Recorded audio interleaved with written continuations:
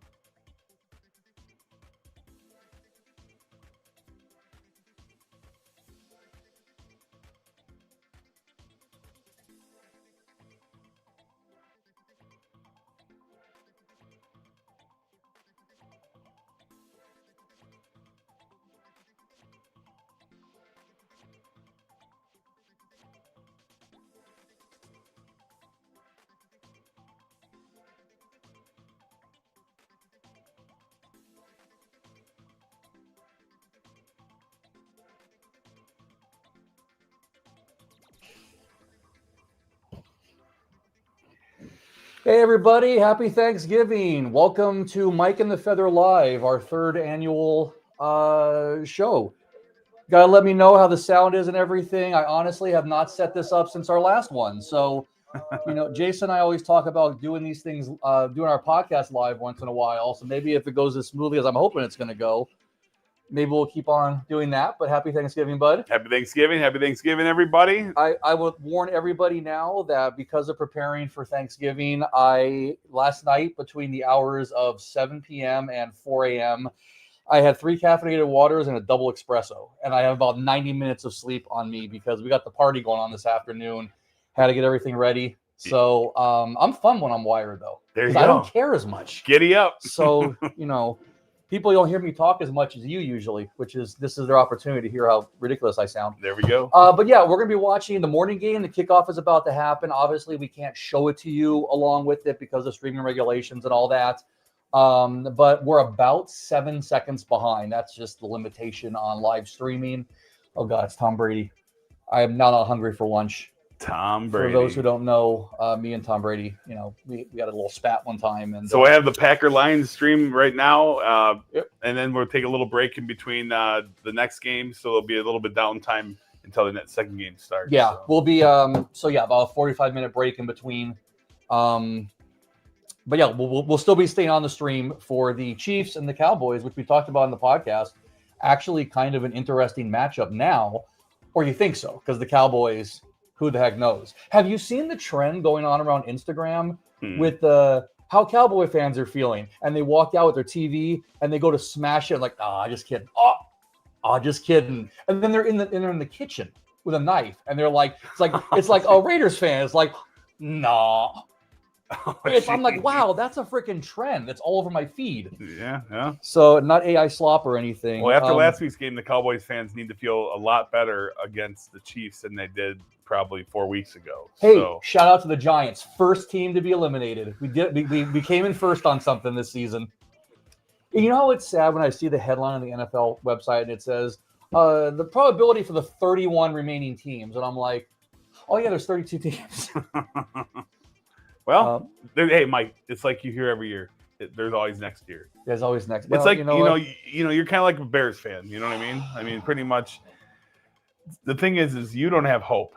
The Bears fans, they have hope right now, and hope is all that they have because in the end, when they get whooped by the Eagles on Friday, it's going to be a dark, dark Black Friday for them. I saw a few people in the comment section were kind of against your not writing on the Bears, but I mean, that's a tough one because no one expected the Bears at 8-3. Well, the Bears are the weakest 8-3 team in history. Like literally, if you look at the total point differential, Right. okay, usually when a team is 8-3, they've scored significant amount of points more than their opponents in those 11 games. Right. The Bears are -3, so they're actually negative point differential against their opponents overall for the whole year, and they're 8-3. So that tells you how much they squeak by. But hey, I'm not hating on the Bears. I'm just keeping it real. I picked the Bears plenty this year, and I took them to the bank plenty. But unfortunately, the Eagles are going to fly all over them come Friday. Sorry, guys. I'll be monitoring the chats. If anybody wants to put in a question for Jason or something, let me know, and I'll feed it to him. Are we still going to do our $25 super chat? It's a truffle shuffle from you? I don't know. 35 means you won't do the truffle shuffle. But no, this is fun, guys. We're going to watch these games anyway. It's my anniversary today, 9 years. Happy anniversary. Thank you. And she's inside cooking a delicious meal for us as usual. So, and I get to sit here with you. But yeah. And hopefully watch a Packer victory, but we'll see. I just want to have a really good couple games. That's what we're looking forward to. But 2 years ago, when we were on this podcast, Detroit, Green Bay was heavy underdogs, and Detroit was a survivor pick in the Circa Survivor for many, many people. That was Love's rookie year, right? Yes. Was it 2 years His ago? first year as a starter. Pardon me. More caffeine. Today we're enjoying sparkling ice caffeine. Nice. First year as a starter, and they came into Detroit and whooped on them. So I'm hoping as a Packer fan we get more of that this coming week and this game. Green Bay comes in, Micah Parsons does what he does, and the Pack gets the W. I mean, the line moved to 3 last night. We had it at 2.5. It went to -3 when I checked it. At least at station casinos, Okay, it was -3 Lions. So obviously the money has come in on the Lions, which almost sometimes means that's good for the Packers. Yeah, the favorite since I don't know the favorite on Thanksgiving Day against the straight up is, I believe, some astronomical number. Against the spread, they're like 40-20 or something like that against the spread on Thanksgiving Day. So, and straight up, they're better than that. So definitely when you're a favorite going into Thanksgiving Day, at least from a straight up standpoint, no spread, you're likely to win, obviously. And that makes sense. They're the favorite, right? But Detroit has had a bittersweet, romance with Thanksgiving. They don't necessarily do well on Thanksgiving traditionally overall. The Cowboys on the other side, they usually do pretty well. We got the national anthem coming. All right.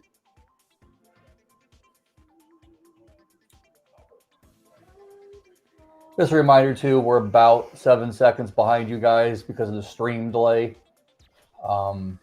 There's your boy, Jordan Love. What up, Rob? Happy Thanksgiving to you. What? I'm the one wearing green. You're not even wearing your team's colors today.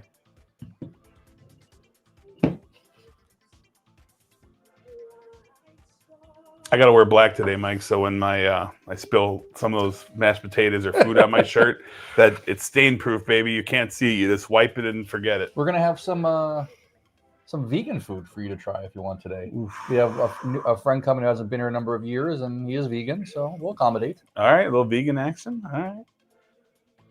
That's the reason I left my water in the fridge. I'll grab it for you. In the car, I mean. Oh, in the car? Well, then I'll get you some fresh water. Or whatever, yeah. Mm-hmm. I don't know why they wear that.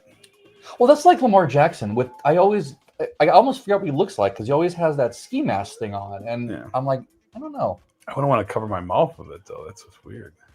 Maybe there's some sort of benefit. And maybe during the stream we'll get past 3,000 subscribers. If you guys are watching, I'm assuming you're subscribed. But if you haven't, absolutely click that button. It's been a heck of a ride this season so far. Almost, within reason, doubled our subscriber count. It's pretty cool. Yeah, absolutely. And we appreciate everybody sticking with us. I feel bad talking to the national anthem now. I realize I'm being a jerk.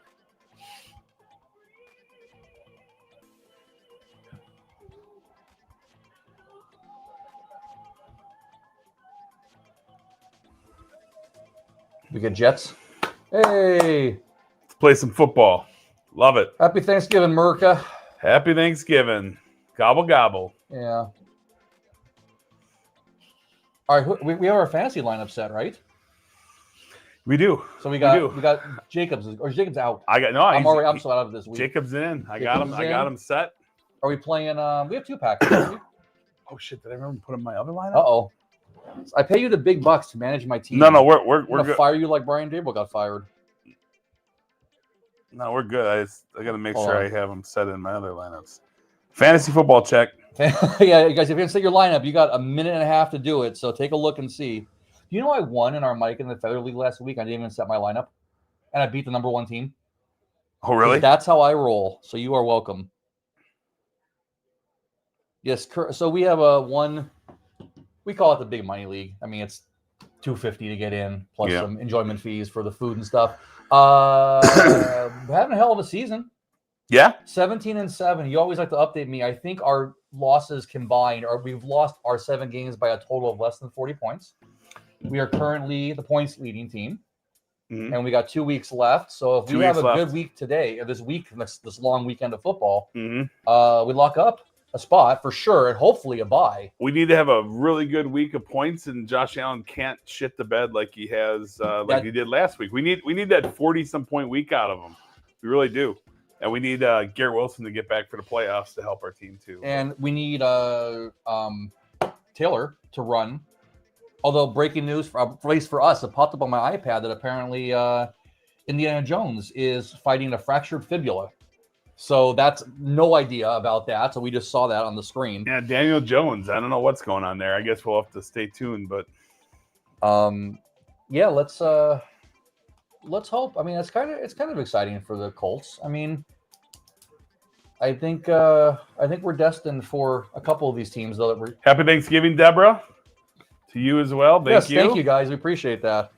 Hey, you know what? We got 11 watching already before kickoff. That might be an annual live stream record already. We love it. Sweet. Like I said, we were going to sit here and do this anyway, and we'll have a best of clip at the end. We know it's Thanksgiving, so a lot of you aren't just going to sit there and stare at our freaking mugs for 6 hours. You're going to see the ebbs and flows of my highs and lows of being a Packer fan. I actually hope he goes off, because I will make an amazing short video out of it. And he remembers this year, though, like when Jordan Love drops back and throws a 60-yard pass, he needs to talk about it as it's happening. Not, what a catch. So we're delayed. So when we're going to be reacting, it already will have happened, but right? That's better than being in the casino, because I hate when back in the day when we were at Westgate in the poker room, those TVs were always behind the sports book right outside. Yep. So we'd end up being like, what's going to happen? And we'd hear a cheer, and you kind of gauged if it was good or bad based on how many people were cheering, right? Like, you know, that must have been the touchdown. That must have been the interception. And so this is the opposite. You guys can ruin it for us if you can type fast enough. Well, I still remember when I was watching in the Mirage. It was in the Mirage Sportsbook, and the Packers were playing the Cowboys in the playoffs. That was when they ended up kicking a field goal at the end to beat the Cowboys, and the Cowboys were a heavy favorite, right? They were one of the top teams in the league that year. And I was on the phone with my wife as Mason Crosby was about to gonna attempt the kick, 50-plus yard kick. And for some reason, back in Wisconsin, they were ahead of the MGM, the Mirage. So I'm talking on the phone, standing up at waiting for the kick, and my wife's like, "He made it!" And literally, the kick hadn't gone off in Vegas. So I'm in the middle of the sports book with a million people yelling, "He made it! He made it!" And it was pretty cool. That's funny. It's pretty cool. And by the way, for those watching, if you don't recognize the set, this is actually the opposite wall of our old original set, aka my office. And I actually run a pop culture video game channel called Cake in a Cave. There's a long story behind that. I'll put the link in the chat later. But some of my almost 50, I'll be 50 in 10 days. And this is my toy collection, my ever-growing toy collection, because I refuse to grow up. Because the second I do, I'm going to fall to dust with all the problems my body has. In 10 days, you officially get half off on Mondays at South Point Casino on all restaurants, Mike. Dude. So you got that going for you. Oh, we got a flag already on the first play. Kickoff. Okay, so here's our question again, folks. When is forward progress stopped? It's apparently stopped before the fumble, because every time somebody fumbles, forward progress was stopped. But then when it's like that and they get swarmed on, they get a good 3, 4, 5 seconds to just, I think it's different every game. Oh, boy. Oh, holding Penalty right away. Already. All right, let's go, Jordan Love. All right. Early and often, baby. Let's get it going. Who are we missing on the Packers? Who's out? Who important players? I mean. Oh, did I forget to set my? Well, it's too late now if you didn't. No, not. Oh, okay. I need to check something on the stream in a moment. You might see me pop up and down because I am also being a very good boyfriend and attending to everything that's needed for our feast. We got like 16 people coming this time. It's going to be good. Thanksgiving's hard to get people together on because people have plans and they have families. So, yep. All right, first place. Look at the snap going here. It's a pitch back to Jacobs. He runs for about 4 yards. A little extra yard on the carry. Oh, I suck. End. I did forget to put my picks in. That's all right. I'll do it now. Are you that person who didn't pick Circa for some reason? No. We're fascinated every week when we look at the Circa Survivor pool that there's always like at least 2 or 3 people who just didn't put a pick in. Like, why do you pay the entry fee? And okay, lighting money on fire. Love drops back over the middle. Scott, nice. You're better at knowing the players than me. Also, remember the microphone is right by your mouth. Christian Watson, the man does not drop passes. He is inside voice. Inside voices. Inside voices. People. And I will be myself right back. Forgive me. Jason's gonna take over for the first down and 10 here. All right, here we go. Green Bay, move the ball. Move the ball.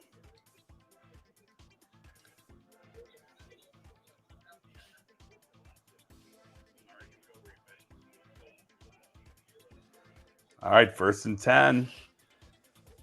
About the 37-yard line, 38-yard line. Jacobs for a couple yards. All right.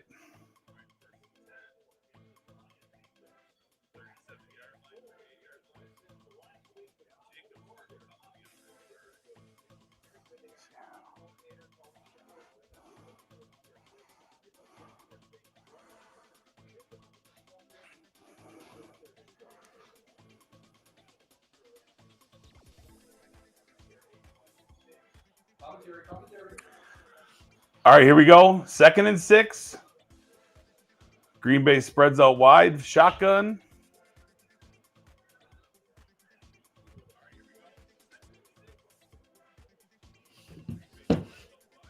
Go. Up off the Wicks. Let's go, Wicks. All right, he's about half a yard short. All right, boys. Let's get her going.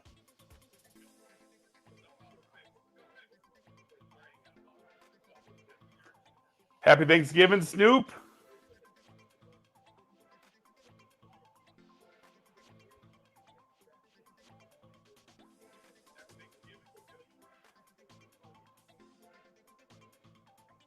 For all those Snoop.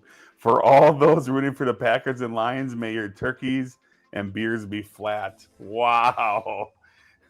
First down, go Pack. Go Jacobs. Nice. First down.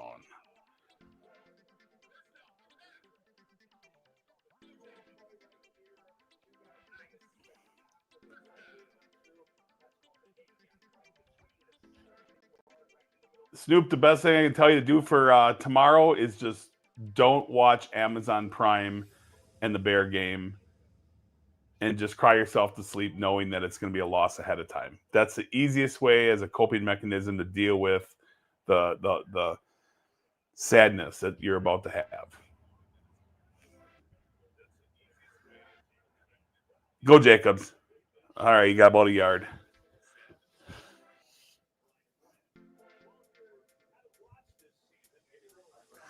Snoop, you bet the Packers today. I like it. It's good to hear. Having faith in the Pack. Hey, you know me. I've been betting the Bears and picking the Bears this year a lot. It's just that in this case, Philadelphia is just at home, coming off a loss. They're going to get the W. It's just that simple. They're going to rout the Bears, unfortunately, for Bears fans. But, you know, there's still hope. I mean, they just... Welcome back, Michael. Thank you. Oh. Nice is that enough for a first? Romeo Dobbs, hold on to the ball. That's key. Packers have had some drops lately, and that's been a problem. Oh, you see Snoop's riding your Packers. Yep, he is. Monty, welcome. Happy Thanksgiving. I wasn't here when you joined in there. You know what? Is it just me? I swear those Deborah likes your tie, by the way. Oh, thank you. This is one of the few ties I still own. That looks like a Lego helmet to me a lot of times when I see it. That's just so... We talked about that. Like, Mhm. yeah, the padding helps, but your brain still rattles. Yeah. But I'm sure it's better than the hard impact. So, no tush push for Jordan Love, huh? Oh, 3rd and 1. They didn't get that. It was close. Jacob, oh my goodness. over the Oh middle. my He goodness. got it. All He right, got first it. down. He got it. Oh, that's Emmanuel Wilson. He had a good game last week too. Green Bay having a 1-2 punch at running back, so that's good. All right, we should place. If I had the quickness, I would do it. We should make a poll over under on 4th down attempts by Dan Campbell today. Dan Campbell's going to go for it in 4th down. I would over under. I would five say over under 5.5. Ooh, I go under, but I was gonna say 4 or 4.5. I always do halves because Okay. Let's set over under 4.5. Okay, over under 4. I'd say under because I think it's gonna be 4. I think it's hard to say he's gonna go for 5 after last week. I'm gonna go over. Jordan Love got time. Fix it, pump. That's going out of bounds. Oh, get out of there. Get out of the pocket. There you go. Oh man, so close. Throw it up a little higher. Throw it a little higher. Guys, I can't adjust Jason's mic individually, so I apologize for your bleeding ears. That was damn. If he could have got a step on that and got that up, he was off to the races. Look at him moving up though. Pocket awareness is so important. Yeah. It was hard. It was a hard release. Did he come back to the ball? Is that what I didn't see? No, he broke away. Watch this. No, I did. Who came back? Oh, that's a touchdown.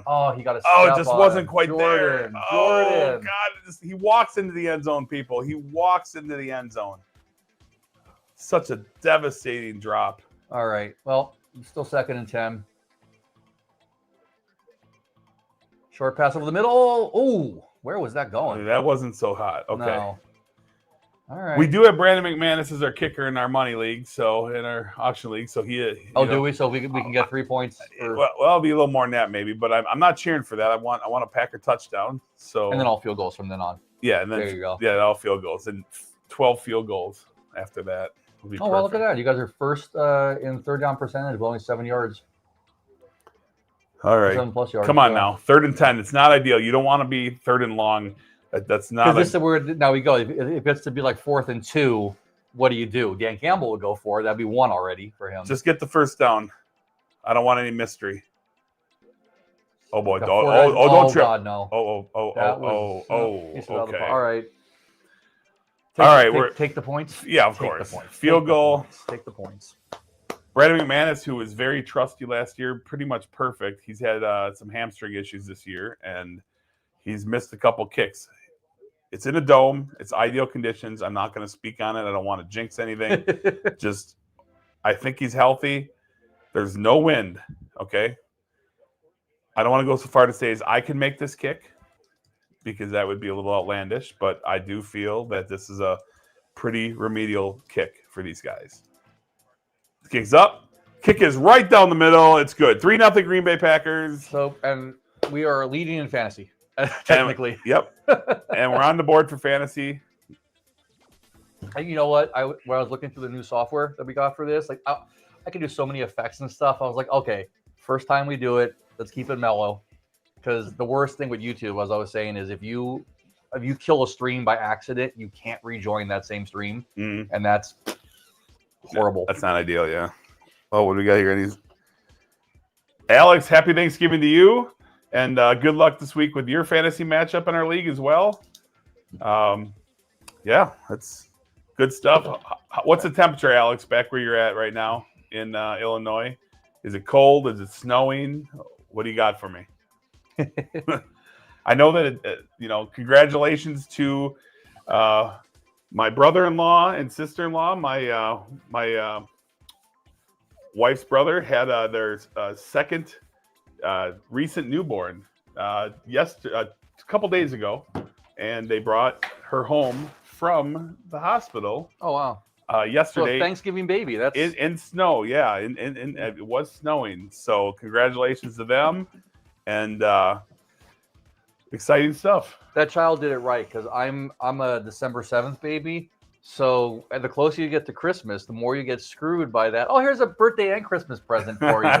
So November, at least. And I think somebody else has a birthday coming up in less than 24 hours, huh? I'm in 24. I won't do math. Saturday, 48 hours. My birthday's coming up November 29th. The big 6-0. Can you believe it? Yeah, right. And I'm going to be 25 25 years old. Math never was your strong suit. He's 25, but the line on that is actually plus 26. So plus 26. No, plus whatever. Over under 25, you take the over on that, huh? Come on, wait a minute. I'm 25. Oh my goodness. Add on a couple years on top of that. I'm just creating a cushion.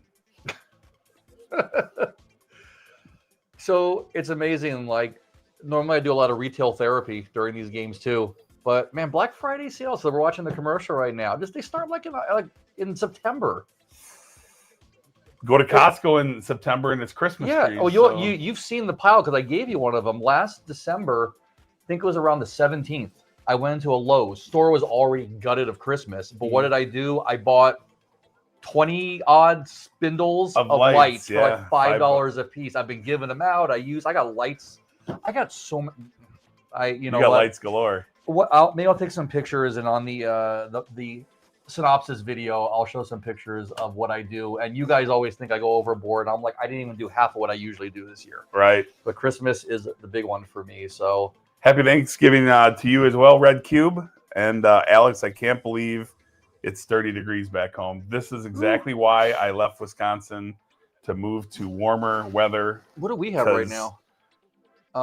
We are at... Well, my phone is not wanting to cooperate right now. Yeah, I'm just checking. I'm curious to see. It's not been a cold autumn. What is it like? It's 60 degrees right now. Today it's sunny and 60 degrees here in Las Vegas. 61. It just went up as I was looking at it. 61 degrees, Las Vegas. So yeah, Alex, we wish you were here too. And the weather is. We had last week was weird for F1. It was rainy and overcast. I felt like I lived in Seattle for a moment. Did you watch any of the race? No, I actually watched a little bit. It's fun, but is it? Yeah, I think everybody's glad that they're getting better at doing it. But I think it's just the city have a good friend where they work at the Venetian. They were offered to park at the convention center or at the Rio. Okay, so if anybody knows Vegas, the Rio is obviously off strip, but also south. Yep. Oh. And they had a shove. Oh, Gibbs getting held up for 2 yards. Herbie Dunn, thank you. Happy Thanksgiving to you as well. We got to do this on a holiday that people aren't busy because this is fun, and I wish more people could join us. But by the way, Snoop thinks he's funny. Snoop says Feather has cheese heads that are older than 25 years old. Wow.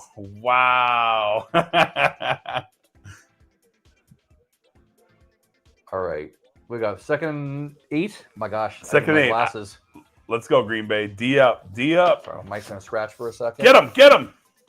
Oh, no. Nobody's home. All right. 3rd down. The question is, will Dan Campbell punt if it gets to 4th down?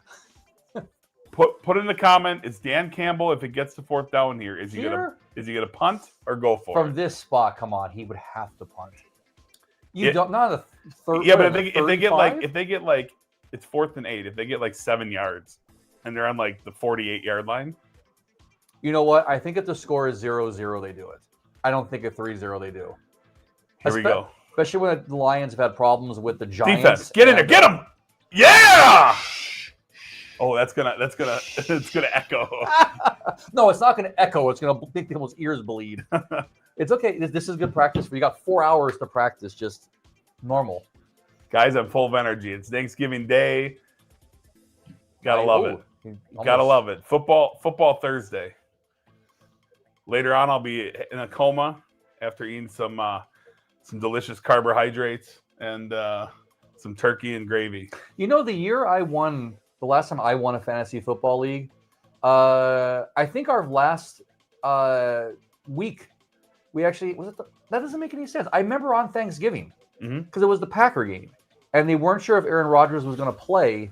Maybe it was Christmas because they already locked up their spot back when Packers were good before the Jordan Love era.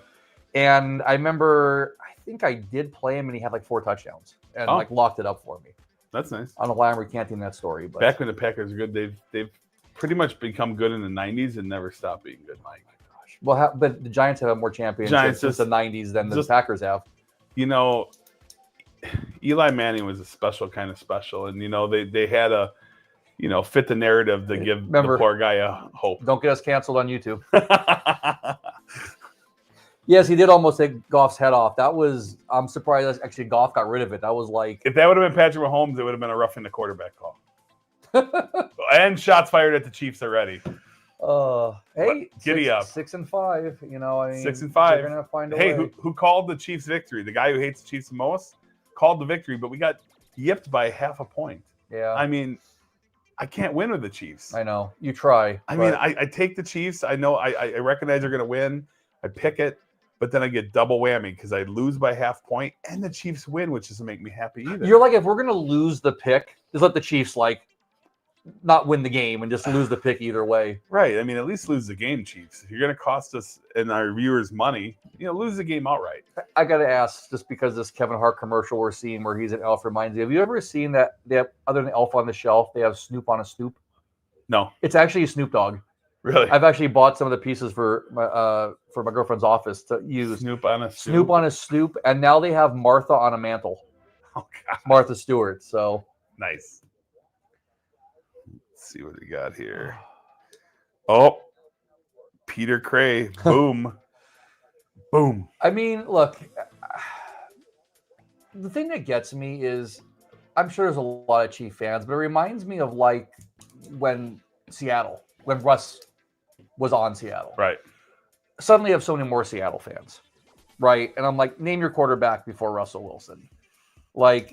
Name some Kansas City Chief fans, remember when Joe Montana was there. Yeah, Steve DeBerg. Yeah. Alex Smith was okay. Yeah. Alex Smith was the longest tenured that I remember. The Chiefs had quite a drought before Patrick Mahomes. They were pretty much terrible. I mean, the couple years leading up to it, they just couldn't get to the playoffs or they couldn't win a playoff game for sure, right? They had some moments where they made playoffs, but they had some very dark days, between the 90s and the, early 2000s. All right, Snoop, go Pack, go. Hopefully you can join us a bit again later.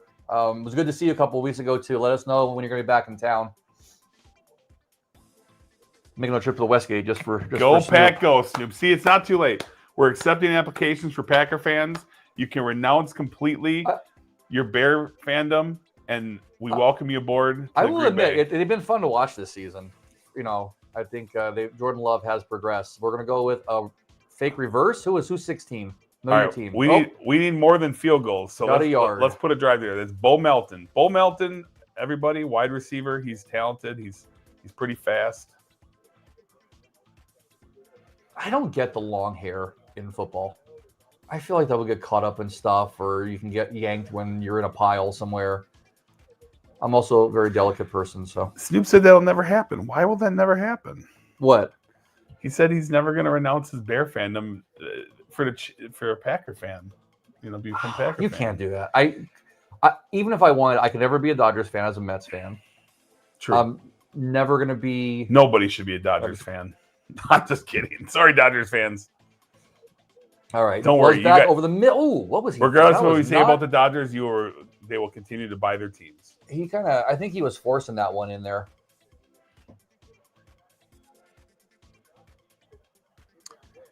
Alex says Bears upset alert tomorrow. Are you outside, Alex? Is the brain cells a little bit frozen? Were you out shoveling or something? Because I mean, that's.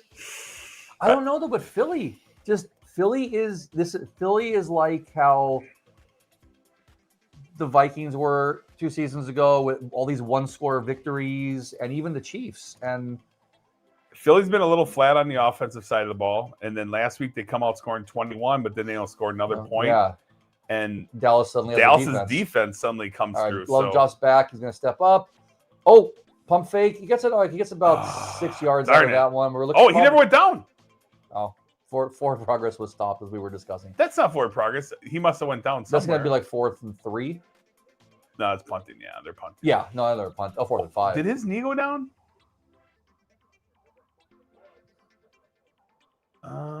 Why they cut it right there? That's exactly what you want to see. Are they not going to show? I mean, I'm just trying to see. Did he go?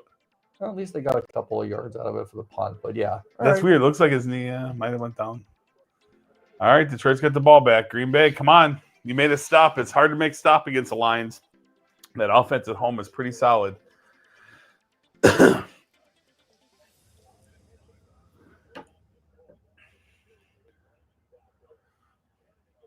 All right. Oh, pretty decent run back. Guess about the 37. Whoa. Yeah, 36.5 yard line. So good field position. So I'm just coordinating some Thanksgiving plans here.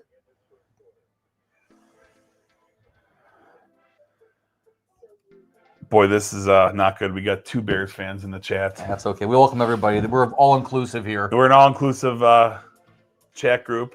Bears fans. It's we can perhaps change it to like a therapy session. Yeah. Yeah. So Alex, tell me how you really feel about year after year heartache with your Chicago Bears. I mean, it's rough enough being a Cubs fan, but then you have to pile on a Bears fan. That's a lot for one human being to absorb in their lifetime. You make him feel welcome at least. Alex knows I got nothing but love for him, baby. Nothing but love.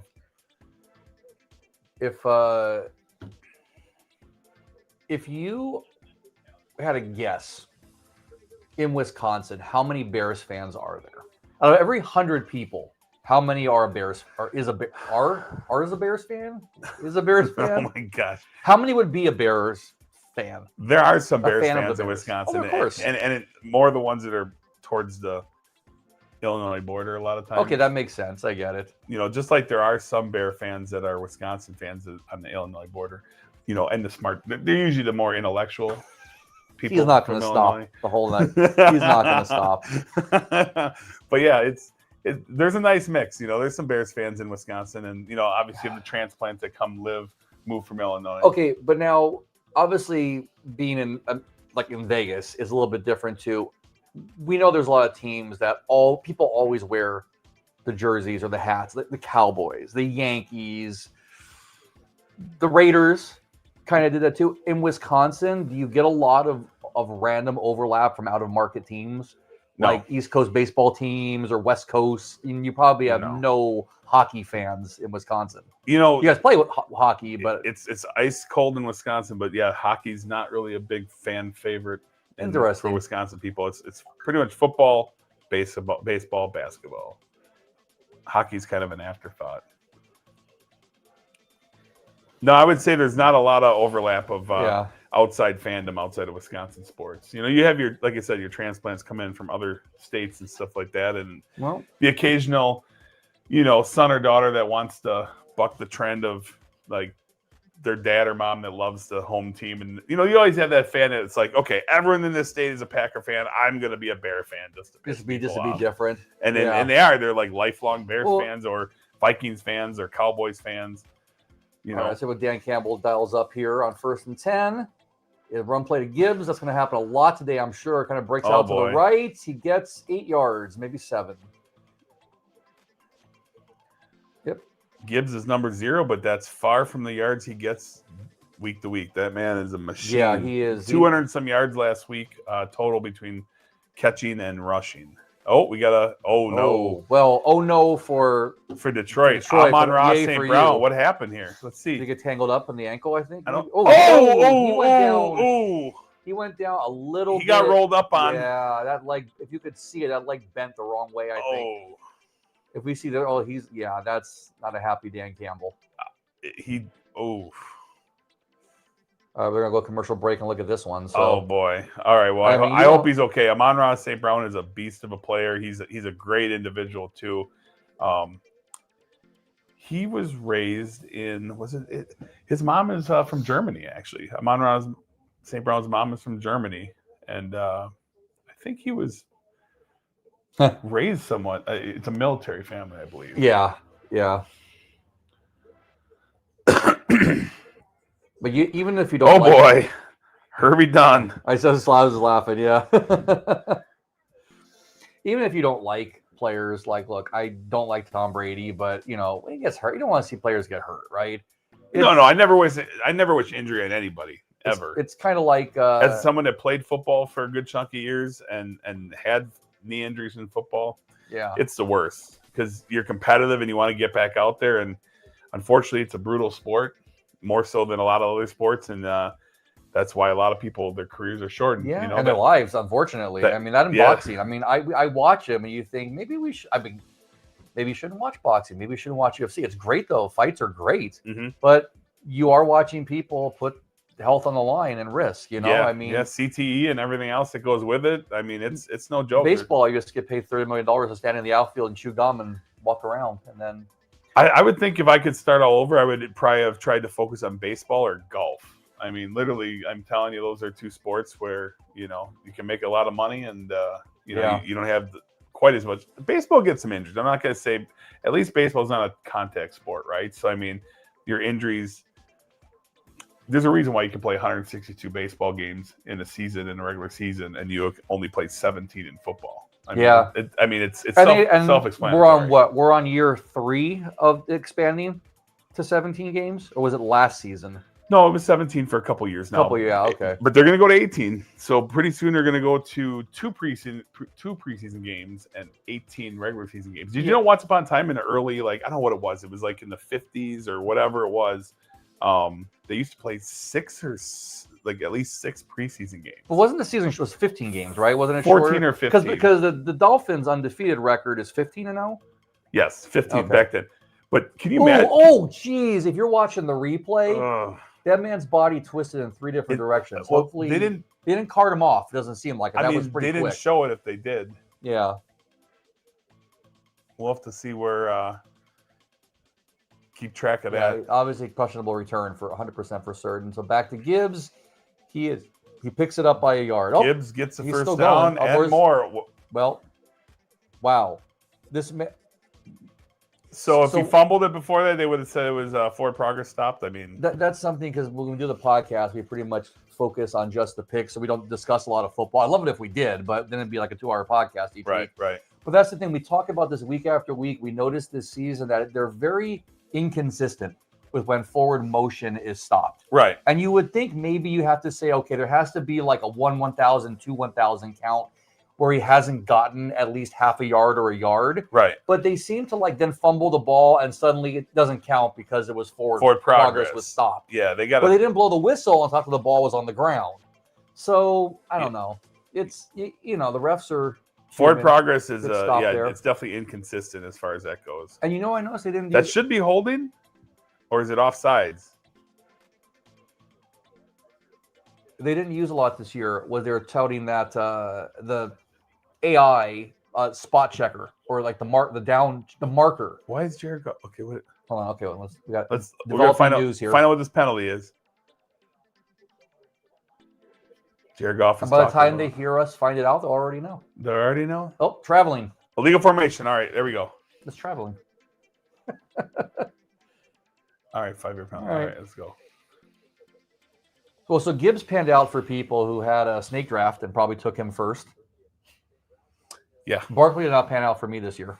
Sorry, that's my fault that Barkley's having a crap season. If you're a fantasy football player, I apologize. I took him. I should have warned everybody on the first podcast. The year I took, McCaffrey's hurt a lot. The year I took McCaffrey out for the season. I took Barkley in one of my leagues, and I thought it'd be an off year, and it has been. But you know what? He could be a playoff darling. He could be a guy that wins you the league, possibly.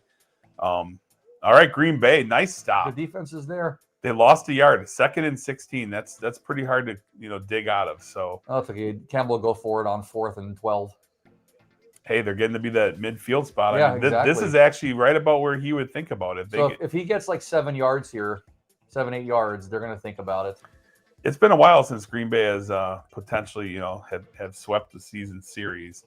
So they're up 1-0 right now. They got the win at Lambeau earlier this year. So hopefully they can pair it together. It's going to be huge for the tiebreaker for future playoff consideration. Come on, get him. Oh, that nice. He was on the ground. Oh, don't push and shove. You're all right. No talking. Oh, don't swipe. Come on now. Can't we all just get along? Have some turkey legs.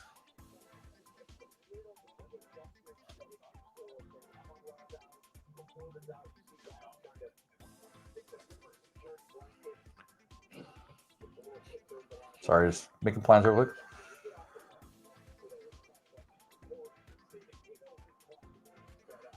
All right. Here we go. 3rd and 15. Let's see what this sets up. Big stop. Come on. Clock's ticking. All right. Drops back. Looks over the middle. Runs. Get him. Oh, takes him. Got him. Takes him down. I would. Micah Parsons, it's at least a half a sack for Micah. I would hazard a guess that they're not going to punt. They're not going to go for it. Sorry, No. Blew that one already. I said that the Packer D would get after Goff early and often, and this defense, if they can shut down the run, I think there's nowhere for Goff to go. And if he's without Amon-Ra St. Brown, that's going to be a problem. I haven't seen if he's back in the game yet. So wait, I didn't get a chance to. I totally forgot about this. Oh, hey, Parsons got the sack, right? Oh yeah. Oh.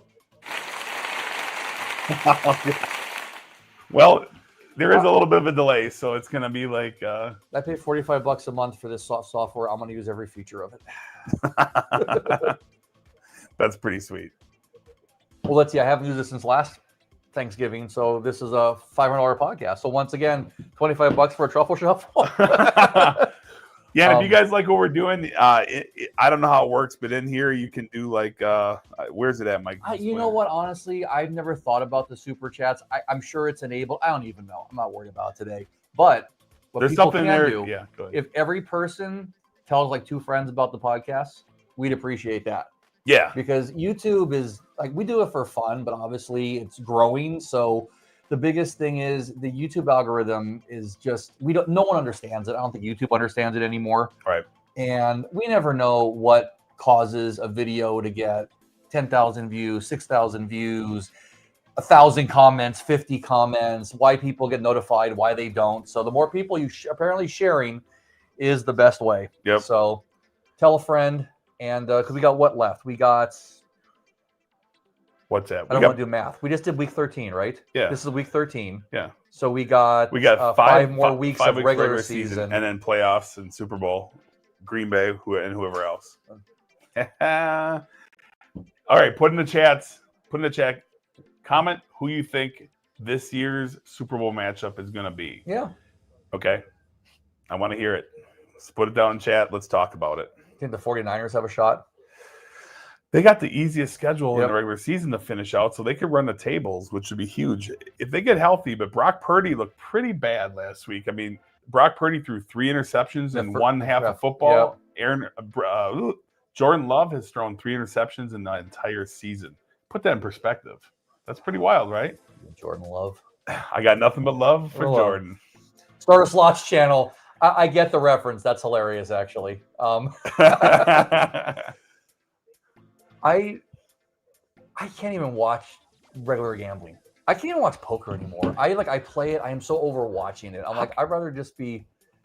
I couldn't play slots, let alone watch slots. There was was it the slots lady? There was a woman who used to live stream slots. She obviously had a deal because you technically can't do that. Right. And she did it from Cannery in North Vegas. And she would actually just have the camera set up and be shoveling hundreds and playing and live streaming it. So I'm thinking maybe she got like some kind of sponsorship from the casino. How did she do? I mean, I watched a few, and it was very nerve-wracking. We have a good friend who I watch gamble, and he's goes heavy. And sorry, Love scrambling to the right. He's going to turn the corner. Maybe he's going to. Oh, that was close. I thought he might try and get a yard out of my that. brother Ted's in the chat. Welcome to the chat. Happy Thanksgiving, brother. And Sam and the whole family. We love and miss you guys, and hopefully you're staying warm in frigid Wisconsin. Yeah, for sure. Oh, one of these years I will go with you out to Wisconsin and see it, but we're working on getting me on an airplane, and that's still a work in progress. Ooh, someone put Chiefs versus Rams Super Bowl. I mentioned that in the podcast. Okay, JW Music. I mean, the Rams are playing good. I mentioned no one thinks about the Rams, and they're crushing it again, and they got a pretty good offense. Do you notice how I creatively edited out my mistake in the podcast, saying that the Rams were? No, I said that I said somebody was in first. The Bears and the Eagles was the battle for first place, but it's not. It's the Rams. Yeah, the Rams are atop, right? Yep. That's the good part about being the person who edits the video down. I can make myself sound smart. We're just not dumb. Yub, Herbie, Goff, and Love are definitely a little bit off early on in this game. So, I mean, the Lions -6 passing yards. That's a definition of off. Yeah. Let's see if they can close this one. They need to get some drives going. They can't be, holding the Lions offense and coming away with only 3 points and 3 drives. You just can't do it. They got to get a first down. When you're on the road, you got to come through here. There's the first down. And Josh Jacobs and then some. Go! That's a big run. We'll take points. Okay, hold on to that. Hold on to the ball. Hold on to the ball. Jacobs has been huge. The Raiders, of course, dropped the ball in that, but he didn't want to play for the Raiders. The Raiders offered him more money, I believe. But Jacobs wanted to play for a winning team, and he wanted to play for a competitive team. I think he's like in his 9th year now already. I forget about I'm not sure. Well, you know what? I associate things with events in my life, and I remember when I met my girlfriend, we were watching Raiders games when Jacobs was a rookie at her place. Okay, and we didn't move in together until 2017. So it's somewhere like 7-8 years. He's already been around. Yeah. Okay. All right, here we go. First down and 10. Oh, a little pitch out to her. Who's all right? Oh, you got blockers. All right, they got like 5 yards. Don't scarf Jacob's touchdown, please. We'd like to have that. Oh, my brother said, "Go Pack, go!" Warm in front of the fireplace. I love it. I miss an old school fireplace. Nothing better than a wood burning fireplace. I grew up with a wood burning fireplace. I did too. And it was the smells and just. I remember sitting there making fires with my dad, crumpling up newspaper, breaking these triangles, as kindling, and it was great. I used to like to throw the paper in and watch it burn as a kid. Maybe that's not a good thing to do on a public. I haven't burned down anything yet. We got a little pyro action. Pyro. Oh, that's a. Come on. Oh, come on, guys. All right, we're gonna have probably still 3rd and 5, but more like 3rd and 4. I do have to keep an eye on our microphones. Herbie's got Jacobs on his fantasy. Yep, I got Josh Jacobs, a lot of Jacobs on my fantasy teams, and Trevor Lawrence is playing the offensive line right now. Yeah, Trevor Lawrence's brother's in the league. Peter Cray says under. What is he talking? Under? Or is that when we were talking about? Oh, he's correcting something he said earlier. Under looks good so far. Oh, the under, the under for the yes, I think so. Yeah, the under is looking really good. And people have asked us about doing over unders. I think we got that's a free play. No, encroachment. I think. Was it? I think so. I couldn't tell what. Well, it wasn't a false start. They drew. Somebody was over the line when that ball was snapped. So it could have been a legal formation or. Oh, it was a free play. Yeah. Good call, Mike. Offsides. I'm learning. I mean, I have watched football for almost 35 years, so I should know enough by now. You're learning, Danielson. I've taught you well. Yeah. I watch a lot more football because of you now. So that's true. And you've gotten really good. But I will say I have won a fantasy football championship, but not since you joined. So how many playoff runs have you had in that auction league? In that one? Oh, in the one now? Anthony's? 2. He said 0. No, that's not true. Anthony said that. Not true at all. He said you've never made the playoffs in that league. Anthony, no, he's lying. That is not true. Really? That is not true. Well, it don't matter. We're going to win it. My old 20-year league, I think I made it like 5 or 6 times. Won it once. Nice. I'm on the trophy. That's all that matters. I'm not very happy because in our draft in our league, you learned too much and you took Mbuka from me, and I'm not happy about that, Mike. I got to stop talking about it preseason because you pick up on it. Next thing that's exactly why you sniped my players from me in the draft. I mean, exactly why I didn't even possibly consider the fact that he had Baker throwing to him and he had an opportunity because freaking Mike Evans and Godwin are always hurt. And what happened this season? Mike Evans and Chris Godwin are always hurt. Yeah, they got hurt. I played those random odds. So, well, I mean, it's a slow start. Packer obviously off to a way better start than the Lions are. Yeah, this is not an offensive battle by any means. This is not a game where either team can sleep. You got to stay on your toes. And there's probably going to be a trick play or two coming up. I expect from the Lions at least. So. Yeah, Green Bay's got to come away with touchdowns, though. They can't do this field goal dance. They're playing great defense, but this team has, the Lions have an explosive offense and they can do some stuff.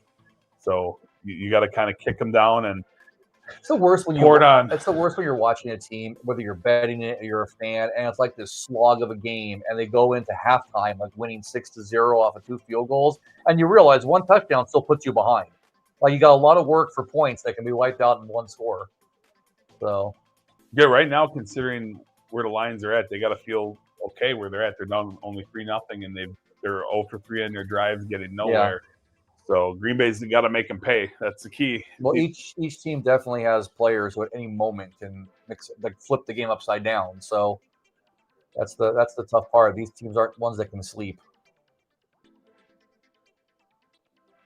We were talking to a friend the other night, and like the Giants, though, right? I know I joke about them too, and I mean, look, I'm glad that the coaching staff is getting shooken up and everything. But honestly, if Jackson, I mean, Jameis Winston, I mean, holy heck, he's actually, speaking of ex-Tampa Bay quarterbacks, he's looking all right. It's looking good. But like, if Dart is healthy and he has Neighbors and he has Scatterbo, like. And now the Giants look forward to what, a Bill Belichick coach team next year? How do you feel? How do you feel? Would you welcome Bill Belichick to the Giants? He was there before. I will take him back because I get it. It's okay. You'll take back Bill Belichick and his 12-year-old girlfriend. Again, once again, the opinions of the Feather, not the opinions of the Mike and the Feather channel at all times. Did you happen to see is Brown out, or is he just questionable? Well, no, I was just actually in the chat. Oh, okay. I even make a note because you were actually funny. That's the one thing about this software. I don't know where all the time codes are. I have to play this back and watch the whole thing. All right, here we go. Second quarter starting. Green Bay. Look at that. Look at that. Time of possession. 11 minutes to 4 minutes. Come on. You got to get some good yards. Third and short has got to be the worst case scenario here. Come on. Let's go, Jordan Love. Nice accurate pass. I'm saying to Romeo Dobbs. They're bunched up on the. Oh, no, it was a handoff. Oh, Josh Jacobs. Okay. So here we go. Now we got this 3rd and 1 situation, and I feel like this is 2 down territory. I'm pretty sure, they're going to get the first down here, but I'm 90% sure that 3rd and 2. 90% sure that they're going to be going for it on 4th down, regardless of what happens here. That's my prediction. This is the situation again. Kicking the field goal is great, but if Detroit marches down to touchdown, they're ahead. Right. So if they're going to be ahead either way, I think you go for it. Oh my goodness! Oh my! There's going to be there's no flag. They got tangled up. You have Josh Jacobs. Get the first down. This has been a thing. I mean, I like the pass. Let's see. Was this pass interference? I kind of pushed him. A little bit of a shove there. A little bit of a shove. Who's better, Brady and KD, or Okay, so here they go. They're going to go for it, but here's the thing. Hold on. We'll address that in 1 second.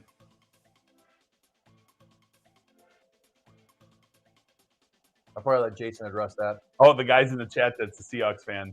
When I kind of 1 of 6 screens, yeah. Oh my gosh, you're in the shocking. Hey, heaven forbid you have Josh Jacobs who has about 70 yards right now. Why would you not run the ball? Low snap. Oh my goodness. He's got time.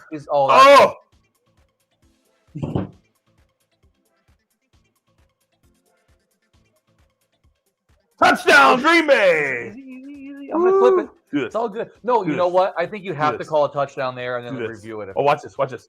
One. Oh my God. That's coming back, bud.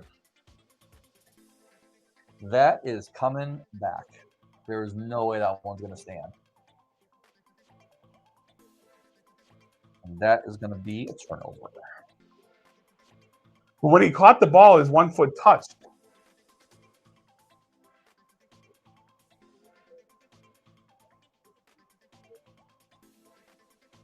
Yeah. No, the first foot. But depends if they're saying the right foot is down when he catches the ball. Does he have possession?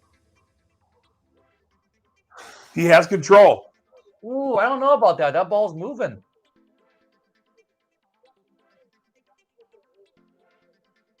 See, I feel like if the Lions had caught that ball, you'd say that he was not. I feel like he had possession there. Of course you do. Is it holding? Yes. Oh, okay. I was waiting for the challenge flag, but I guess it's reviewed only by up top.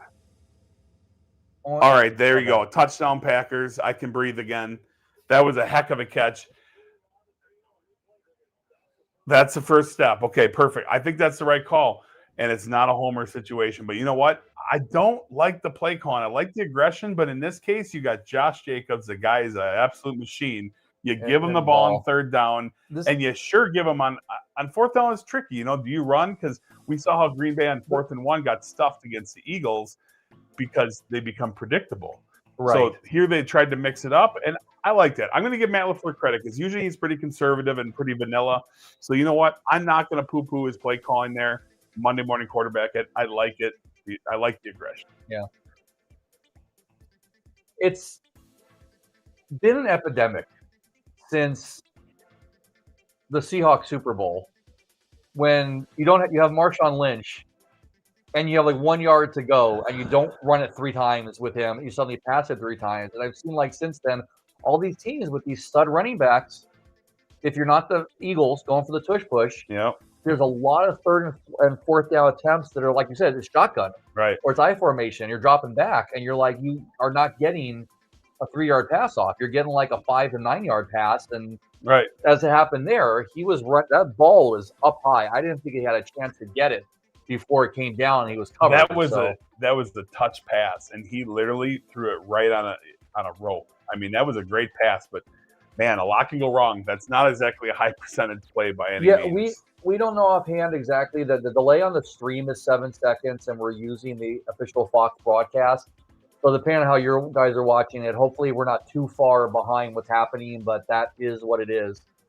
Although we've used alternative stream methods to watch games in the media room, and sometimes the red zone is like an entire play behind, or vice versa. And some days the red zone's ahead. Yeah. So I have no idea. Are we ahead of you guys or behind? Are we behind? Yeah. Is that they're saying? Yeah. I mean, oh yeah, there's got to be a delay. But then again, maybe with the TVs, maybe we're right on par. I don't know. Yeah, it's all good. That's the hard part with sports. Poker doesn't matter. If you're streaming poker or anything else, there's no real time. There's no issue with having a delay. Comment in the chat, if the Packers win this game by more than 15 points, Mike has to eat a whole pumpkin pie on the stream. Well, first off, that's not a problem. Game. But I would actually say no, they're not going to get them by 15. You could never eat one of those Costco pumpkin pies in one sitting. That depends if I want to become diabetic. Right I was going to say it's diabetes and a delicious pie.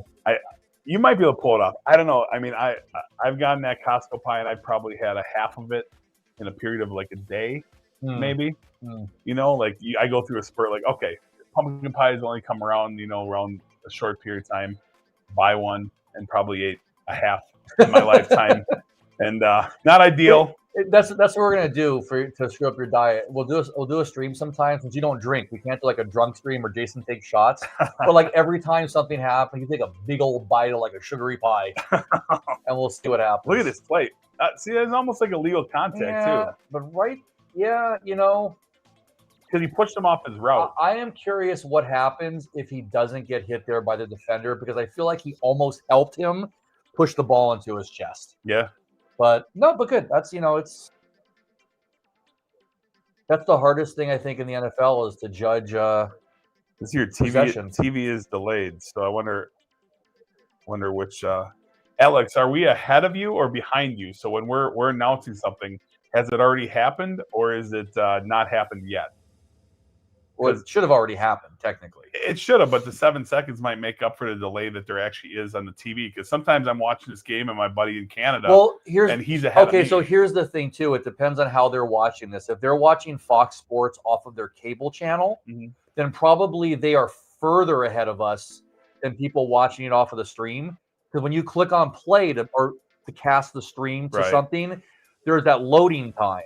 Okay. And I feel like it's buffered up a bit because I've noticed that with some of our differences between streaming a game and playing it off of like Peacock. Okay. All right. There's Goff's first good pass and yards. Oh, and a freaking Jamison Williams slam to the ground. All right.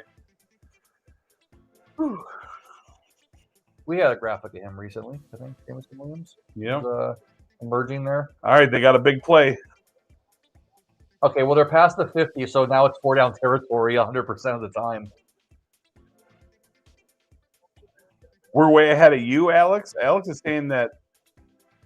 Yeah, way ahead. That's the thing. When you have a number of people watch, double reverse. Oh, this guy says they're a play ahead of us. Okay, so they're a play ahead of us. All right.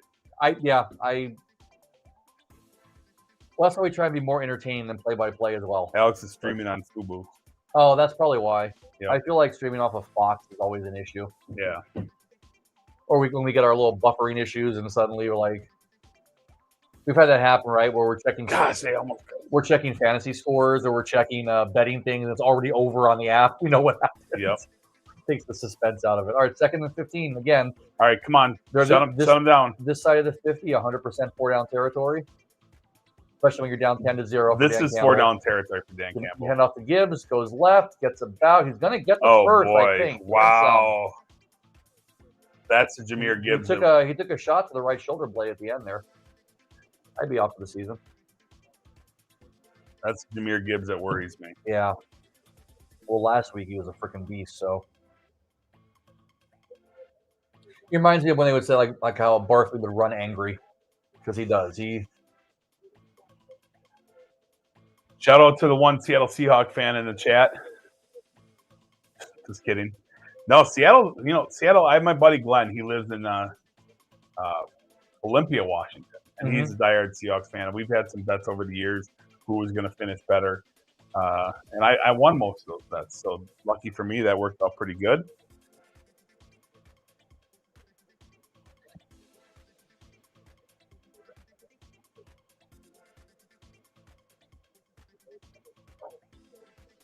Yeah, so Green Bay's been doing well against Jahmyr Gibbs. That was that was a big play though they gave up. That was 17 yards they gave. I mean, you can't be. Yeah, they got the 15 plus a couple. All right, this is a bend don't break situation. Green Bay just needs to get a stop on and hold them to a field goal situation is what they can hope for. Going back to Gibbs, they're gonna stop him. Oh, he's losing yards. Get him.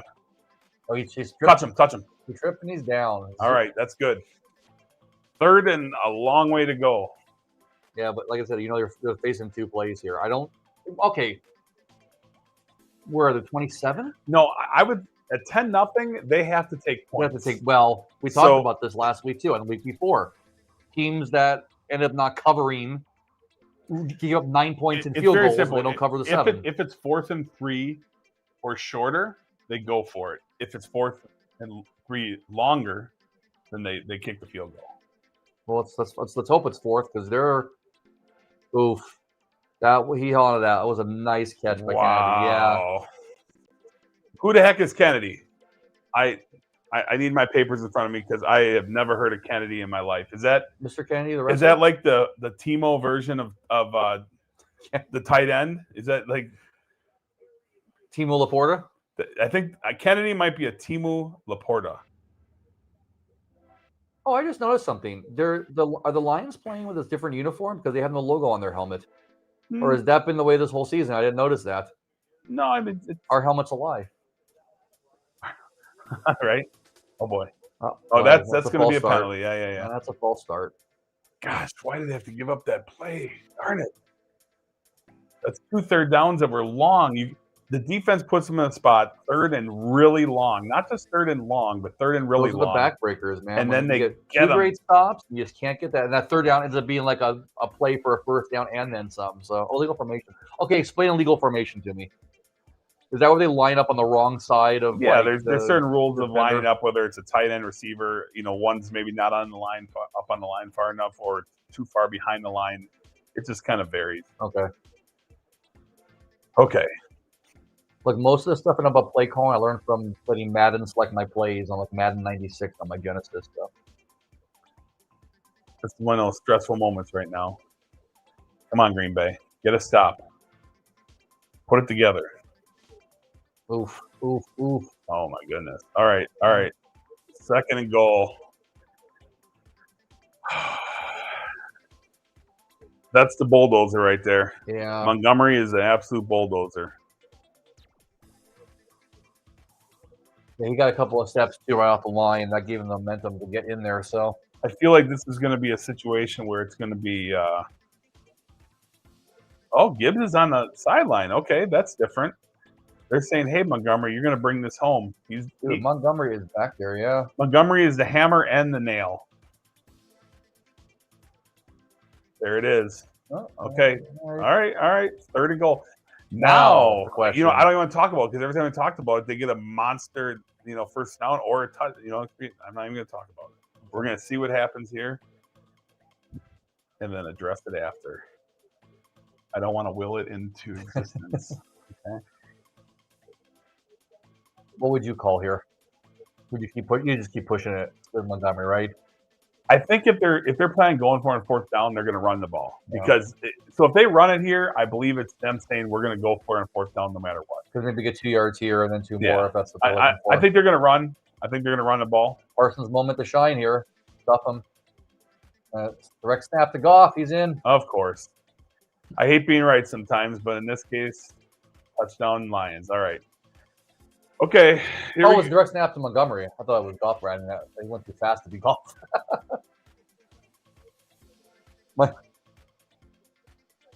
Oh yeah, I didn't. Has it been that way the whole season? I don't think so. Let's go to the AI, the in-house AI system, and we're gonna look at Detroit Lions playing silver helmets. Unfortunately, I left Montgomery on my bench in one of my leagues. Okay, why the Lions helmets are blank, silver on their Thanksgiving uniforms? First, can I list it?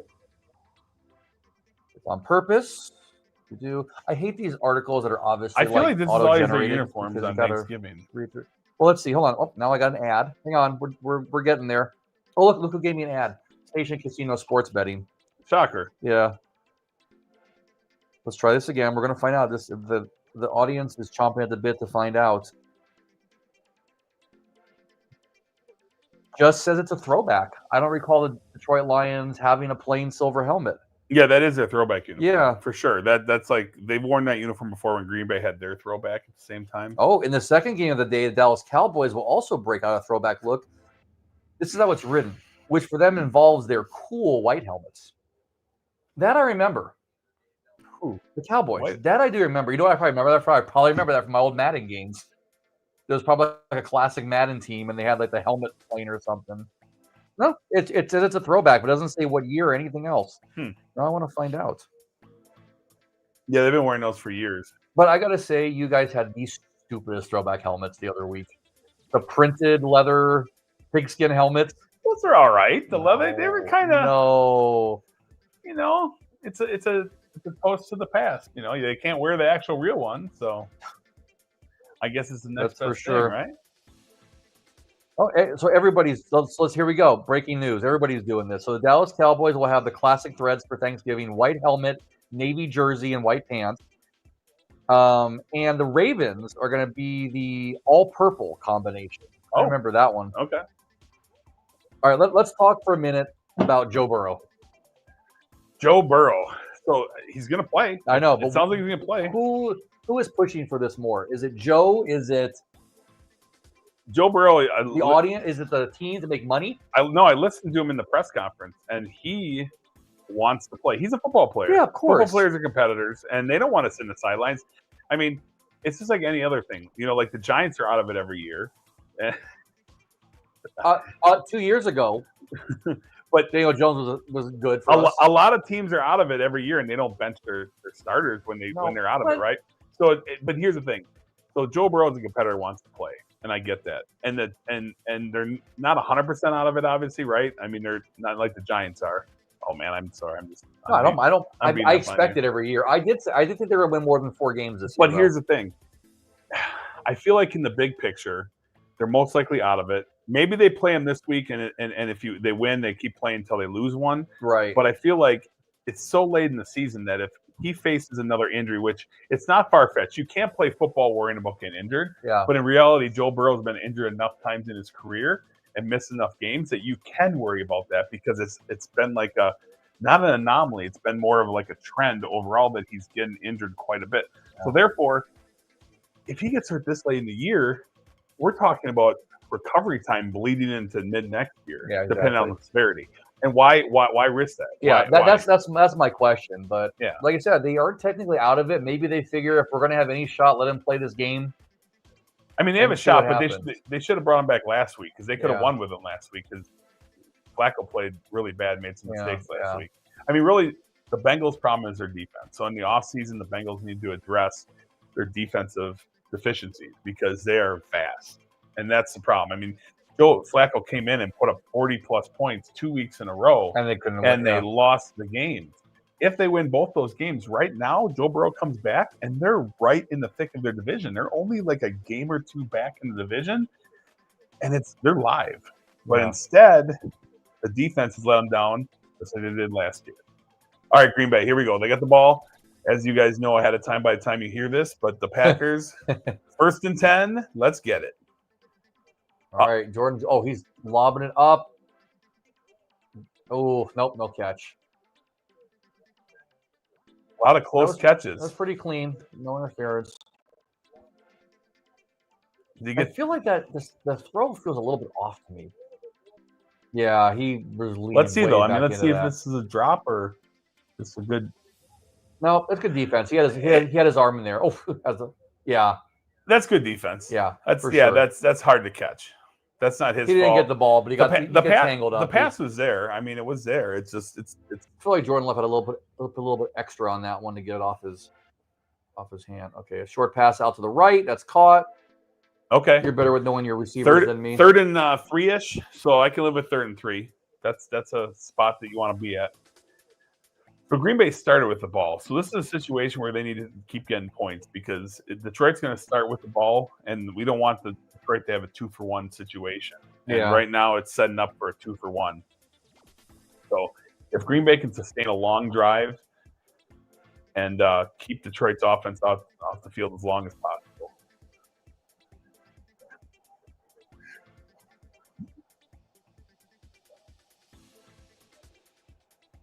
All right, here comes the snap. He looks back again, goes to the right, short pass to the sideline. Nice, first down. Got it. All right, nice catch.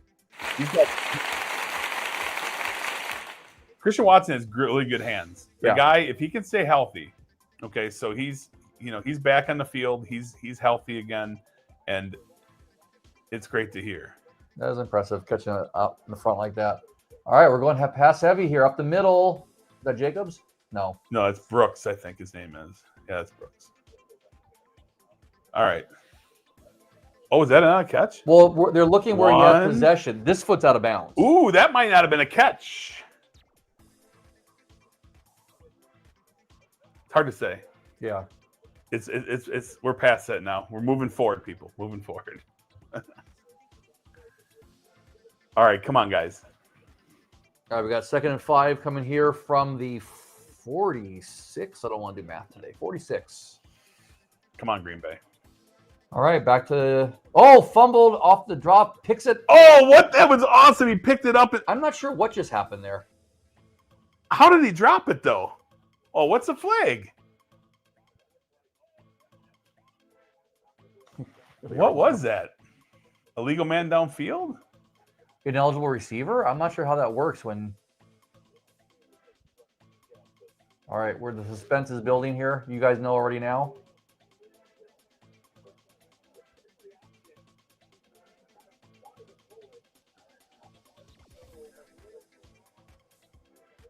Look at this. He almost just behind him a little bit. I just called incomplete pass. That receiver's got to catch that, though. I mean, that's behind him, but man. All right, big 3rd and 5 right here. Big 3rd and 5 with 5:55 on the clock. That would have been a heck of a first down. All right, come on now. Come on, Green Bay. 3rd down passing is not looking good.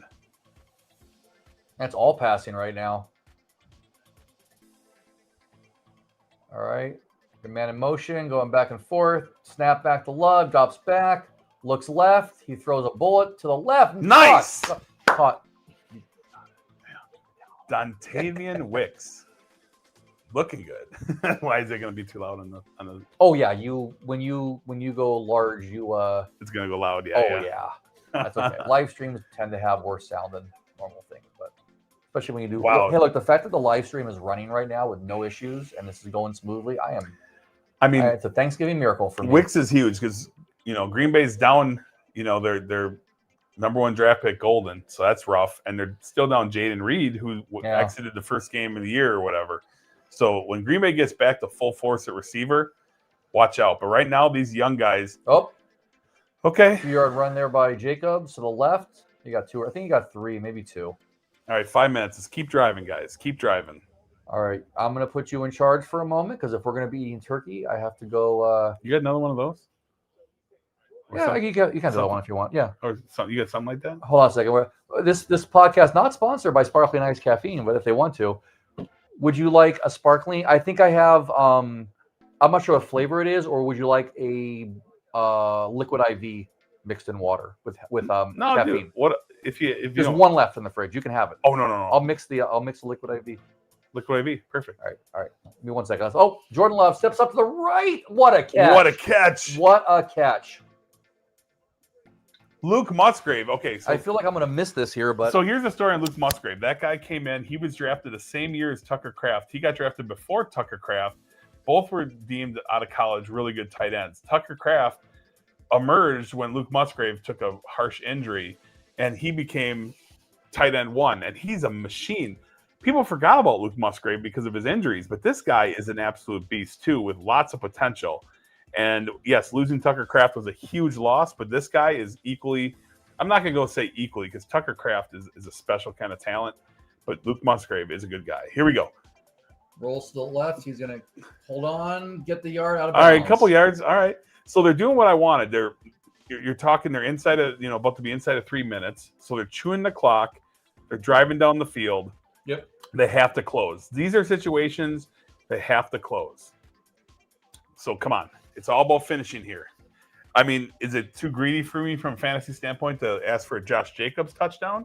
I mean, I don't know. We'll have to see, but that'd be the icing on the cake. Absolutely. Right there. Absolutely. Like you said, too, this is critical because the Lions do get the ball at the start of the third quarter. So and you got a chance either way here. The Lions could possibly go a twofer. So you want to get this. Oh, a little. Whoa, that was weird. All right, I will be right back. You have a question there going, my friend.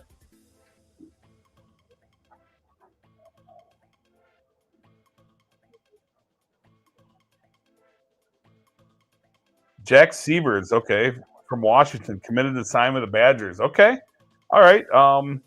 What position is Jack Sievers, by the way? I have no idea. But that's great. The Badgers need some talent for sure because their football season was rough this year. All right, here we go. 3rd and 7. It's a huge play. They can still get a first down. Oh, that's not good. That's not ideal.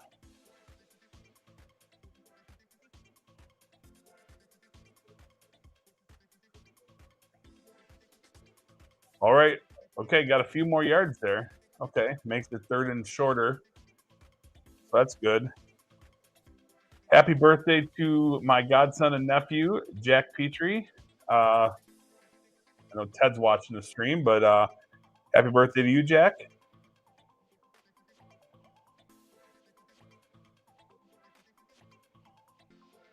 Come on, Green Bay. 3rd down.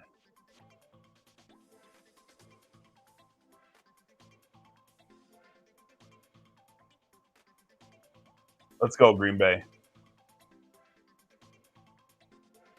Ugh.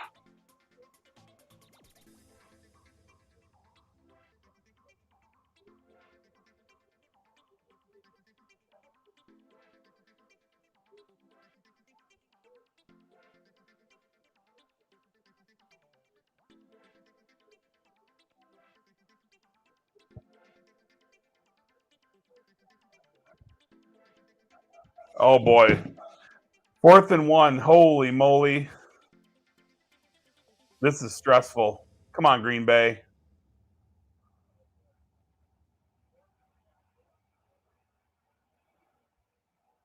Oh, what?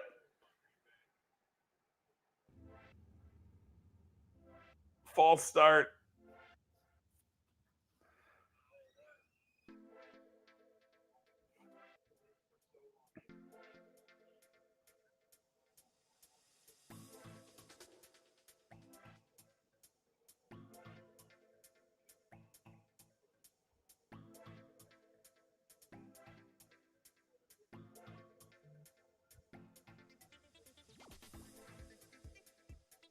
Okay, good call. Good call. Timeout.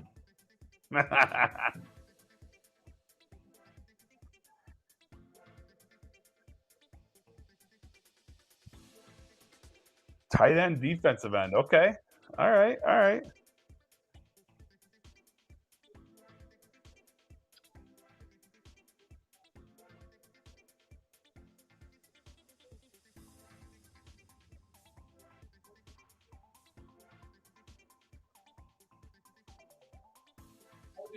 What I miss? What I miss? Right now, it's sitting. They got a 4th down and 1, and they're going to go for it on the 3-yard line. It looks like. All right, hold on. Thank you for the liquid IV. Of course. If I don't help out, Jason doesn't have a dinner. He'll be a cranky man. So let me see here what happens. Got it. I'm in my brain. I'm trying to say, do I want a field goal here as opposed to this? And I guess For it's going to be no, in general. Oh, It's going to be results based. If they don't get it, I'm going to be like, man, I wish we kicked the field goal. If they get it, or when they get it, should I say, when they get this touchdown. Come on, Green Bay. Let's go. This is where champions are made, right here.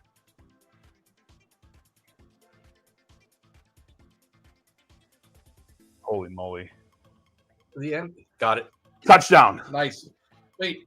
Go, Pack, go. Give me a boom. Boom. Be right back.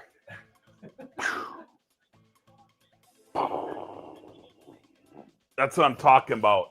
That's a Packer team that I've been talking about all year long. Let's go.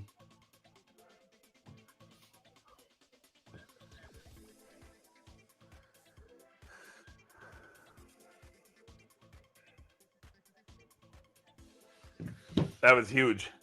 Whew. Needed that. Let's go, Green Bay. Let's go. Let's go. Let's go. Let's go.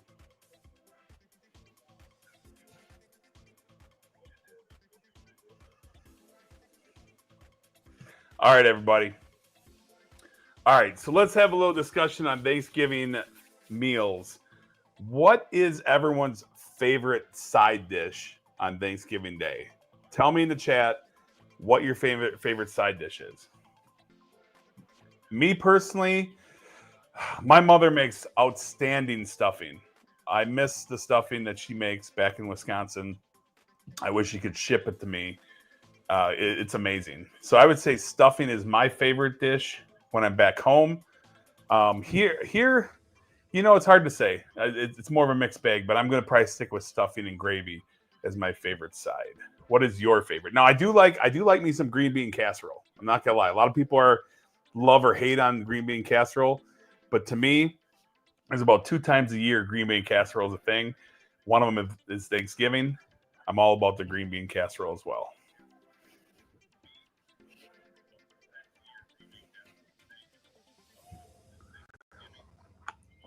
All right, I got exactly what I was hoping for. They ran the clock down. They scored a touchdown. Now they have to prevent the 2-for-1. They got to shut them down. No points going into half. Detroit gets the ball, start second half. So this is a very critical stop. Let's get a 3-and-out, and perhaps Green Bay gets the ball one more time before half. That's a perfect scenario. Let's will it into existence.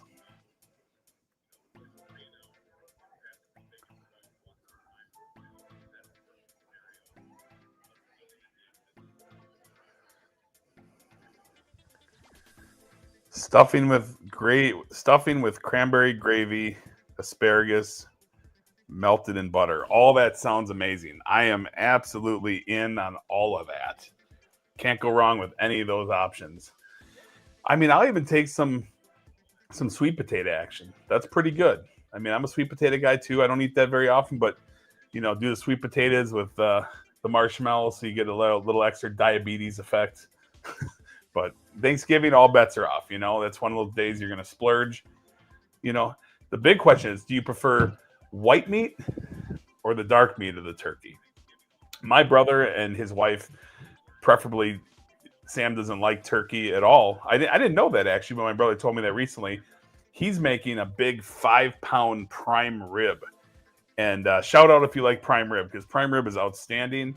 And if you're in Wisconsin, go to the Black Otter in Wisconsin, and it is outstanding. It's in Hortonville, Wisconsin, I believe.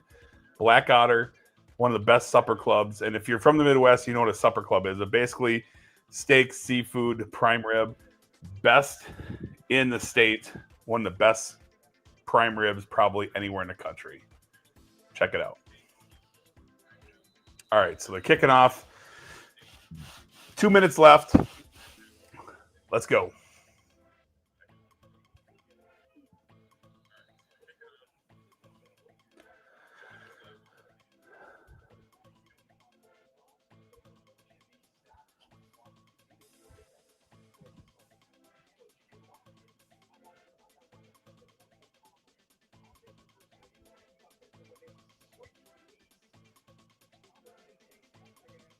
God, that was a perfect play. All right, here we go. First down. Let's shut it down early. Let's go. Romeo Dobbs, you're having a good season. Let's keep this going. Let's get a turnover. How about that, guys? Turnover, pick six. Is that greedy? I mean, I don't know. I think pick six is for those betting the over, you need it. Oh my gosh, get him.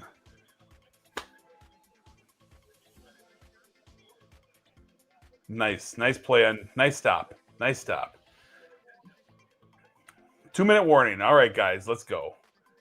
So far, so good.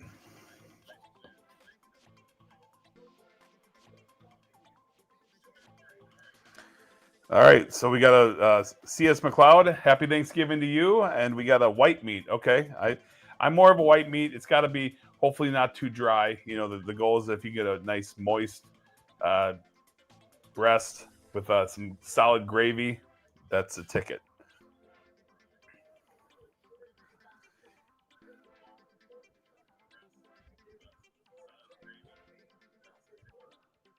More of everything. Yeah, I don't know what movie that is either.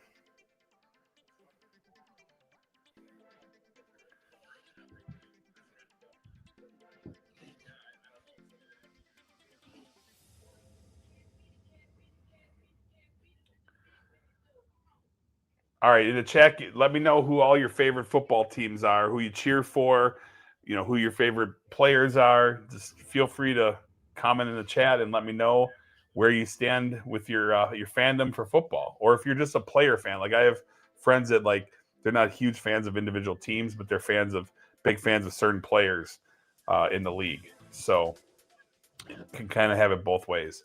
My buddy Sam, he's big into fantasy football, so he's all about the players as opposed to the teams.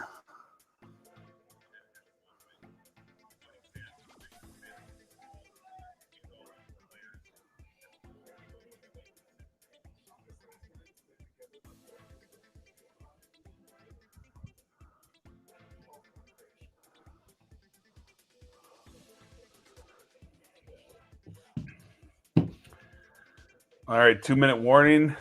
These commercials go long. They gotta make their money.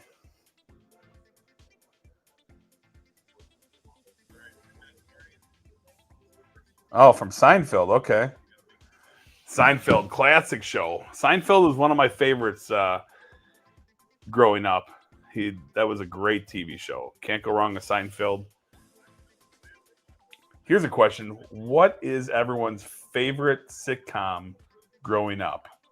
Or to date? You could even say include shows right now, but what's your favorite sitcom growing up? Was it Seinfeld? Was it Cheers? What did you all like? All right, back from break. Let's go. Keep this defensive going. Keep the defensive playing hard. You guys got this. Mike has been a great acquisition. This guy's added a ton to the team, a ton of value, just like the days of Reggie White when he came. I actually got to meet Reggie White personally. I was in the locker room with Reggie White and the Packers as a kid growing up. That was pretty cool. Looks like a little false start action. A little false start. Send it back. 5-yard penalty. Beautiful.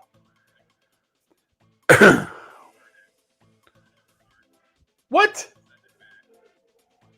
Oh, I thought they... Man. All right, I was wrong. Maybe that was wishful thinking.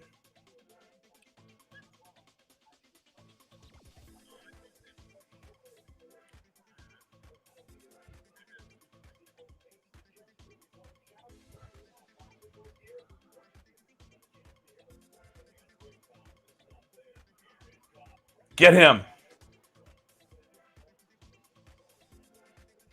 All right, 3rd down and 1.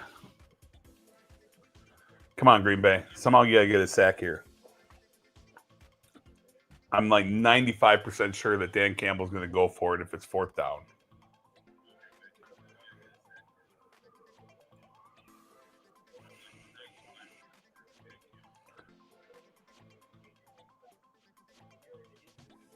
All right, come on. This is where Micah Parsons needs to shine. They're going to probably run the ball. This feels like a David Montgomery situation. And he does. Like clockwork.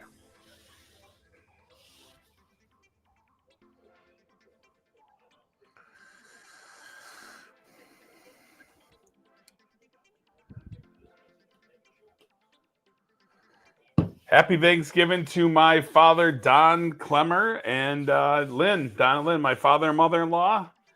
Hope you're having a great time. Miss you guys. We love you. And go Pack Go. Absolutely. And we got Red Cube's favorite show, Three's Company. That's a classic. I definitely grew up as a young kid watching Three's Company. My parents loved that show. So definitely a good show. Goff is definitely a better dome player for sure. CS McLeod, he without a doubt, he has had his struggles outside of Detroit and outside of a dome situation compared to in the friendly confines of Detroit. Come on. Whew.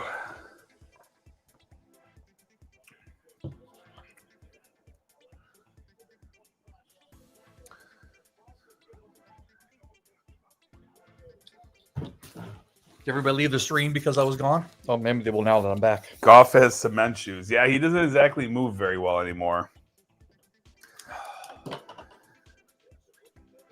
Please do not say the word action. You know why. What? Oh, God.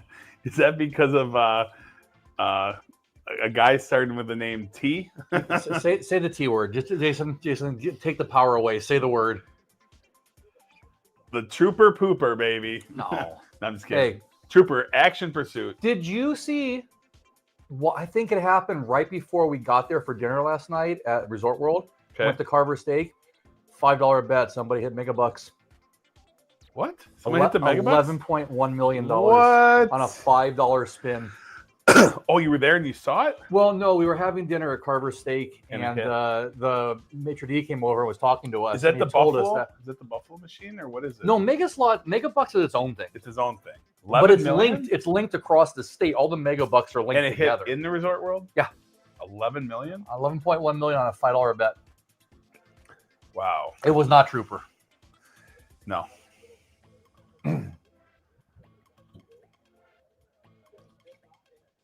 I have had the weirdest luck. I have not had luck with slots.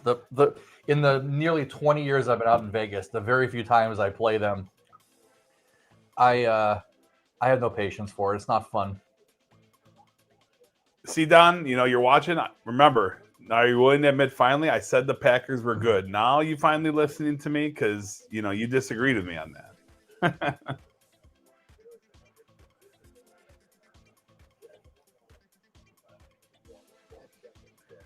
Well, hopefully for Snoop, when he gets back, he'll be happy the Packers win because obviously he needs the Lions to keep going down so the Bears can. Well, at minimum, Green Bay can get him some money, and then hopefully if you bet the Bears, it'll offset it.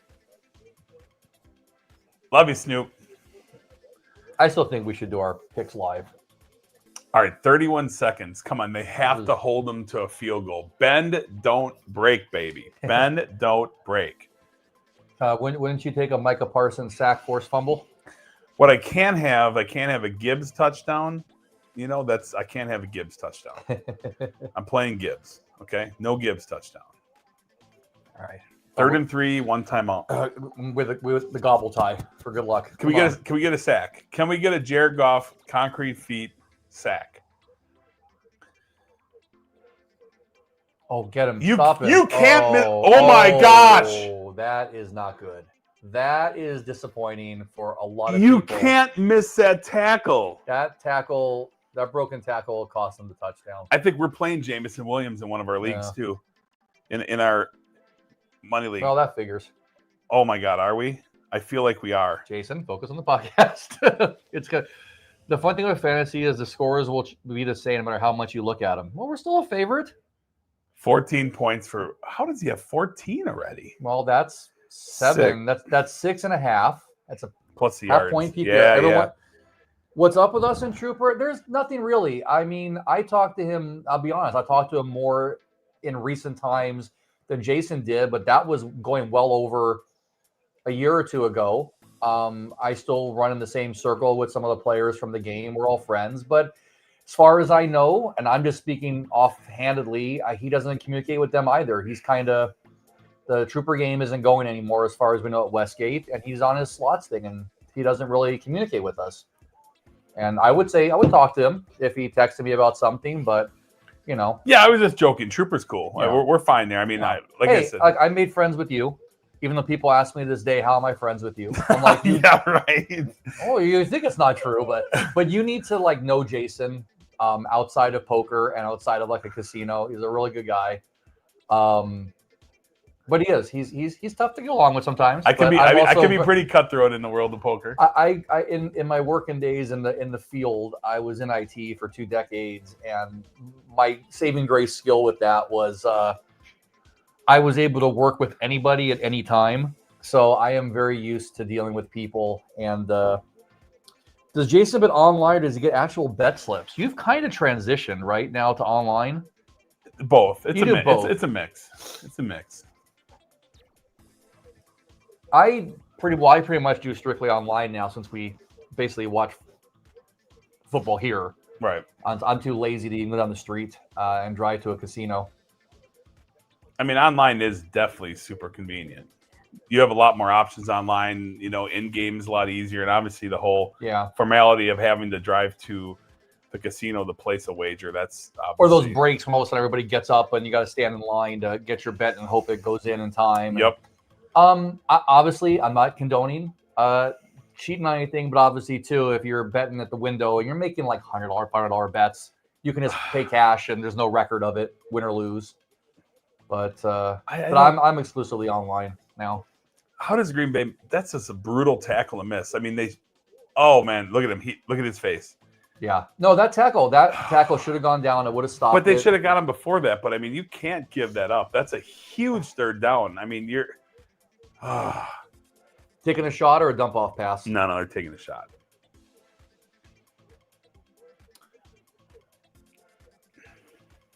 All right, gotta get a shot at it. Is Westgate still the place to go for NFL Sundays? So we've gone to the Westgate a few times this year. I think I've gone. You've gone 2 or 3. Yeah, like 2 or 3, maybe 4 times. But since Mike has the setup at home now with multi TVs, and we watch all the games here, we have one big TV with Red Zone and then multiple TVs with individual games. Oh, they're kneeling. Yeah. So yeah, it's been nice because Westgate, I have to get up super early. I'm usually up and at Westgate by 6 a.m. for a 10 o'clock game, 6:30 a.m. You gotta get seats. Yeah, I want to get the best possible seats, dead center. Are they still doing more of the reserve seats like you told me about, or that taper off after? No, that tapered off. Okay, because they were actually blocking off the main seats, right? Yeah. Whereas reserve seats, not just the booths in the back. I mean, yes, it's still a nice place to go. You have to hope the game you want to have sound on is the one that they put up on the big screen. Right. I had not been to Circa in over a year. I had some friends in town last month and went downtown and walked through it. I mean, that is a beautiful sports book at Circa, but I just don't find that as convenient. Westgate's still convenient.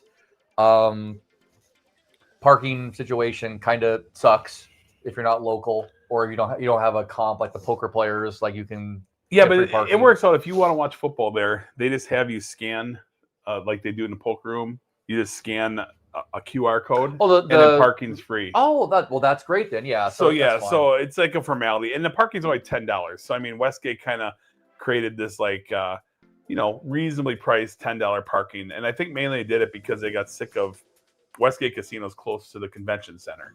And what happened is a lot of the convention people and whatnot, they kind of came to realize that Westgate's one of the few non-charging for parking places in Las Vegas outside of a truly local casino like South Point or Station Casinos. Yeah. So they got sick of people just piling their vehicles into Westgate, literally, and probably leaving off. And we've all done it at some casino at some point. But right. Yeah, I get that. So basically, they thought, okay, we're going to make a little money or make it a little bit inconvenient for these people and get their $10 for parking. The only thing that burns me on that is it's not just $10; they charge you a service fee.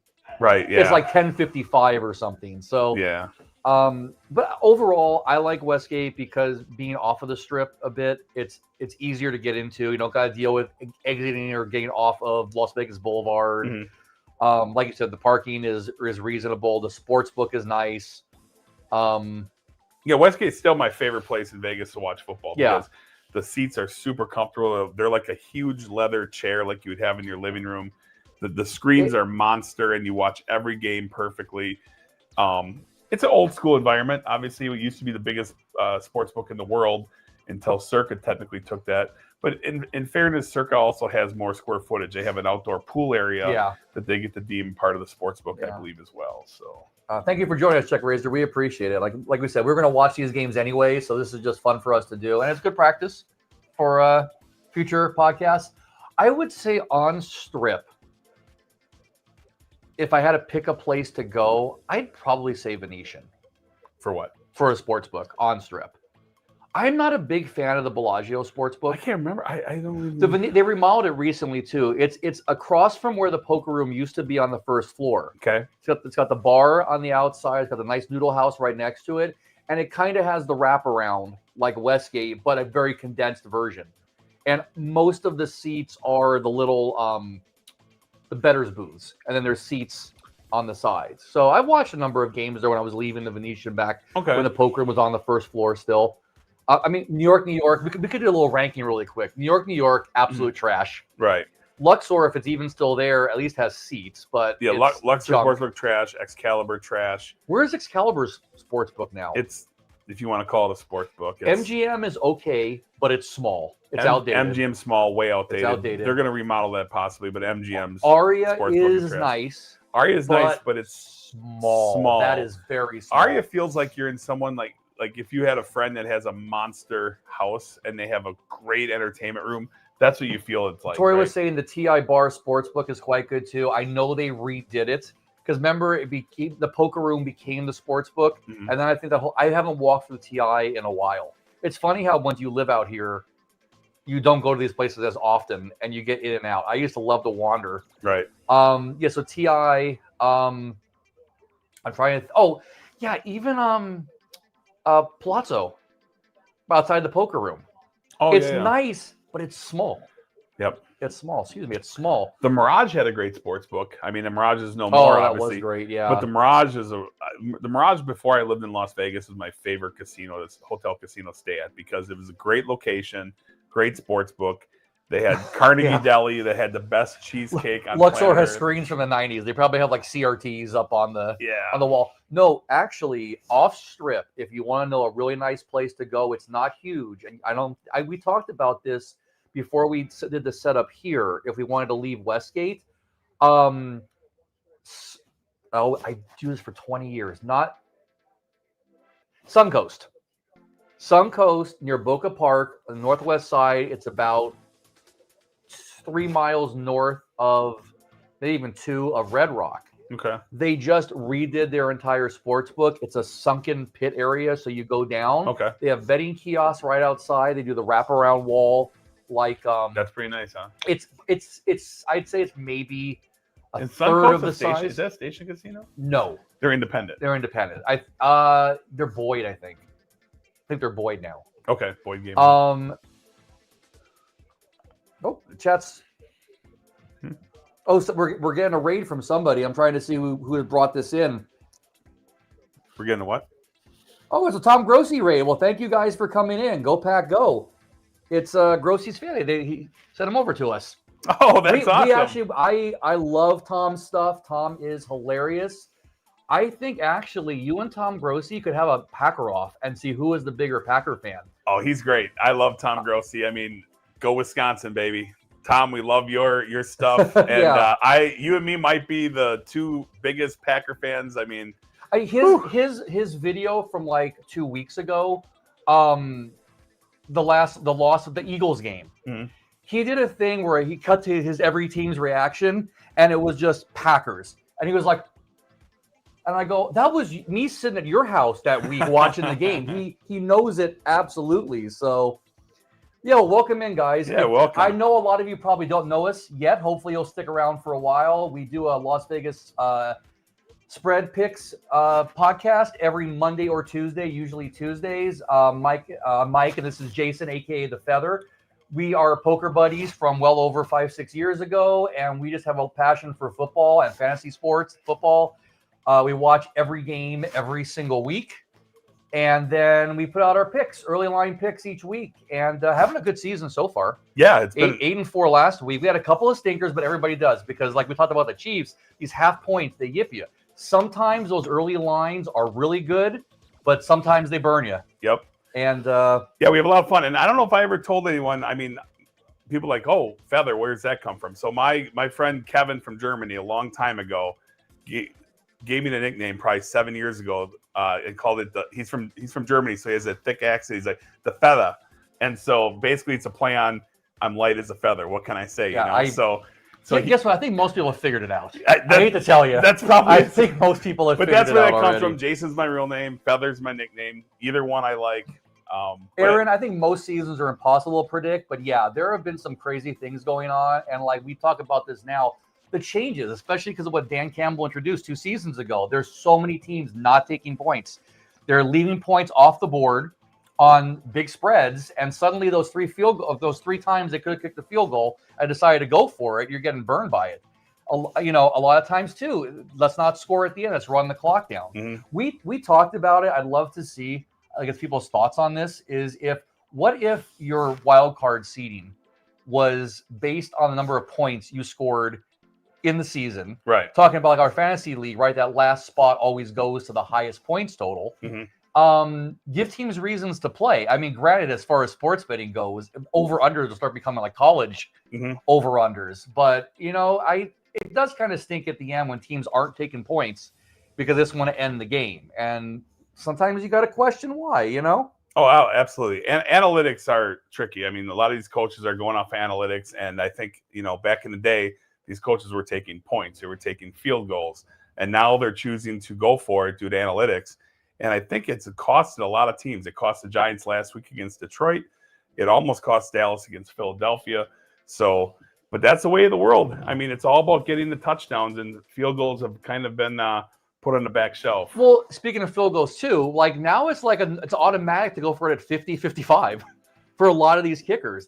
They seem to miss the chip shot field goals and the extra points now. These kickers must be training pretty good, because back in the day, if you made a 50-yard field goal, you were like a unicorn. Yeah.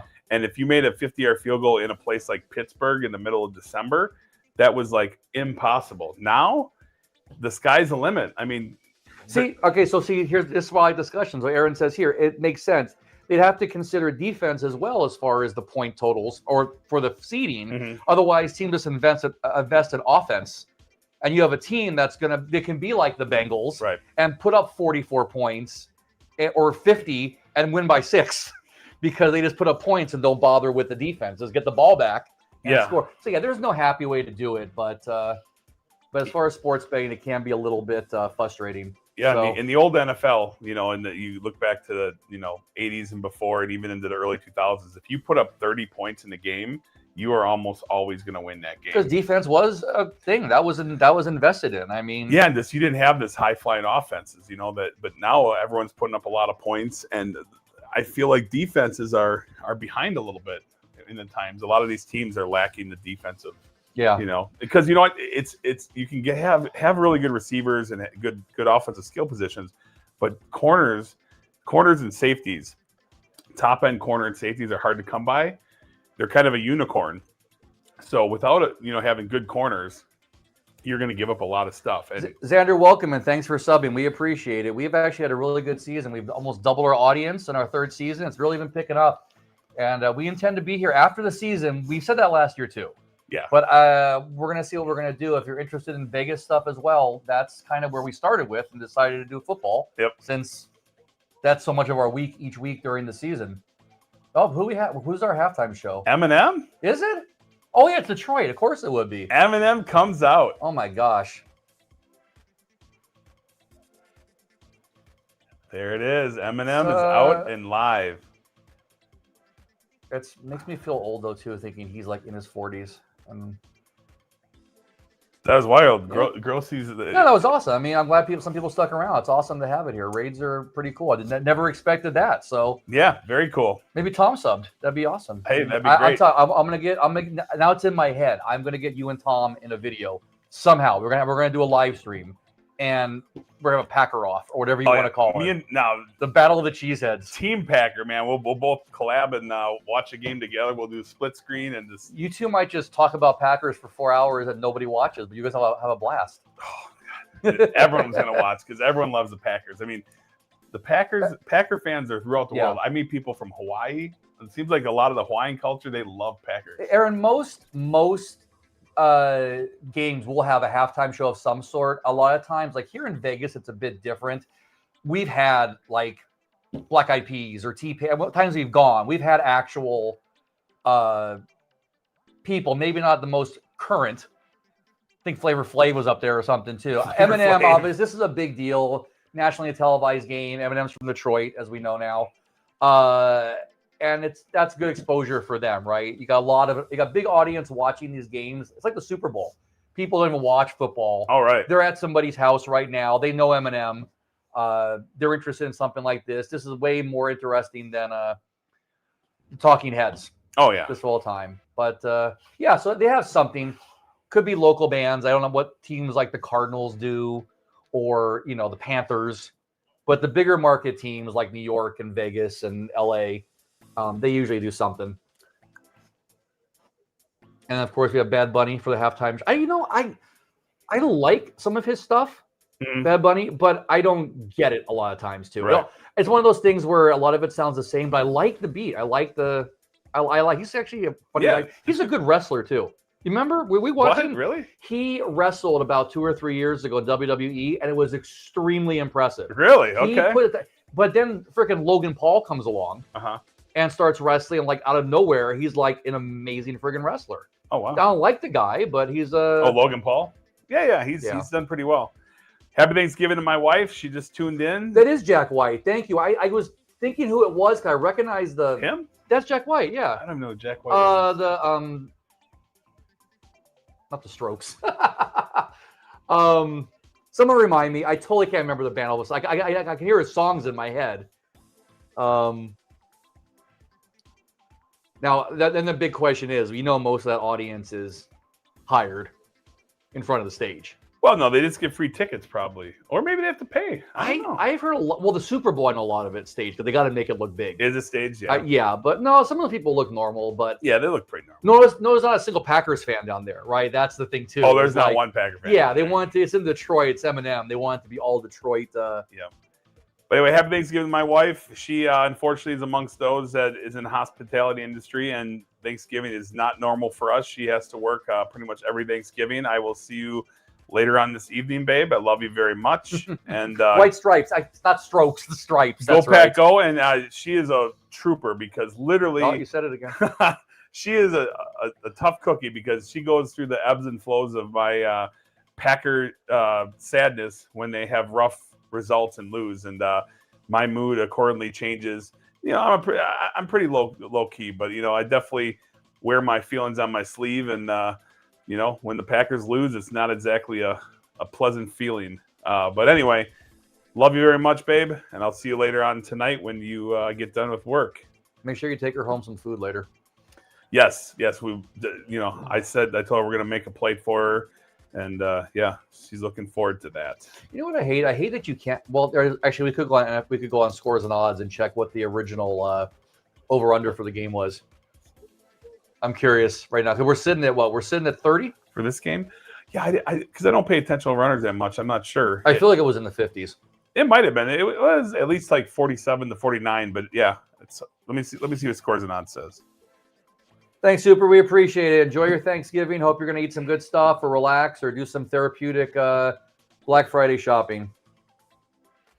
All right, the over-under. Our original pick for this game was the Packers minus 2.5, so to win by 3 or more. And I kind of agree with you on that one.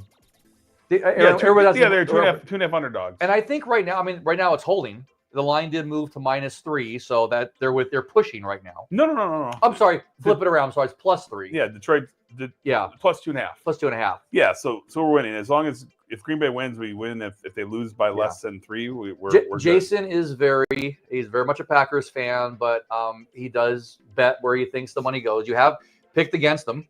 Yep. And rightfully so, actually. You have been right. And so, wait, this is a tough one. But I think with the Lions slipping last week against the Giants and everything, they definitely had some struggles against lesser teams. So, although Carolina has proven to be a little bit better team. Like when Green Bay lost to Carolina, everyone's like, oh, that's a terrible loss, which it's a loss they can't have at home. But Carolina has won some games. I mean, they're right there for the lead in the division. Yeah. So that being said, Cleveland, no excuse. They're terrible.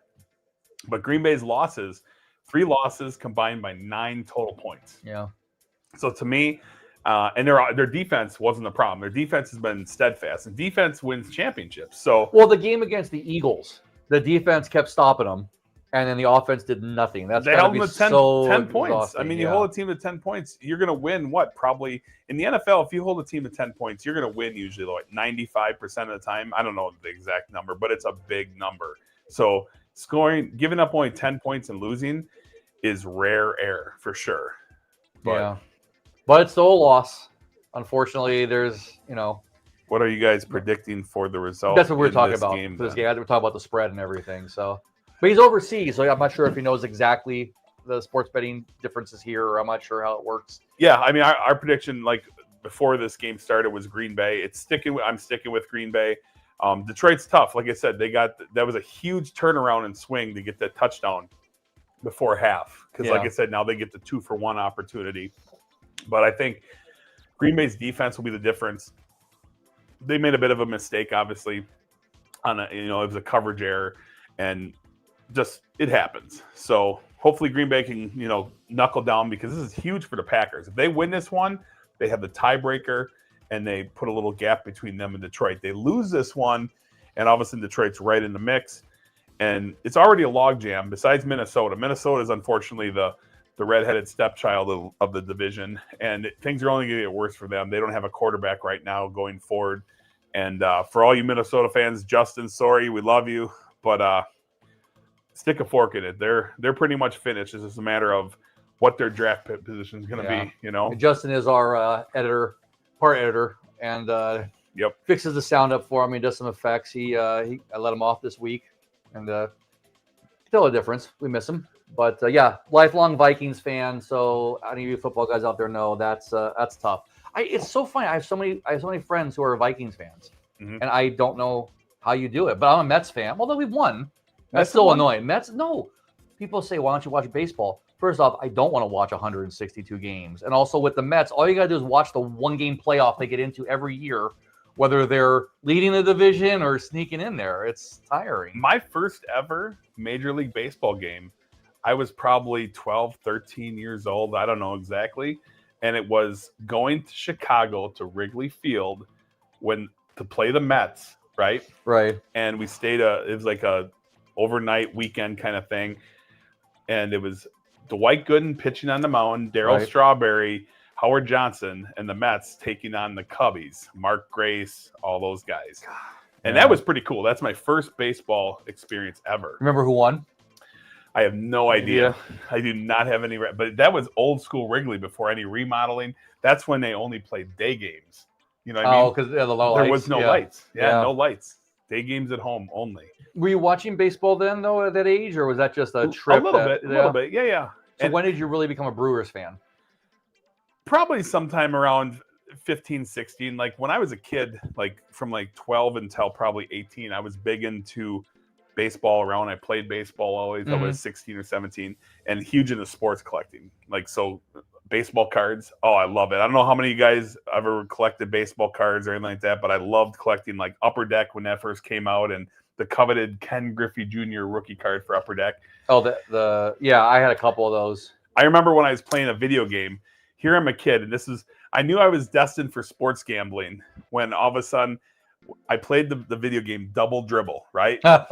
Double Dribble basketball video game. I think it was at Nintendo. Was it Nintendo? That was Nintendo. And it was the arcade. It was also Nintendo, yeah. But I played that at home, and I was pretty good at it. So my other friend in the neighborhood, big sports collector too, and we had a bet on the game. I had to actually give him points because he didn't want it straight up. Back then, I'm like 12 years old giving points to, so we're playing Double Dribble. I give him points. It's my Darryl Strawberry rookie card for his Ken Griffey Jr. rookie card.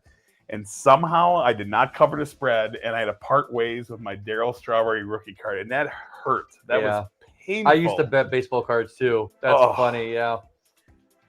But yeah, that was cool. Those were the days. Yeah, baseball cards, unfortunately, I was collecting them in the 90s, and that was like the worst time because they were so mass-produced and so garbage, they didn't really retain much value at all. Remember error cards, having to search for like the card that had the wrong stats or the wrong picture, and for some reason that was worth a bunch of money, but that whole market bottomed out. And a lot of people say, why are you such a diehard Packer fan? And the story is this: when I was pretty young, I want to say it was like 14 or so, a family friend, Adam Kressel, his father-in-law was an announcer or like worked as a DJ for a Marinette Menominee radio station. Okay. So he had press credentials to go to Packer games, especially the Milwaukee season ticket holder games that were played in Milwaukee County Stadium back in the day. Right. And I got to go to these games. And to be honest, that was the first time I ever got drunk. I was 15, I think. And I had some beers. My parents were not happy about that. But yeah, it was one of those things where I would go to these games and I got to experience so many cool things. I got to go in the locker room because at age, from age 12 or 13, I was already 6 feet tall, probably about $180, and I looked like a full-grown adult. So I got to go in the locker room with these press credentials, and I got to meet Reggie White in the locker room, and I got to meet Mark Duper and Brett Favre, and I got to actually interview Mike Holmgren on the podium. My hand was actually on TV as one of the guys holding the microphone. And so I just have, ever since then, had this love for the Packers. Yeah. Well, those kind of things ingrain those memories that you feel associated with it now. That's right. Like, that's something, yeah. And then, go ahead. No, I was going to say we are back. Oh, yeah, we're back in the game. I'll tell my New York Giants story sometimes. We'll put it on the podcast because people need to wonder how a guy who was born in California in the Valley is a fan of so many East Coast teams. All right, this is an important drive right here. They have to shut down Detroit. They can't go and give points up. They had a rough end of the first half, but let's see if they can hold them here. This is very important, guys. The defense wants to get off to a hot start. There's that run again out to the corner. Stops him. Okay, he gets 2 yards off of that on the fall forward. So 3rd and 5. And I'm already thinking the question. If they don't get on 3rd, is this a punt or is this a... No, this would be a punt. You would think. If it's 4th and 1. First of all, the last 3 times we said that, they've unfortunately got a first down or a touchdown single time. I am the jinx. No, you're not jinx, but we come on. Stop them. I'll take the blame. Just make a stop right here, please. All right. Drops back. Looks. How about a sack? Ahead. Right Man, again. First down. First down, Detroit. They are converting these third downs. Is this Kennedy again? Was that Laporta? I didn't see. That guy okay? Oh, he's a little beat up. Oh, that was Timu Laporta.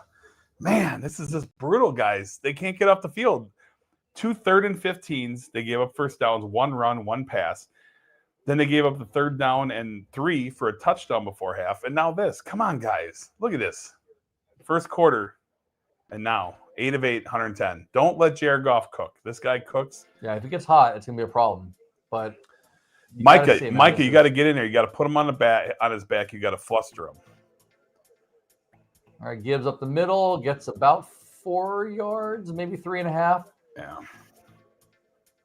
I feel like this has been their MO. They beat it down with the run the first couple of plays, and then they open it up for the pass. Gosh. Parsons got to clog that middle, man. He's got to get a jump on these guys. The mark on Parsons, as they say, is not good against the run defense, which he's been fine this year. But they got to get some pressure. He needs to get because I don't think Goff is feeling any heat. They need to get in there with somebody in his face. Okay, we got another 3rd down, and this is a case where yes, I believe that no matter what, they're going to go for it. Yeah. But you know what? They've been converting on 3rd down anyway, so they don't need to go for it. No, I think it's a pretty safe bet that once the Lions pass midfield, you're talking 4-down territory. All right, come on, guys. Somehow get us stuff. Strip ball, something. This is going to Gibbs, 100%. Good stop. They got him. Stop. They got him. Okay. Here we go. He got back to the line of scrimmage. So Fourth we're and 2. Fourth and 2. Do you give the ball to the Green Bay Packers midfield? Because it's instantly they're almost in field goal range. And this is a Dan Campbell thing where some people say he's overly aggressive in this spot. I feel like this early in the game, down 3, you don't give Green Bay momentum. You flip the field, and you give Green Bay the ball deep. Unless they're trying to draw him off sides, here's your answer. Yeah, see, this is a mistake. This is where Dan Campbell needs to switch gears. Will he convert it? I don't know.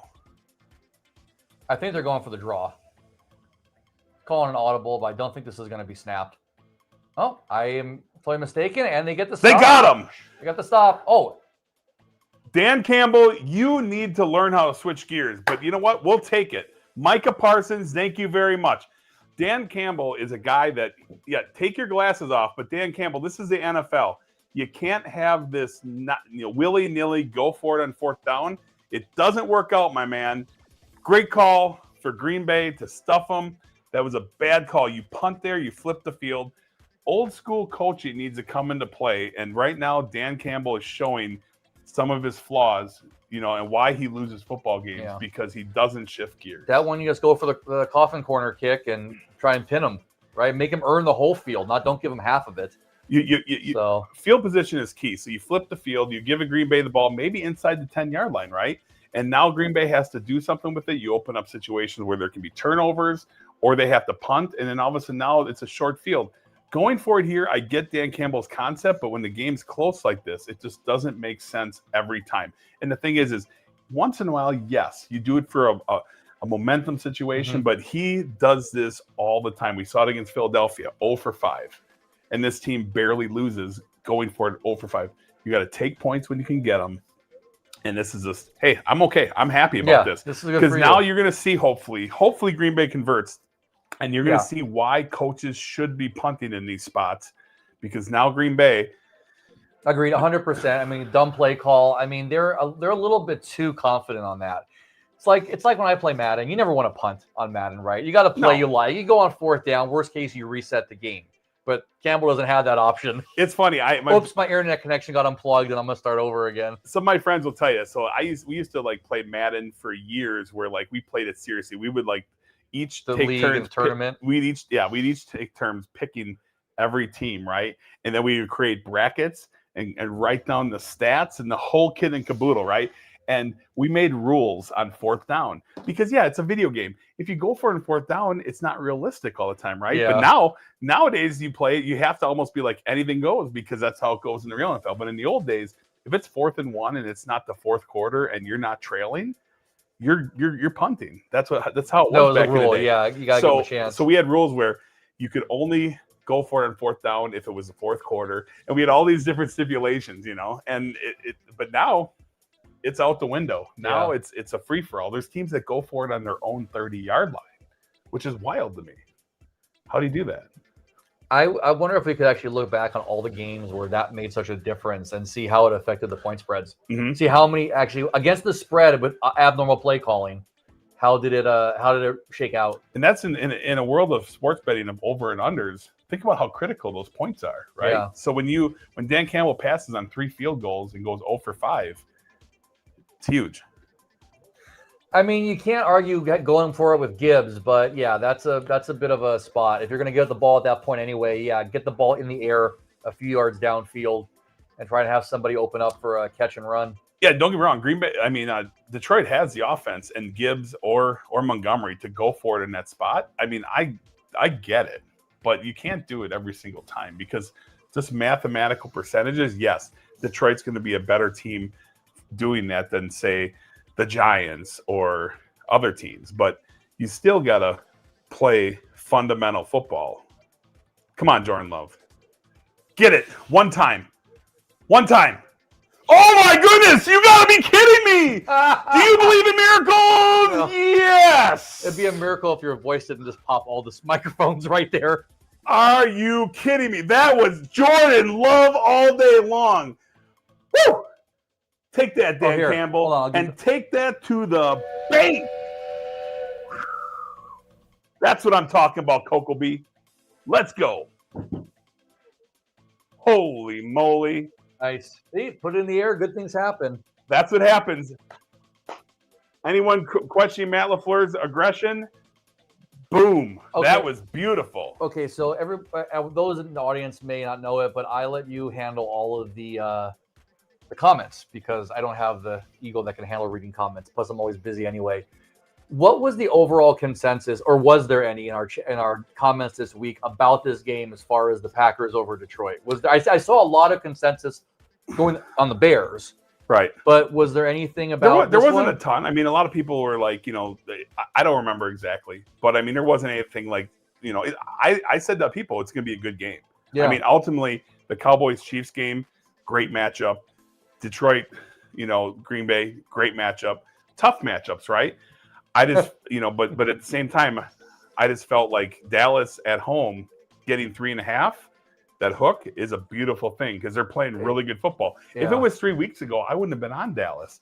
But Dallas seemed to, when they picked up their, before the trade deadline, picked up some defensive talent, they've improved on defense, and they showed me a lot against Philly. So to me, this KC team's coming into a hostile environment. And I just think that Dallas is going to, I just think Dallas is going to come out on the right end of it. Yeah. But Green Bay, I mean, this is a battle. This is a division. Green Bay, for the longest time, they had a 20-game winning streak against Detroit at Lambeau. Detroit had it won for almost, don't quote me. I remember you mentioning this for like 20 years. But over the last couple of years, Detroit's kind of owned Green Bay in a lot of ways. And Chicago actually finally got, the best of Green Bay last year as well. Now, to be fair, they won in a game that didn't mean anything to Green Bay at the end of the year last year. So we'll see. We got 2 games against Chicago this year. Big games. Basically Green Bay has right now the toughest remaining schedule in all the NFL. That's a statistical fact. So we're going to find out what they're made of because they have 3 more division games to go. And they got Baltimore and they got Denver. That's brutal. Yeah. They got Baltimore, I believe, in Green Bay. They got Denver in Denver. And my brother lives outside of Denver. I've been to my wife and I went to a Packers-Broncos game in Denver. Mm-hmm. Green Bay got whipped. This was years ago. So, yeah. But, yeah, it's exciting. That was a big touchdown. Christian Watson, he has arrived. All right. For anybody who's interested, let's get your insight on the in-game right. Oh my gosh, Jimmy, thank you so much. Thank you, Jimmy. We appreciate I don't know if you watched our podcast last week. I edited myself a little bit because I made a blunder. But yeah, everybody forgets about the Rams. And the Rams are doing it they're getting it done. They're just going out there, they're playing good, solid football. Stafford's having a great year. I mean, I feel like Stafford's been around forever. Yeah. He's 30 I don't know. I can't remember how old he is. You know what? If only there was a service you could type things into. Go Google. And find out. But here's what I know about Stafford. He stayed healthy. He stayed upright. And that was a mark on him. Can he stay healthy? I almost had it. I said 36, 37. 37. And he looks good. I can see him going into his 40s like Brady and Rodgers did and probably keeping it going more. Oh, exactly. These guys. And the key is he has some great receiving. I mean, Puka Nacua is an absolute stud. I mean, he's a guy that came out of nowhere, and he's just been unbelievable. But then you pair him with Devontae Adams. And Devontae Adams, who's had a rough go since he left Green Bay. The Jets, that was a failure. The Raiders, even worse. And now he's living in California, his home state, and just loving life, top of the NFC. I mean, you can't script it any better. So the Rams are a scary team, and trust me, I would, as a Green Bay fan, I don't want any part of the Rams. That's a tough matchup. Yeah. 18 years, right? But the math was given to us here by Jimmy. So, yeah, it's 18 years you play. And that's tough in football. Like running backs don't do that, right? Wide receivers don't do that. Whoa, Jared Goff? Well, speaking of Goff, he's putting the wheels on it. Okay. Goff that was like a what? That was easily 16-yard run? I looked up from the chat in a second, and I saw that. No one is covering because he can't run usually very well. But holy man, wow, that was way too many. See, I don't like Look at watch. He kind of like looks like he's going to run out, and then he just doesn't. He cuts up. Let's see. Well, but to be fair, I know who you're comparing that to, Patrick Mahomes. But he did do that. He had nobody in front of him. Patrick He had Mahomes. nobody in front of him. What's funny is Patrick Mahomes will do a fake pass, even though he's already 10 yards downfield, and people bite on it. It's crazy. Yeah, field awareness, I guess. You got to make sure you know where you're at. All right, Green Bay, come on now. You got to defense. All right, 6-yard pickup there. Yeah, Jimmy, we do appreciate the super chat, though. Thank you very much. Yeah, no, it's awesome. Anything, it's awesome. Stafford MVP. He's in the conversation. The guy is playing fundamental, great football. He doesn't turn the ball over. He should be up. Just aforementioned, he should be up there above Mahomes. Oh yeah, for sure. Yeah, I mean, the fact that they keep putting Mahomes so high in the rankings. Steelers have the harder schedule. I mean, it goes off a winning percentage of your remaining teams. So statistically, it actually is Green Bay still.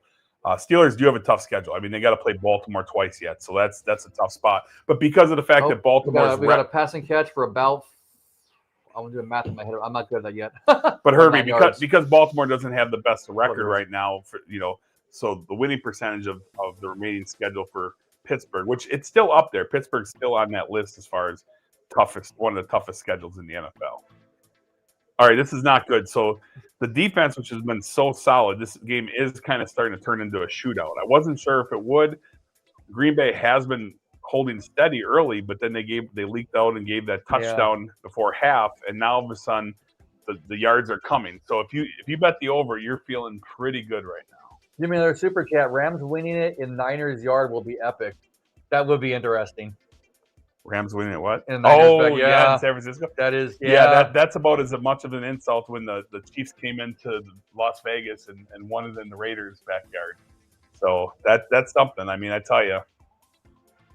I mean, but hey, speaking of the 49ers, depending on how they go, you might be running into them again. That's kind of been one of your Achilles heels for your guys, man. My girlfriend's team, the 49ers. Like we talked about Purdy last week with 3 interceptions in that first half.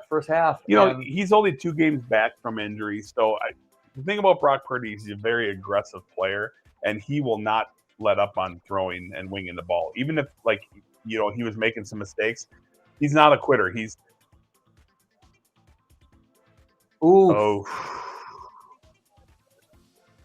okay. I'm gonna capture the look of a Packer fan when that happens. Yeah, hey, you know what? They're capable of scoring at any moment. So that's what you got to watch out for. Glad you got that touchdown. They kind of just took the points back off the board. I guess I just want to thank Anthony for trading Lamar Jackson to Vinny that we're playing. Hello, fantasy football fans who watch. But he traded him for Jared Goff, so we would have been up against Jared Goff today. Oh, good. And now we're not. But we are up against Lamar Jackson against the worst defense in the league, pretty much. So we'll see. That's a little fantasy nugget. I don't know how many of you guys like to play fantasy football. Big fan of that myself. For those of you that don't know that in the chat. All right, here we go. We are in a dogfight right now. We're back to where we were about 4 minutes ago in game time, I think. Yeah, it's exchanging blows right now. We're this is going all 12 or 14 rounds right now, the way it's looking. Jimmy again, super chat. Niners cupcake scale, not a true contender. I mean, it is easier. That's the tough thing. The Giants have one of the toughest schedules this year originally. Yes, so it's so tough from this point forward. They've already said they can't make the playoffs. That's how tough their schedule is. Poor Giants. You're right on it. The Niners going into the year had what was one of the easiest schedules, and right now it's played true. The remaining schedule, the Niners literally can run the table. They literally can run the table with the remaining schedule. They already played through the Rams and split there. So, yeah, I mean, it's kind of like, okay, are the Niners for real or not? The thing is the Niners are a team that lost 2 of their best defensive players already early in the year. They were, the one guy that stayed healthy for the Niners is Christian McCaffrey, which is a guy that doesn't stay healthy. But he's been especially when I draft him in fantasy football. He's been huge for receiving and rushing, right? So everyone else, Ricky Parasol, they've been in rough shape. I mean, they've gone with a backup quarterback. And arguably, Mac Jones played really well. I think Mac Jones, one way or another, is going to have a starting job in the NFL next year. Yeah, he's although he's under contract. So will the Niners keep him or trade him? but you got a Brock Purdy who's getting almost $50 million a year, and you got a Mac Jones getting about $2.5 million to $3 million a year. So, funny how that flip flop from when Purdy first came in, right? They got a steal on him. Well, Purdy was Mr. Irrelevant in the Yeah. draft. So, I mean, and now they paid him, but now he's struggling. But you know what? He's young. He's talented. He doesn't have a particularly good arm. So we'll see where he's going to go. I mean, he's got Kittle and that team behind him. And any team that has Christian McCaffrey and they're coached by a great coach. As long as he stays healthy, he's going to. But it is nice. Not many teams can say they feel pretty good about either quarterback. So like if Purdy goes down, Mac Jones is formidable. Jimmy, you're awesome, man. We appreciate this. Another question from thanks again for the super chat. Name your Super Bowl matchup as of now.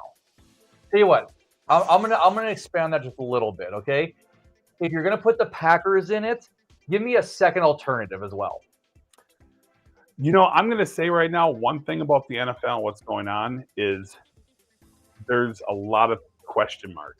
There's a lot of parity. There's a lot of mediocrity.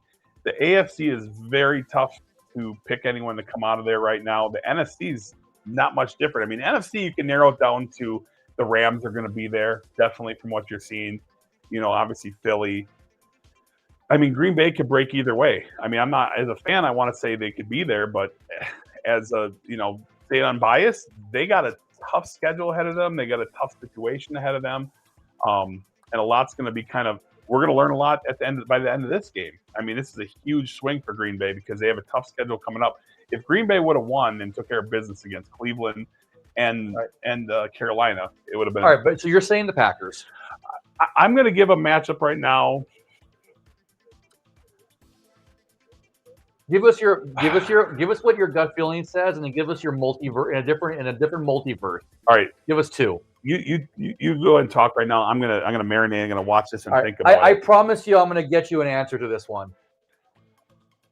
If I had to say, I'm gonna give you two matchups that I like.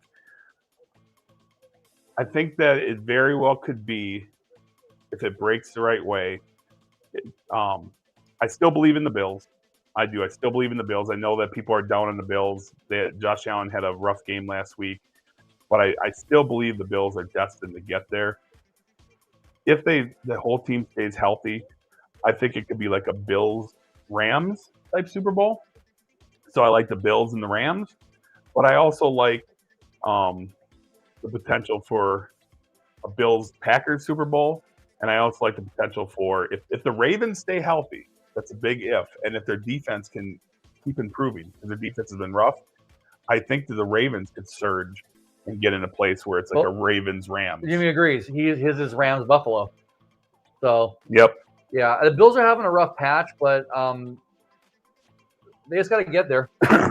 And we've seen some of the failings with like the Colts, and New England still looks solid though. No, the Rams. No, I know the Bills picked up Brandon Cooks, right? Yes, they just got Cooks. So yeah. Brandon Cooks, he's a dynamic receiver. He's been around the league for a while, but he's someone that's a big thing. The problem with the Bills is they have salary cap issues, money issues. They tried to make a play, I believe, for Waddle of Miami just before the trade deadline, but one of those receivers has to step up. They're having problems with their young talent, Keon Coleman. It sounds like he's been getting benched because of nice play. That's what I'm talking about. Sorry, we've been chatting here, but yeah, it's still going on. Packers, what they pick up there? A bunch. 40 yards. This took off on the 45, it looks like. Yeah. Jordan Love. Yeah, that was about across the middle, wide open. Yep. Yeah. Wicks is having a big day. Green Bay is so deep at wide receiver, and they're missing two of their really good receivers right now. So I like this team. This defense, I mean, Green Bay, both sides of the ball are super talented. And honestly, Jordan Love needs to stay healthy. Josh Jacobs needs to stay healthy. But this team has so much potential. The one thing this year Green Bay is dealing with, different from past years, is their offensive line. They're dealing with some offensive line issues, and that's creating a problem. When Jordan Love has time to throw, and you can say that for a lot of quarterbacks, but a lot of quarterbacks not necessarily. Yeah. But when Jordan Love has reasonable time to throw and to set up, he is pretty unstoppable. Well, but that's proven too, like in Indy. Like how much I talked about Daniel Jones once they left the Giants. I'm like, well, good luck with that. But as some of our friends here are good Colts fans, if he could actually stay on his feet and get like 5, 6, 7 seconds to throw, Mm-hmm. maybe he can do it. And obviously having Jonathan Taylor, who's finally having the year that we wanted him to, is that's a 1-2 punch. But then again, there's been a few shortcomings now with Daniel, and it's like, is he reverting? Is it just the ups and downs of the game? Everybody has off days and off games. Yep. And fun fact about the Colts, Jonathan Taylor, who's from the Wisconsin, played for the Badgers, right? Yeah. And homegrown player. Green Bay made a play for Jonathan Taylor, I think it was last year or the year before. It said before Josh Jacobs. And they were going to go after Jonathan Taylor, but the sticking point is they were going to give a draft pick, but Indy wanted a draft pick and they wanted Christian Watson. And Green Bay, who obviously good reason to believe in Christian Watson, right? Yeah. They said no. So they could have had Jonathan Taylor.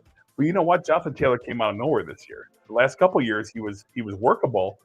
And maybe it's because he didn't have a quarterback to work with, and that kind of hurt his situation. But Jonathan Taylor has proven to be the real guy. But you know what? I still like Josh Jacobs and where they're at, and Christian Watson going forward.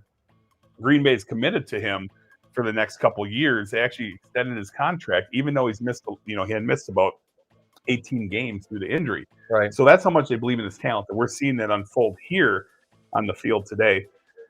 But yeah, this is exciting stuff. Green Bay needs to get in the end zone.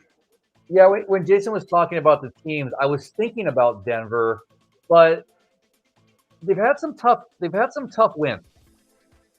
And I feel like there's certain teams they can go up against that they're just not ready for it yet. But Who are we talking about? The Broncos. We're talking about, but Bo Nix is looking like he was a good choice. I think with some more development, and a little more help on the team, yeah.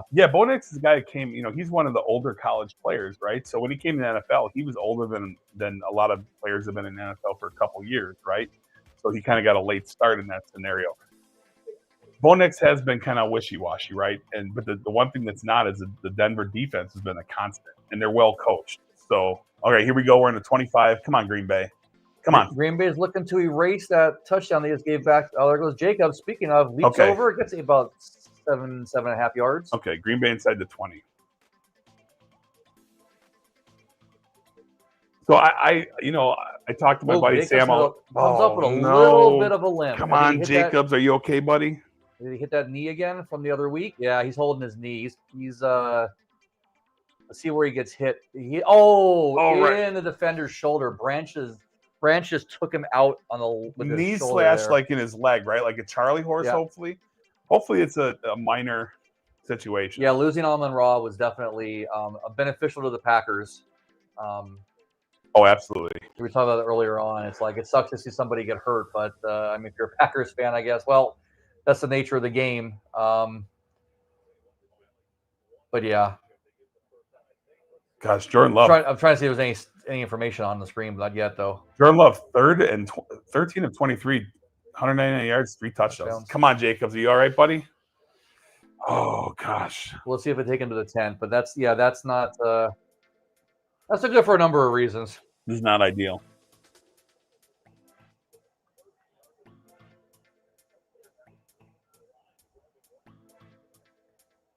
I'm thinking we're getting more passing here. Okay.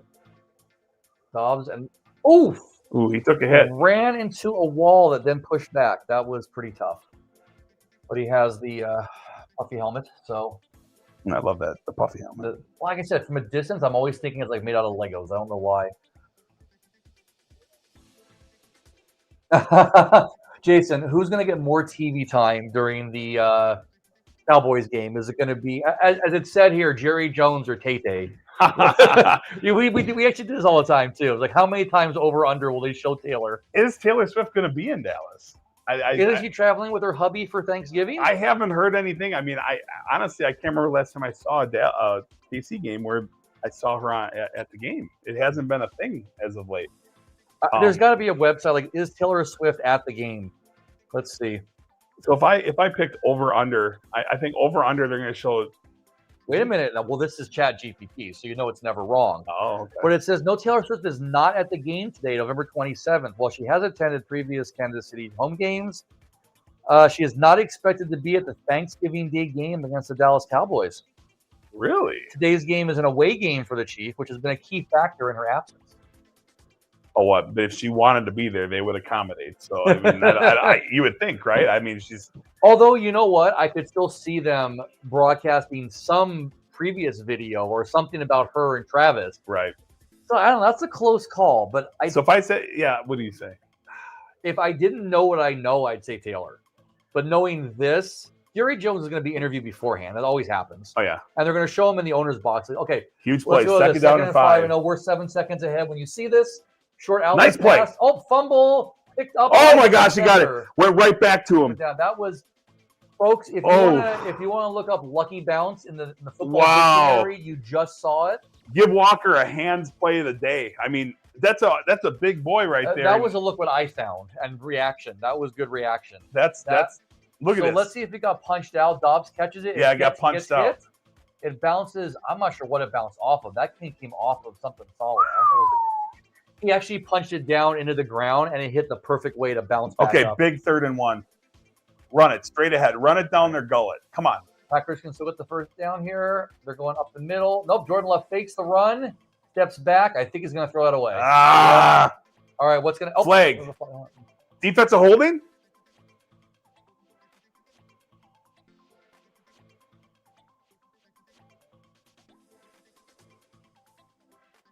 What is it?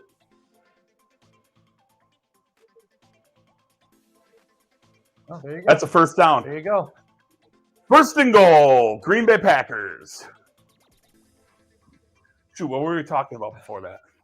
Taylor and Jerry Jones. So if I'm going to set an over-under number of times during the game, they're going to show Jerry Jones, and either in grimacing pain or in happiness, set the over-under at 3.5. Oh, no, I was going to say 3.5. Damn it. 3.5, and I'm going to go over. Take it to the bank. Take it to the bank. That's your first take it to the bank for week 4. Well, actually, it's still week 30. Never mind. But. Take it to the bank, Jerry Jones on TV over 3.5 times.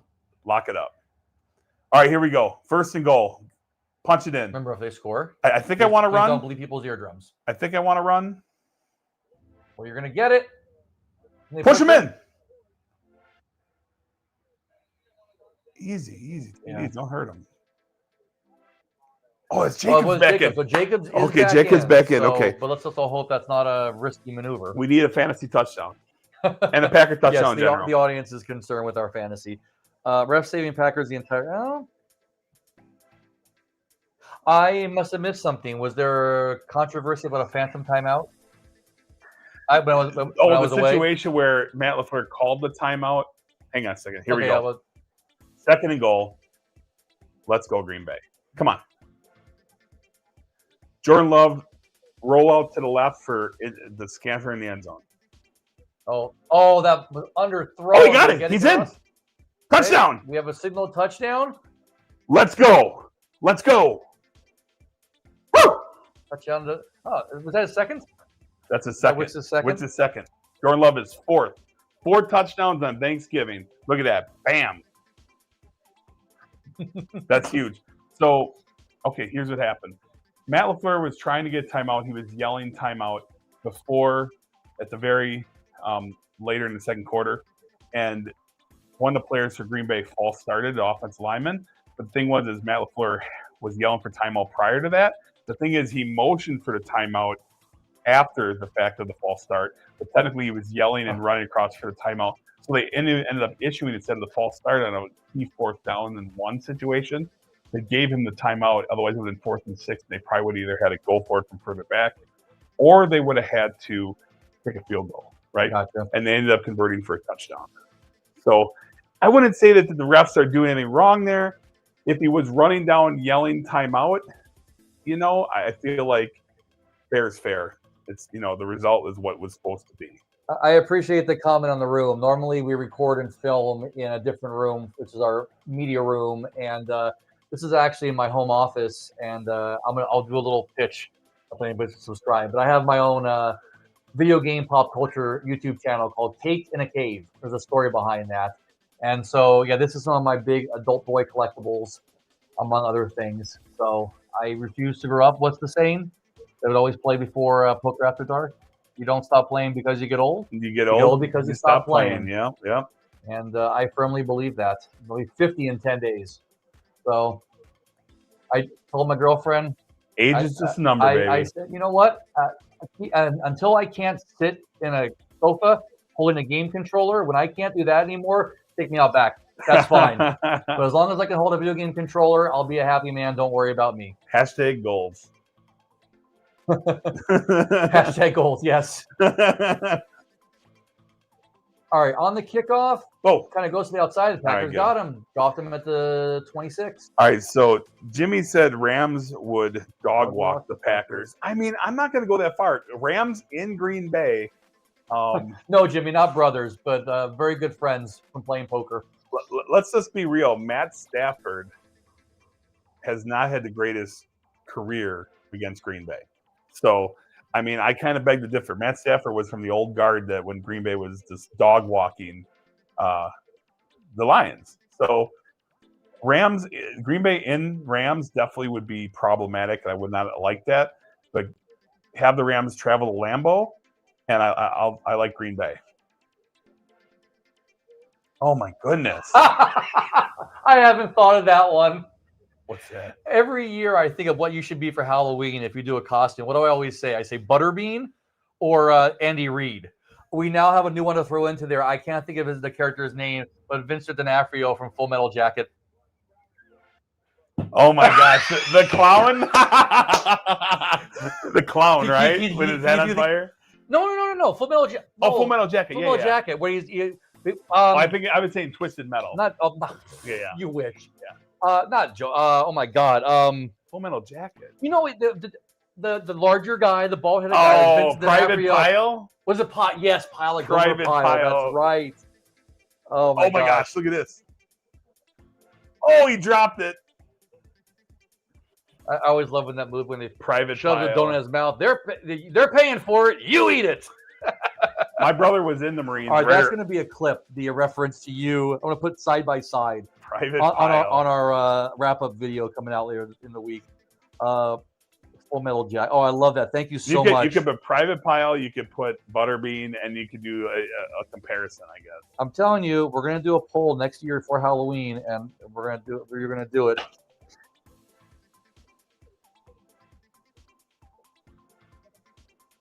Oh, my God. Get him.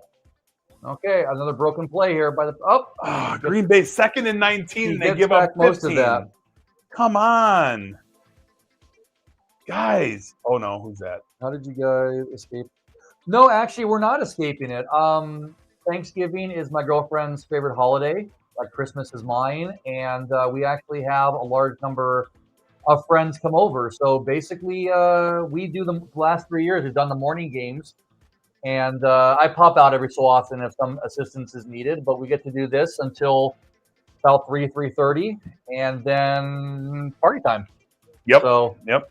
Trust me, I would not skip Thanksgiving. There is way too much food being made and too many pies to eat. Not too far in the other room. There's some good stuff happening in that kitchen. So, looking forward to it. I tried some of the vegan stuffing, and I'm on the fence. Now, we accommodate everybody. As I was saying earlier, we have a friend coming who's vegan. Both. You made both? I think she might only be making the regular stuffing. It wasn't bad, but she's only making the vegan? I think so. Oh, you look disappointed. You can go home if you want. Does anyone have a... No, you're not kidding. Can somebody please DoorDash? Is there anyone that wants to send me some DoorDash, or if they live in Las Vegas, invite me over to your house for some stuffing with meat in it, please? No, I'm just kidding. Well, Stovetop does. We're in Vegas. He's originally from Green Bay. I'm originally from California. No, Oshkosh. Originally from Green Bay. I'm sorry. You were from Wisconsin. Yeah, forgive me. I'm sorry. Yeah. Well, I don't want to hate on the Wisconsin people. And I'm from SoCal. Love originally. Wisconsin. I escaped represent. I'm not like people in Illinois that if they're within 200 miles of Chicago, they say they're from Chicago. So it's like I live in Oshkosh, an hour and a half from Milwaukee. I never say, "Hey, I'm from Milwaukee." So Oshkosh, Wisconsin, home of Oshkosh B'gosh and the famous air show adventure. Next year, I need to put the monitors somewhere else. I'll have to keep doing this into the camera. I noticed myself. Just checking our battery levels. We're good. All right. Huge third down. Can we get a stop and get off the field? Please. We stopped them on 4th down last time. Can we get off the field This here? is big. You guys, if you guys do this and can score and go up by 13 or 17. Oh my gosh, get him. Are you kidding They me? fell for the fake. Oh, and they don't get up. He's out of bounds. Oh my goodness, this is getting to be 3rd and 6 converted, and we're back to more 3rd down conversions for. and we are about to end the 3rd. So 3rd quarter went pretty fast. I would like to, just for fun, let's check right now. Speaking of Vegas, let's check what the in-game is for this one. We're going to go with Station Casinos because I have the app handy. Right now, Jason, how do you feel about this? The in-game bet is Packers minus 5.5.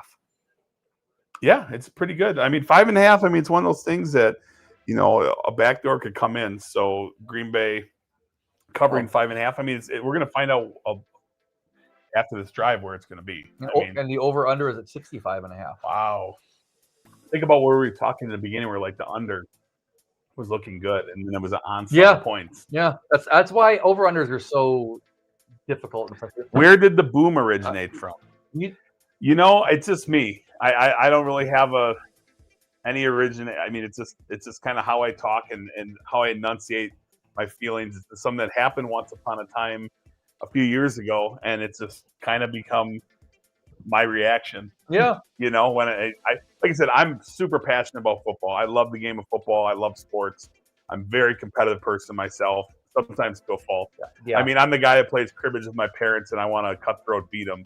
So, you know, it's one of those things, you know. My brother's in the golf course. They've gotten mad at me a few times because I get so technical. Like, you know, it's like my brother's like, you know, shaving some strokes. Hey, I got a 7. I'm like, whatever. You had a 9, dude, you know. So, yeah. But anyway, the boom, it's just me basically projecting my energy towards the situation. I think next year I'm 100% merchandising it. I'm going to start making some money off of all my efforts with you. All your efforts. All right, so we got after this, we're going to have a short break. We're going to actually take our own intermission between games. Stream will still be up. Yeah. So when this game is over, Had I thought about it, I would have been smart. I'm not going to touch it now for fear of breaking the stream. I should have played our recent video during the break. Oh, yeah. But yeah, well, we're on the break. Not ready. Well, we're on the break. If any of you haven't seen our picks video for the week, feel free to watch that during the intermission between games. Yeah. Someone just messaged, did I play offensive line in high school? So I pretty much played both ways, offensive tackle and defensive tackle, probably all the way till I was a junior in high school. And then I played strictly defensive tackle as far as that goes. So unfortunately, I ended up having late in my high school career a pretty wicked knee injury, dislocated my kneecap, and that kind of put a kibosh on my football aspirations. But, you know, so that happened. That's football. Yeah. But I love sports. I love football. I like playing different sports. I'm a golfer. I like to bowl. I bowl competitively. Shout out to my friends Brad and Luke in Fond du Lac, Wisconsin, if they're watching. Played went to nationals bowling tournaments with them, league tournaments, league games. That's a little bit about me. Right now, come on, Green Bay, get the stop. Get the stop. Oh my goodness! Here we go. Well, they took him down. I think he fell for it. He's short. He's short. He was down before the marker, but it is 2nd and 1 then. So I like the cushion Green Bay has, but gosh, this defense—they've been wanting points out of this Green Bay offense. They got it now. Now it's time for the defense to knuckle down because Jordan Love threw his 4 touchdowns. This team has lots of points. They scored over 30. Now it's time for the defense to say, hey, we're going to shut this down. Now, it's a tough ask against this Detroit Lions offense at home. Yeah. If they can hold them to a field goal, that is ideal. Are dealing with some of our Thanksgiving guests? Absolutely. Big stop. Right. Here we go. We got 3rd down where they lost yardage there. The question is, Dan Campbell, they don't get it here, okay? Let's hope they don't. What does Dan Campbell do? When you're down 10 points, the pertinent thing to do, and what you should do, analytics be damned, you kick the field goal, you take the points, you make it a 1-score game. Right. You don't get greedy because you can't be down double digits and not get points down the field, especially when Green Bay has not shown that they're going to, absolutely. This Detroit team can't seem to stop Green Bay. But it is Dan Campbell, so we'll see. Come on, you got to get the stop. That's the But start. I think you're right. Fourth quarter, you can't risk not taking the Detroit points. has been dominant on third down this game. So come on, guys. One time, knuckle down. Knuckle down. Get in there. Oh, that pass got. Oh, man. Jamison Williams. Jamison Williams has been huge in absence of Amon-Ra St. Brown. Jamison Williams had 0 catches, 0 anything last week. He was non-existent, and now he has stepped up in the role of Amon-Ra St. Brown, and he's been a monster. We got the dogs going crazy. The dog pound. The Cleveland Browns are in my other room. All right, so that was rough. Green Bay has given up third down over and over and over again, and that's where the 21 points come from. And as I mentioned, I will. 1 second. I will. Yes.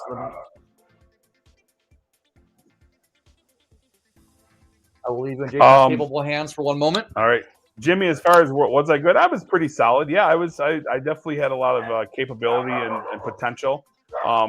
Could have been college bound, maybe. Yeah, I mean I would say that's probably pretty reasonable that I could have played college ball somewhere if it would have came down to it. But when the knee injury happened, it's kind of changed things and changed the direction of where I was going to go after that, and that's fine. That's just how things go. It is what it is. But let's see here. Campbell going for it. Yeah, no question. Yeah, he was. Oh boy, here we go. All right. Yeah, he definitely would have went for it. I agree with you, which I think would have been the wrong call, but he would have done it. Goff isn't a winner. You'll be okay. I mean, that's true. Jared Goff, I mean, that's why Sean McVay cut him loose. Sean McVay did not believe in Jared Goff. They thought that he was actually the detriment that cost them a Super Bowl, and the quarterback position was the missing piece to get them over the hump, which proved to be true since how Matt Stafford came there and won a Super Bowl when he hadn't won a Super Bowl in all the years in Detroit. Come on. Got him. Nice stop. Fourth down. Here we go. We got the fourth down. We got the situation I was talking about. Dan Campbell, is he going to keep logical and take the points and realize the situation? And if he doesn't and he goes for it, whatever the result is, it's the wrong play. That's the bottom line. You go, you take the points, and you move on. You need 10 points. Going for it right here, unless they're trying to draw them off sides, is a stupid mistake, and they deserve to be punished down one more time. They have to be kicking here. Wow. Stop him. Oh, yes! Yes! Mistake. Another mistake. Dan Campbell, you are going to – this is unbelievable. This guy – okay, yes, he would have converted if he didn't drop it, okay? That's true. It looks like he would have. I mean, the guy would have been on him. It would have been close. But the bottom line is you take the points. You're down 10 points. That's just, if you're a Detroit fan, you are screaming and trying to grab him through the screen. Unbelievable. I mean, I'll take the break, but whew, up 10 still. You take the field goal at home. You have plenty of time. It shows he has no faith in this defense, and that's why the Lions are going to have a hard time going anywhere this year, because of the fact their defense is a liability and it will continue to be a liability. And Dan Campbell is trying to make up for that deficit with basically being a wild man and just going for it willy-nilly. I don't get it, but teach their own.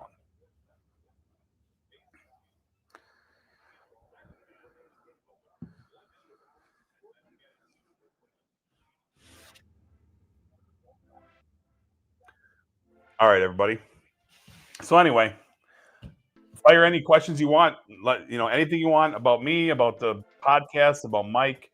Feel free to ask anything. Any questions you have on fantasy stuff and players to play this week. Anything from bets for this coming week as well. So if you have any questions on certain picks for the Sunday games or anything at all, so I'm here for it. Mike is busy for the moment. He'll be right back in, helping his wife getting Thanksgiving dinner ready to roll in a couple hours.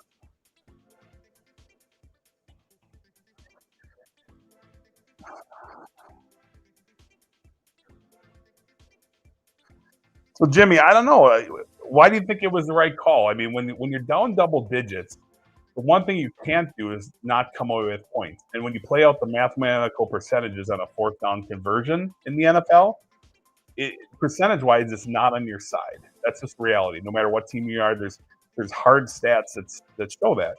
So one thing you can't do in the fourth quarter is come away with no points in that spot against a team that is scoring on you pretty much at will. So therefore, I feel that taking the field goal is gut-wrenching, right? Because you feel like you're failing, but in the end, you need that 3 points at some point to win the game, most likely, and to have a chance. So to me, you take the points and you go on. But I get it. I get what you're saying. Dan Campbell, this offense, that's how they survive. That's why they've had success the last few years, is because Dan Campbell thrives and goes forward in these spots. But he also cost them a huge game against Philly and a huge tiebreaker situation for playoffs.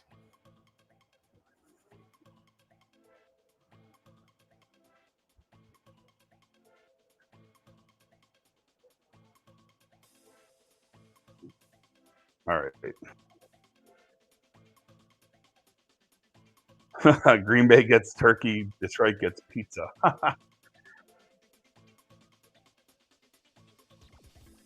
Yeah, Herbie. I mean, like I said, it's who Dan Campbell is. So you could debate whether it's the right play or not. If it was a 7-point game, sure. But when it's a 10-point game, you need the points. Points are a premium right now. You can't go away without points. So when you talk about percentage overall in the NFL converting on fourth down, you're way more likely to not convert it than convert it. So therefore, mathematically, it's probably not the ideal play. But I get what your logic is as far as why you think it is. No, Mike's wife, she's just having him probably assist with some stuff. A lot of people, 16 people, going to be here today. So yeah, he's doing his husbandly duties for sure. I mean, the right play because he had the first down and he dropped it. The result, you can't be results oriented. I mean, it's kind of like I play poker, and if I have a hand and I shouldn't have called somebody on the turn, and then because I was way behind, it was a bad call. If I get there in the river and mathematically I was a long shot, just because I called and I was right doesn't mean it was the right move. Oh, gosh, he dropped it. 3rd down and 4. Come on, Green Bay. You got to catch that, Watson. Girlfriend, not wife, but might as well be wife. Yes, I know my place. It's almost common law stat. They don't have common law in Nevada, but wow, look at that. Almost caught it. I've been sampling everything, though, so it's been delicious. You're in for a treat. Looking forward to that.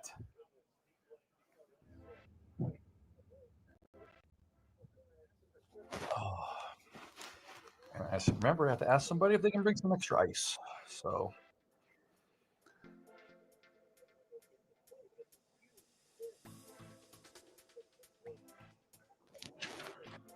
You said cooler, and that reminded me. They made it back behind the line. Oh, yeah, you're right. As far as the play call, it would have worked. It was a play call ended up being perfect. So, yeah, it definitely would have worked if he doesn't drop it. But, yeah, going for the field goal would have been fundamentally the right play for sure. As far as what we both do for a living. Vegetarian stuff. Vegan, not vegetarian. There's a difference I learned, but Lord knows I'm not going to be eating it. So. What's you're not going to be eating? No, he was asking about, he was saying the vegetarian stuffing. But I was saying it's vegan, not vegetarian. There is a difference. You won't be eating it? You don't eat it? Well, I love stuffing, so I probably will. I'm just going to cover it in gravy and salt. So what's the difference between vegan and vegetarian? Vegan, you can't eat anything from an animal. So, like, you couldn't eat an egg, or you wouldn't wear a lot of them, if you're hardcore, you don't wear leather. You put eggs in the mix stuffing? Are there eggs in stuffing? No, I'm just giving you an example of the difference between. No, I don't know what the preparation is. No cheese, no dairy. Right. It comes from an animal. Right. So I'm not necessarily sure specifically what in the stuffing is, but I'm guessing it has to do with the bread. I don't know. I've had some vegan stuff and it's not bad. I suppose vegan because bread is made with eggs, right? Is there any eggs in bread though? It's cornbread stuffing usually, or it's like traditional stuffing is cornbread. So I don't know offhand. With gravy and stuff, I'm sure it's gonna be good. But think of like potatoes, right? You couldn't put butter in them. You couldn't put sour cream. Are there potatoes? Like 2 things of potatoes.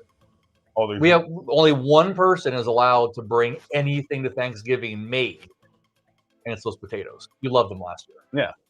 I brought 2 massive pumpkin pies, which Mike is going to have to eat inside of 60 seconds if Green Bay wins. Anyway, as far as the question, what we do for a living, it's always a loaded question, right? Because I'm mostly retired from the IT world. I don't have a normal day job. I do a number of different things, same as you, and just enjoying it. I'm actually trying to get more into video editing and stuff as a paying hobby.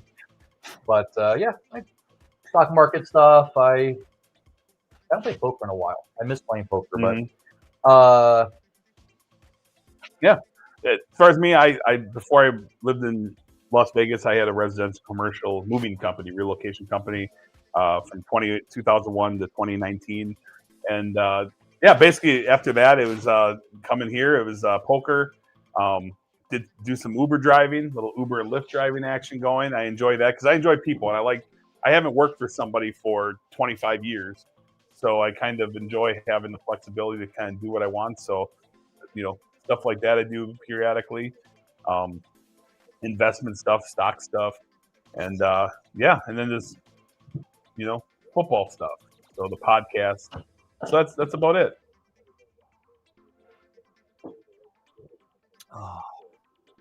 your wife works hard. Yeah. But yeah, we love it here. We play poker sometime. It's we've thought about having a Mike and the Feather meetup game at some point. Yeah. That would be kind of fun.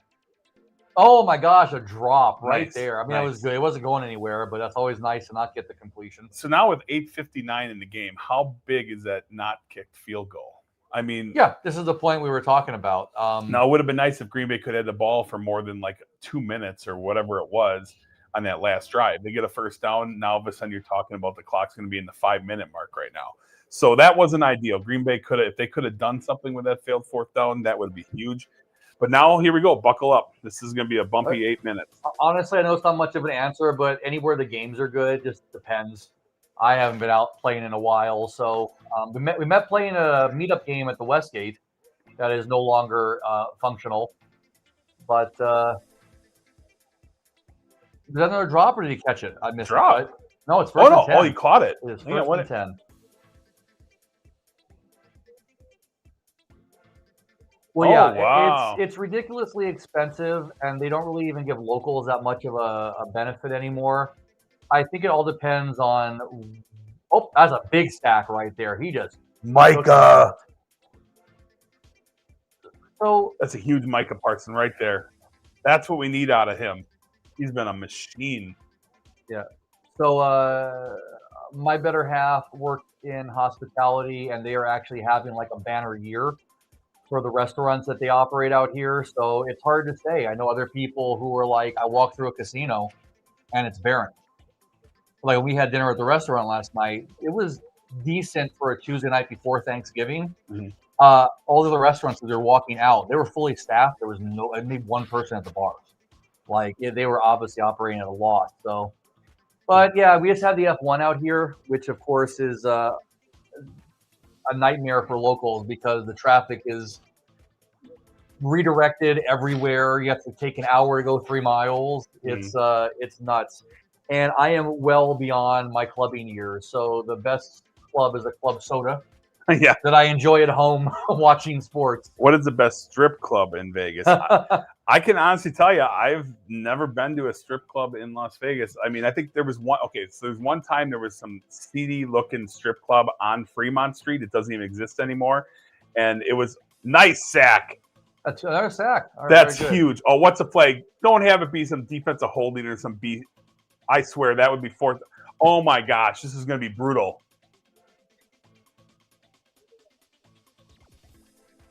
Oh my gosh. Of course, in a sack, it's 3rd and 1,000,000. He gets sacked, and they're going to get a first down. Come on. Let's see. Let's see if it was illegal contact.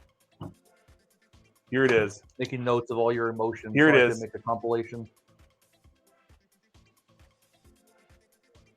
Oh man, that's close. Yeah, whatever. Legal contact. You know, I same concur. thing for me too. I haven't gone to a strip club in years. A very good friend of mine says the reason he doesn't go anymore because the only thing you get out of going to a strip club is frustrated.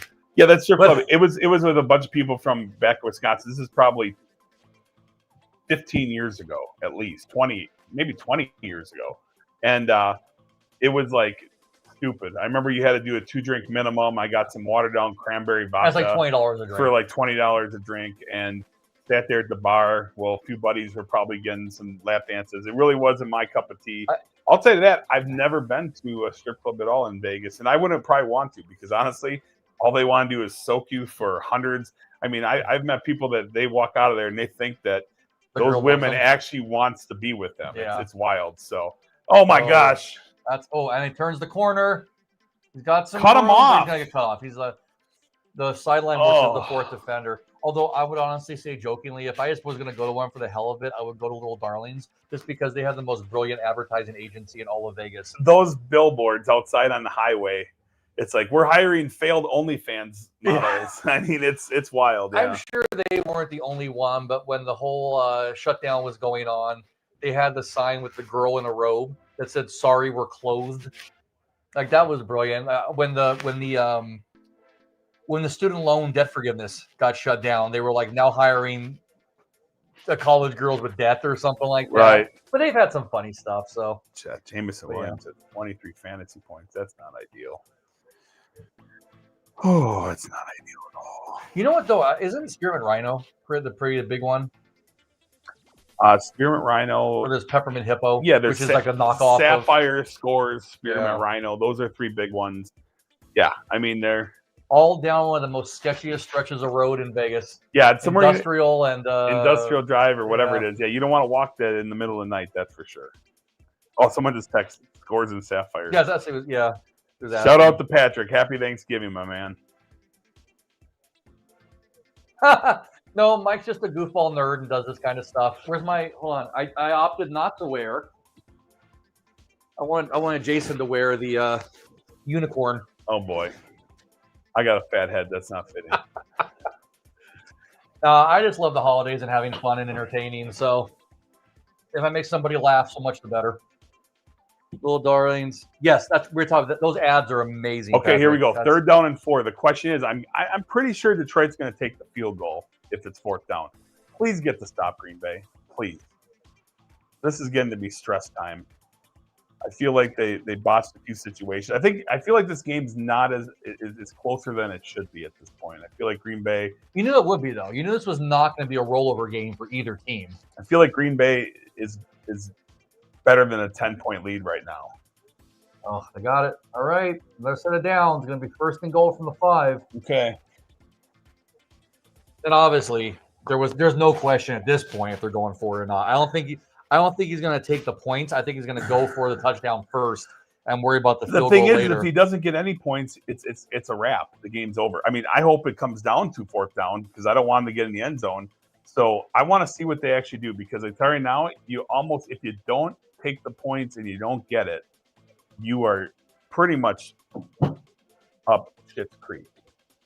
Favorite video game of all time. I feel like this is there's a dossier being written up on me right now. I'm a huge gamer. I would say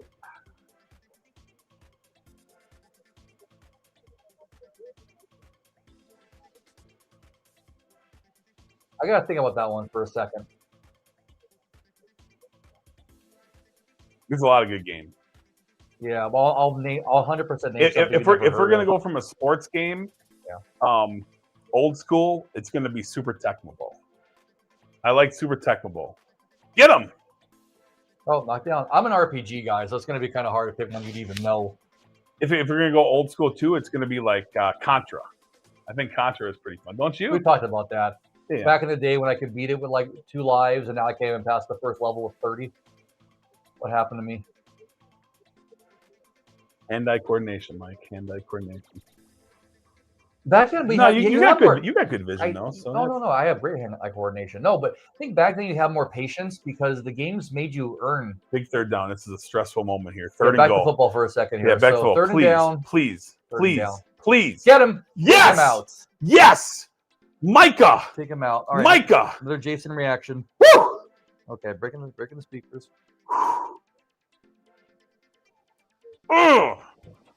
Field goal.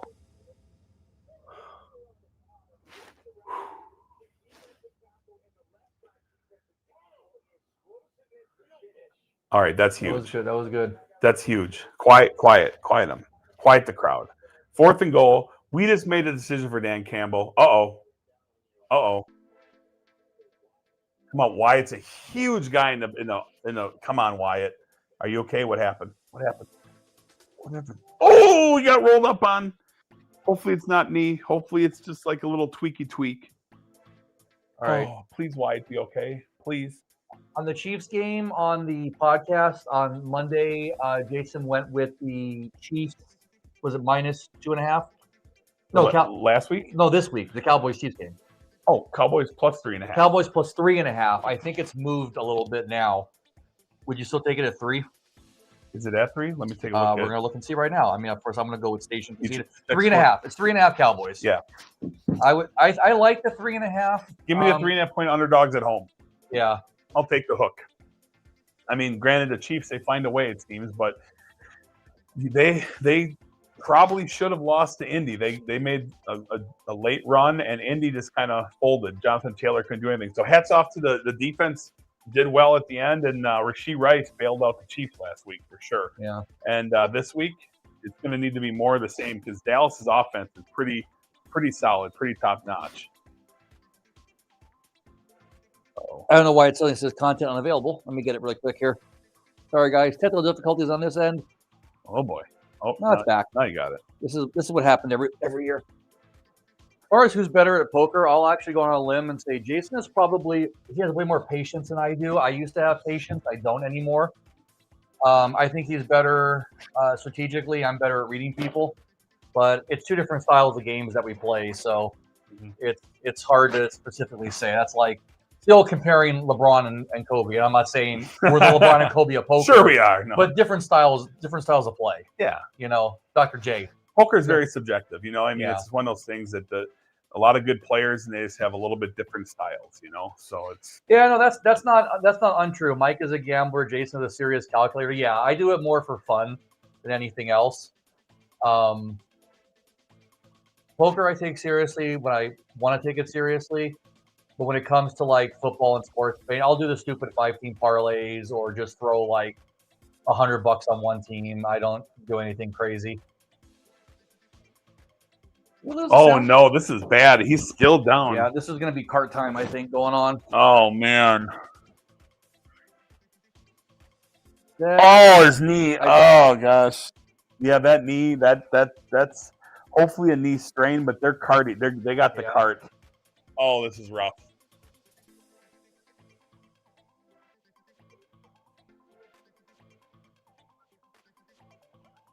Oh, gosh. Yeah, especially with the way Dallas showed up with the defense against the Eagles last week. And, I mean, the Chiefs were what? They were down by 11 most of the game? Was it 29? They're down double digits. Double digits, yeah. So, but who knows? Thanksgiving, even though it's a Thursday game, it's a weird time to play. George Pickens has been the key for Dallas. This guy, he's going to get monster contract next year because he's on this 1-year deal.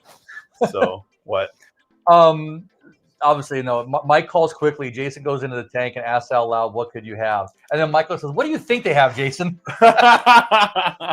Jason reads my hand correctly about 1 out of 20 times. Oh, jeez. You must have queens. You got to have queens. You wouldn't do that with 10s. I show him 9s. It's Mike is generally fairly nitty, but he tries to say he's not. So, you know.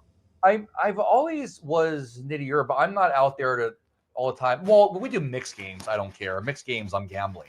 Right. If I'm playing Hold'em, I mean, but it's hard. You know what? Just because you look nitty doesn't mean you're not playing well. Like, okay, I called with 7-5 suited, and the flop was King Jack 10. What am I going to do? There is times though your nittiness you take advantage because you'll play a hand. You literally will play some crap hands. But then again, he plays these crap hands strategically because he wants to try to sell that he's like that. and then he'll get you when he has the nuts every time. I will say that is one skill I have is I know my image at the table at all times, and I know how to adjust to it. Even if I've had to fold for like 5 orbits, now I know where to open up. Or if I know I'm splashing around, exactly. Yeah, but that's the game is the game. It's different for everybody. A miss would have been cool there, but okay. So how big is that non-attempted field goal before? I mean, it would be, It's still a 1-score game either way, but... Thank you, Wyatt. Hopefully... Thank you for your service. Man, he's a big boy, so hopefully it's a strain and not a tear, and he'll be back. But a big guy like that getting rolled up on and all that, weight, I have to think that it's... No, not Jacks are better. No, that's the thing. Is trust me, I'm not Jacks are better. I hate Jacks. Everybody. I hate queens. I don't know. This man folds his ace king and ace queen pretty easily. And pretty correctly, right? Usually pretty correctly. He is pretty correct. Yes. I mean, you are kind of a monsters in the closet kind of player, though. I am. So that's tricky, because you literally kind of, and I get it. You go. I have anxiety issues. Don't get on my case. But as a poker player, when you go through rough spots, it's a mental game. So sometimes when you keep seeing people having one better, or they, you have aces and someone of course has 2 pairs set, and you experience that, next thing you know, you're always seeing monsters in the closet. And some people are like that. And it's good, though. Sometimes you got to be prudent. And a lot of times you lay down the best hand because you have that mentality that, so it's not a bad thing. I mean, my worst... You're not a blaster. That's important. My worst run at poker ever across 2 states. What? This was back after I moved out here. I lost with kings back-to-back to a flop set of 2s and a flop set of 3s. I was leaving for California next day to meet up with some friends. I went to California, went to the bike, played poker. First hand I got kings, lost to a set of 10s. That's how I run. That's rough. My bad runs go across state lines. Hey, you're consistent. Yeah. All right, let's see what have we got here.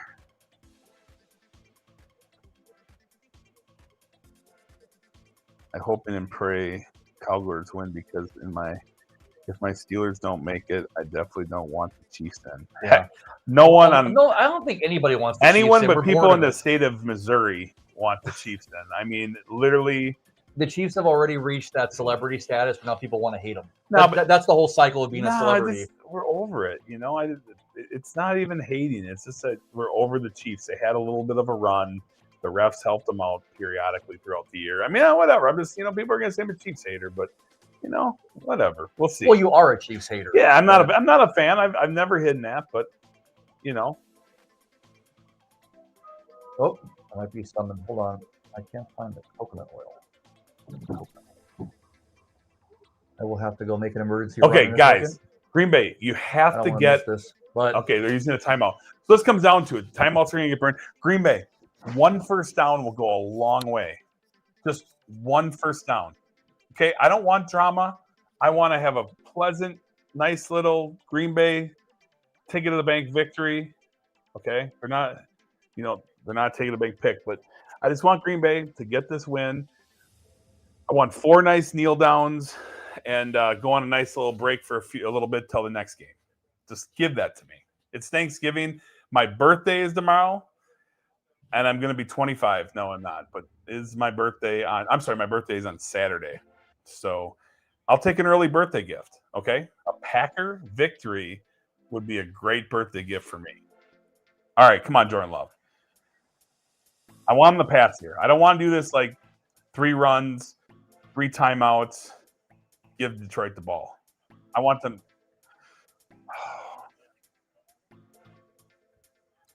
Okay, they're doing the run. And another timeout.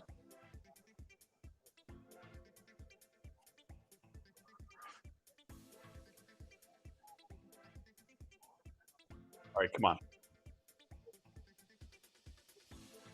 All right, how are you guys feeling right now? Give me your prediction. Is Green Bay going to hold and win this game, or are they not going to? Let me know in the chat. Green Bay holds and gets the victory, or they give it up. Let me know down below. Come on, guys.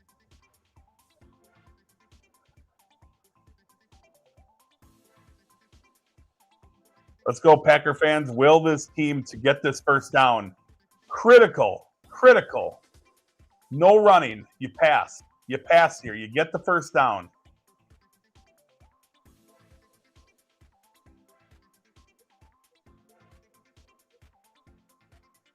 Yes! Woo!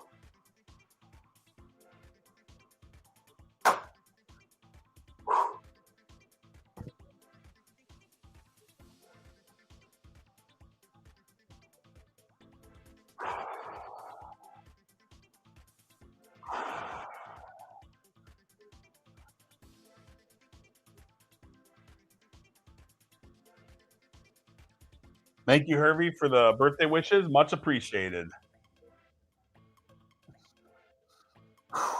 Whew.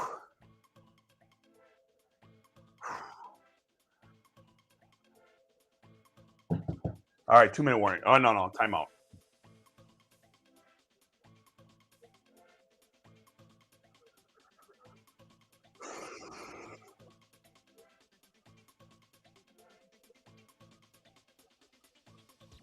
Wow, Jimmy, come on. They choke and lose by 1 point on a 2-point conversion.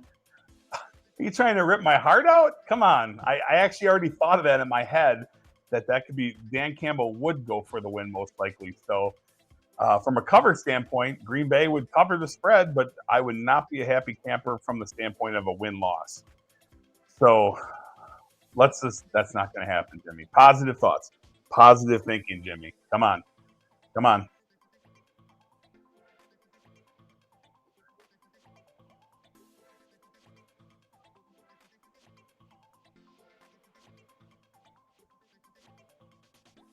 Did I fart when I stood up? Jeez, no, I did not. Come on.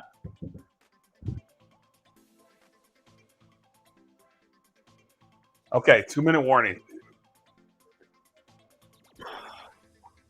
Here it is right here. This is the third down of the game. They get the first down. It's over. It's that simple. They get the first down. It's over. I don't want to see some Dan Campbell 4th down and 1. Go for it. Wait, I'm back to see the ending. 2-minute warning. No timeouts. 3rd and 3. First down. Ball game over. No first down. And I hope they punt. If it's 4th and 1, I don't want to give the ball midfield to Detroit. I want to.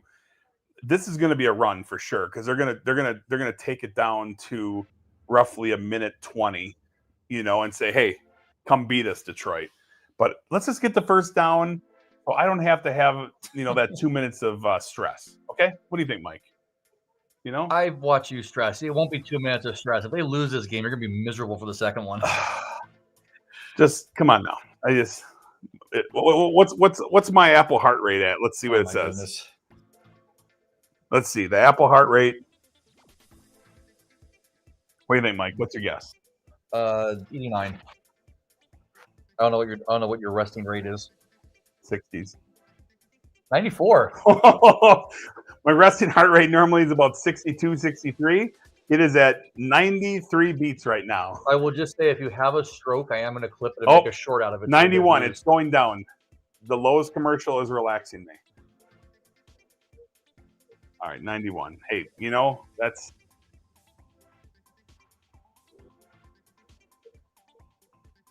My buds. Jimmy said I just farted. So when you were on there and they got the first time I jumped up, he goes, "When you jumped up, did you fart?" I'm like, no.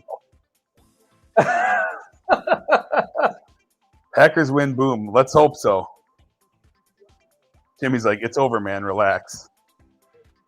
Oh, it's never over. We've learned that. It's never over. Have you watched the NFL this year? I mean, holy man, this is like Green Bay, how they lost against Carolina and Detroit. I mean, Carolina and Cleveland was putrid. Do you remember that week? That was the 2 blocked kicks Block at the end, kicks return and for then, touchdowns. The Eagles and the that Packers too. game. Yeah.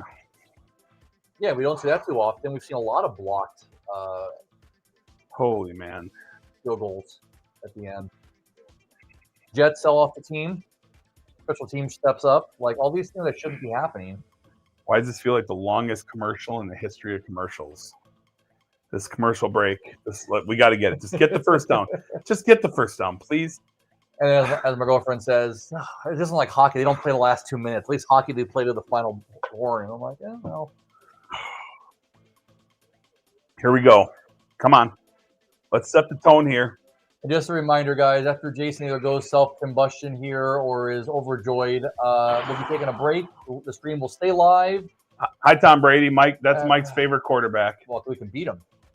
Yes, we know the special ed Eli Manning beat Tom Brady twice. I can never complain about being a football fan, considering the Super Bowls I've gotten and how we've gotten them. Do you think that people did Eli's homework in college to get him through? Whatever it takes to get the job done against Tom Brady. All right. We'll be back for the Chiefs-Cowboys game and hopefully make it to the end of that one. All right. Next week, it's about framing on the camera. Come on.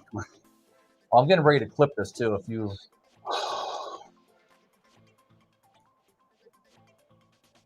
Oh, my God. Well, folks, don't pick up your turkey legs yet. It is not over.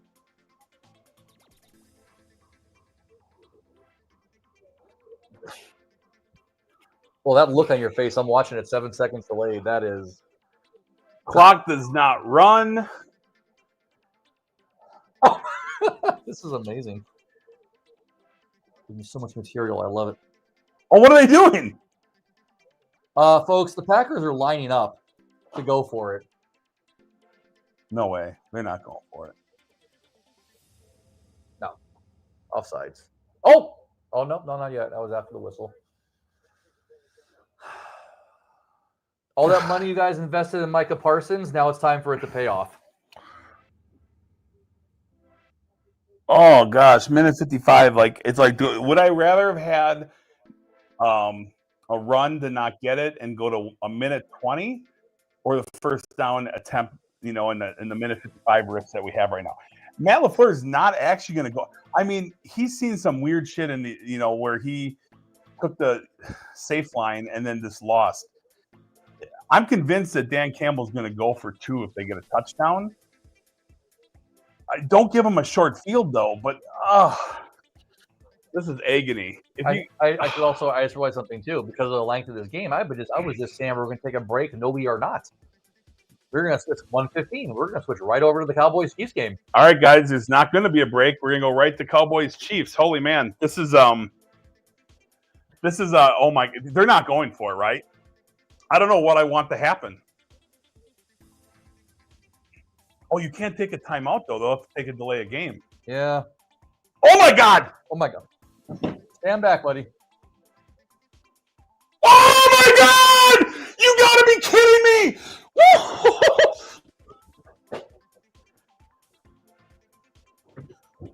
Oh. Jason, calm down. Right here. Hey, Lions, see this? Lions? Hey, that was my dad's. Oh. What did you knock over before that? There's some sort of action figure, Ghostbusters. Oh, yeah, sure. Action figure. Sure, that is. Holy cow. That's an adult collectible. It's good. It's healthy. Look at that catch.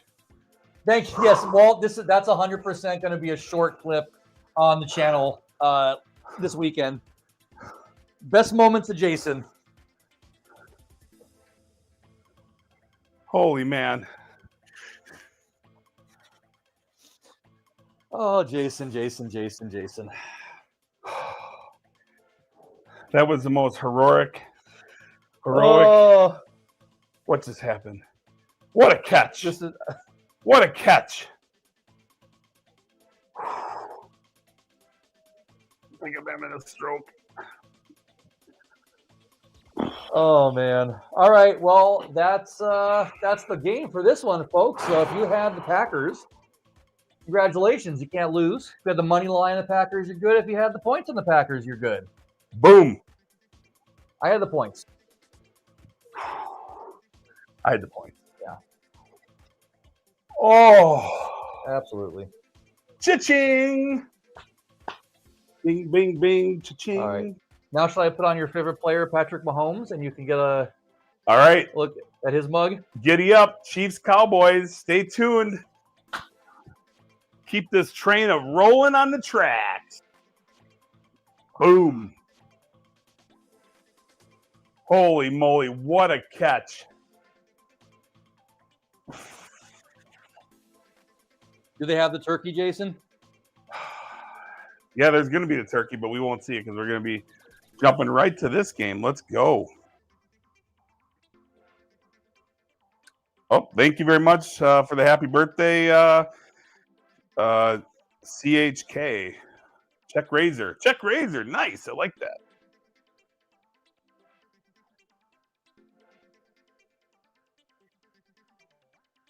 Walt McFly. I like that. Yes, Don. Much love sending love to Wisconsin and my Wisconsin family. We knew they would do it, Don. There was never a doubt at all.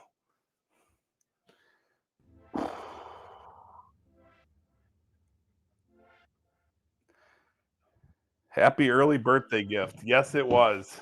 I'm good.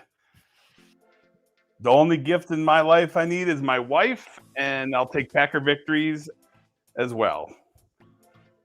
Babe, if you're watching this, you know how I'm feeling right now.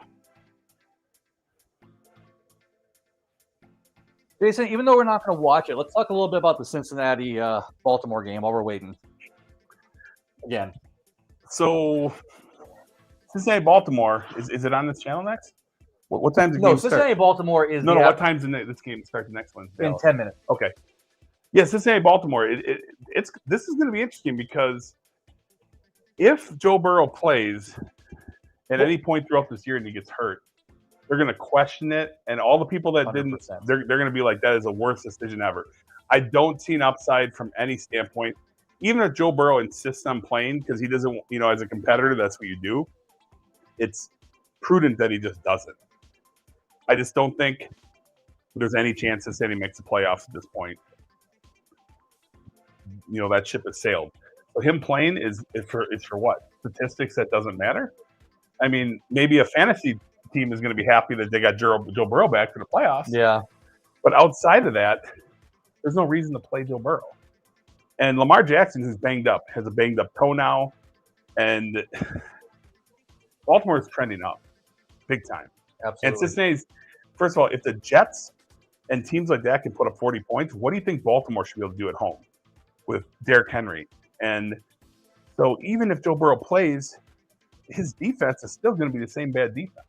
So why have Joe Burrow play in vain when the defense probably isn't going to be able to hold up anyway? Yeah, it's an interesting situation, but I guess you roll the dice, right? Because let's say by some miracle they squeak into the playoffs. So Joe Burrow goes out and plays this game and he gets them there. Mm-hmm. Let's say you put Flacco out there and he loses the game. And then there's the question over your head, what if we had played Joe and he put us in that spot? So I feel like they're rolling the dice on potentially risking an injury. But I think between Joe Burrow and the team, I'm fairly certain this isn't like a borderline decision. I'm pretty sure he's on the better side of good to do this. What do you mean, physically? Yeah. Oh, he's probably healthy enough to play, but he's way ahead of schedule. That's what I mean. He was a maybe to come back in late December, a maybe. Yeah. And now he's back. I just don't see it. I mean, I think that Baltimore is going to be the rising team. Their defense, they figured it out.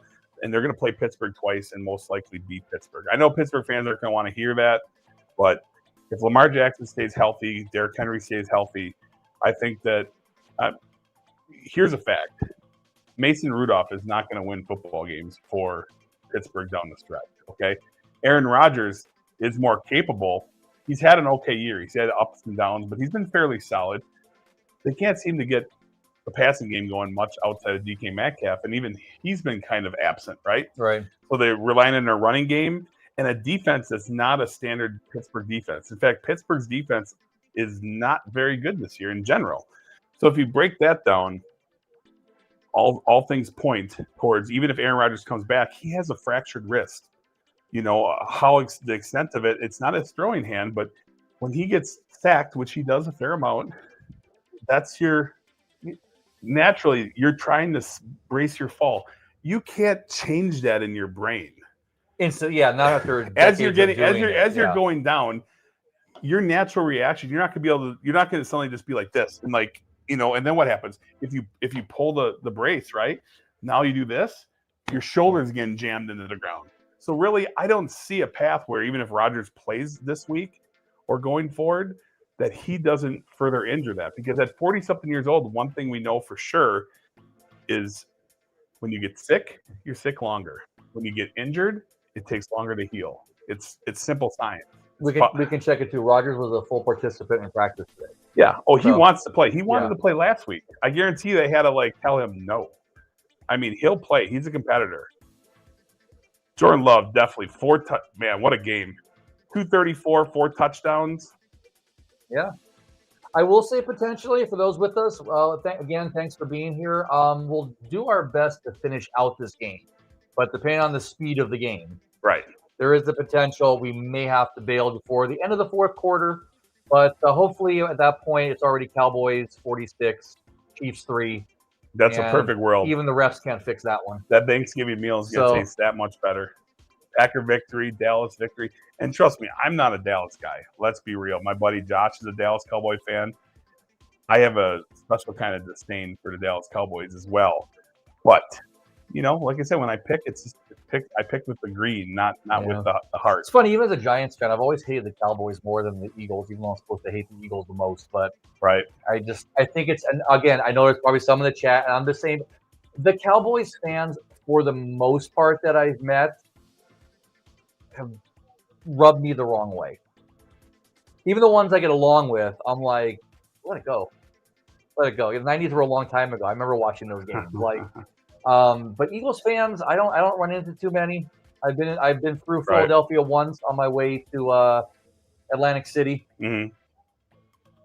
Yeah, Packers 3-0 in the division. That's obviously huge. That could come into play, depending on how the rest of the games shake out in that division. Hervey, you'll be the same during the Steelers game. Yeah, I believe it. The Steelers fans and Green Bay Packer fans are some of the best traveling fans and the most intense fans. I mean, we love our teams to the core. So, yeah, that was a stressful ending there. That fourth down, they don't convert that. You give the ball midfield, 2 minutes left. That would have been tricky. As far as I have thought in my head, let me find that message. Well,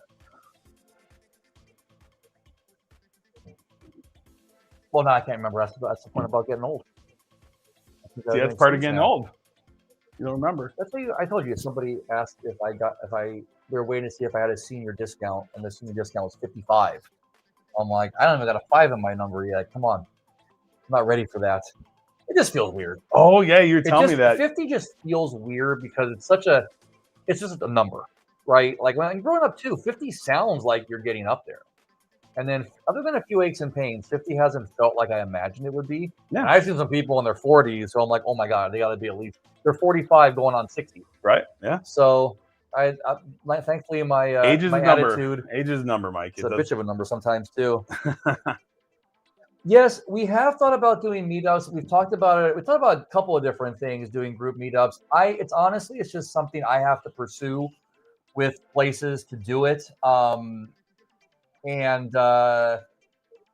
This was an interesting year for me. So hopefully next year, a lot more of the stuff we wanted to do outside of a weekly football podcast is going to happen. So definitely stay tuned. And we'll probably be a little more interactive on the social medias. And some meetups for like poker or what?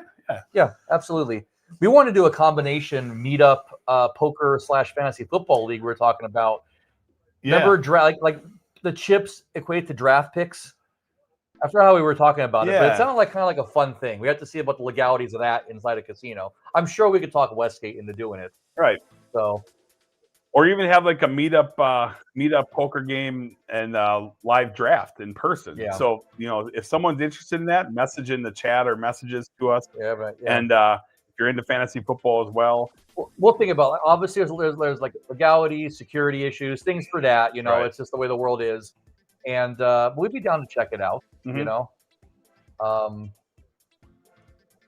Yeah, and if anyone's interested next year, maybe we could possibly utilize that room inside of Westgate, or Shauna could pull some strings, and we could use one of the facilities off of one of the sports books or something like that, and we could have like a 10-team league live fantasy football draft. Yeah. That'd And be fun. something like that. And so and then even if you don't live in Vegas, if you're willing to make the trip to Vegas, we set a date. Chickridge is right. I fucking what? Oh, Whoa, demonetized. Whoa. And even the dog was not happy with like your. it. Yeah, The dogs are out. Resorts World. Yeah, Resorts World. I know some people there, and also like that poker room is. It's they're open to all that stuff. Yeah, that's got to be on life support still. I check during the World Series. I'm like, they have 2 games going at 8:00 at night. Yeah, like it's a beautiful room. Mm-hmm. I would say I like Resort World better than Aria because of where it's placed. It's a nice room. The room is nice. I think aesthetically the Aria is nicer, but being in that main walkway compared to Resorts World, I don't know. I'm a sucker. Resorts World, the poker I'm a sucker for those stupid gold cards and all that stuff. But I mean, Resorts World, like as far as like fundamental, like the poker room, it's the lighting, the size. It's the nicest space. room. You got the sports betting most kiosk comfortable right chairs in there. ever. The chairs are comfortable. Yeah, it's this location. If you put Resorts World poker room where Planet Hollywood is, or somewhere in that neighbor in the middle of the strip, that probably is going to compete with Bellagio and Aria. But unfortunately, it's way down the way, and it's kind of an afterthought because you got the Wynn across the street, and it's like kind of like if you are a regular for the Wynn, you put them on equal level as far as if they were both busy and equally the play was good. But why would you switch to the Wynn? It's like if you're talking about two, you're going to stick with what's familiar with you. I like the Wynn, but it feels so impersonal. Yeah, it's a nice space, but it feels. I mean, maybe that doesn't matter to a lot of people as long as the game's good. I completely get that. But I like where people talk. Like, imagine that the guy who talks all the time loves to talk. But I mean, they love listening to you. That's where I love MGM and other casinos like that for poker, because I don't want to sit in silent. The World Series of Poker time, that's your time. You're usually going to end up sitting in silent, really concentrating. Yeah. And sometimes you get a fun table. But when I'm playing cash game poker, I want to have conversations and meet people and talk sports or talk life or just have fun, because it ain't that serious. Part of the enjoyment of poker and the draw is like it's not supposed to feel like a job. I'm gonna 100% put that on the list of things I want to do with this channel and stuff, and I'll work on Resorts World and see. Because truthfully, I would rather do it at Resorts World than Westgate. Yeah. Resort World would be a good game. I mean, that'd be good. That would be fun. Oh, they would go for a meetup game regardless. I mean, however, it would just be ultimately how we structured it. We can get a Rampage to come and give out free money. Rampage.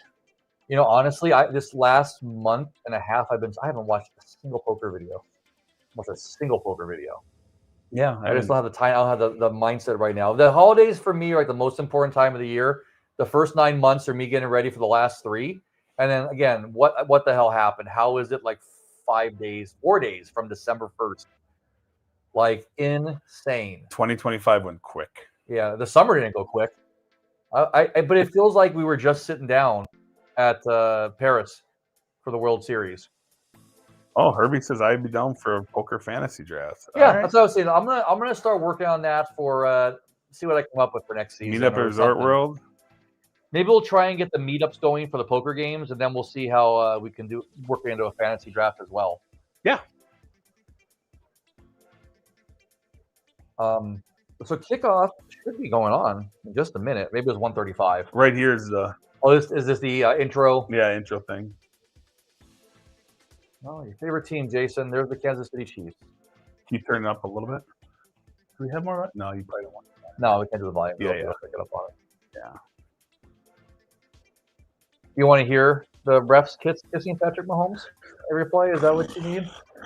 What a conflict though, having to cheer for either Dallas or Kansas City. It's kind of like, win-win, lose-lose kind of feeling. I would never quit to pursue doing slots just because to me that's gambling, and it's just not fun.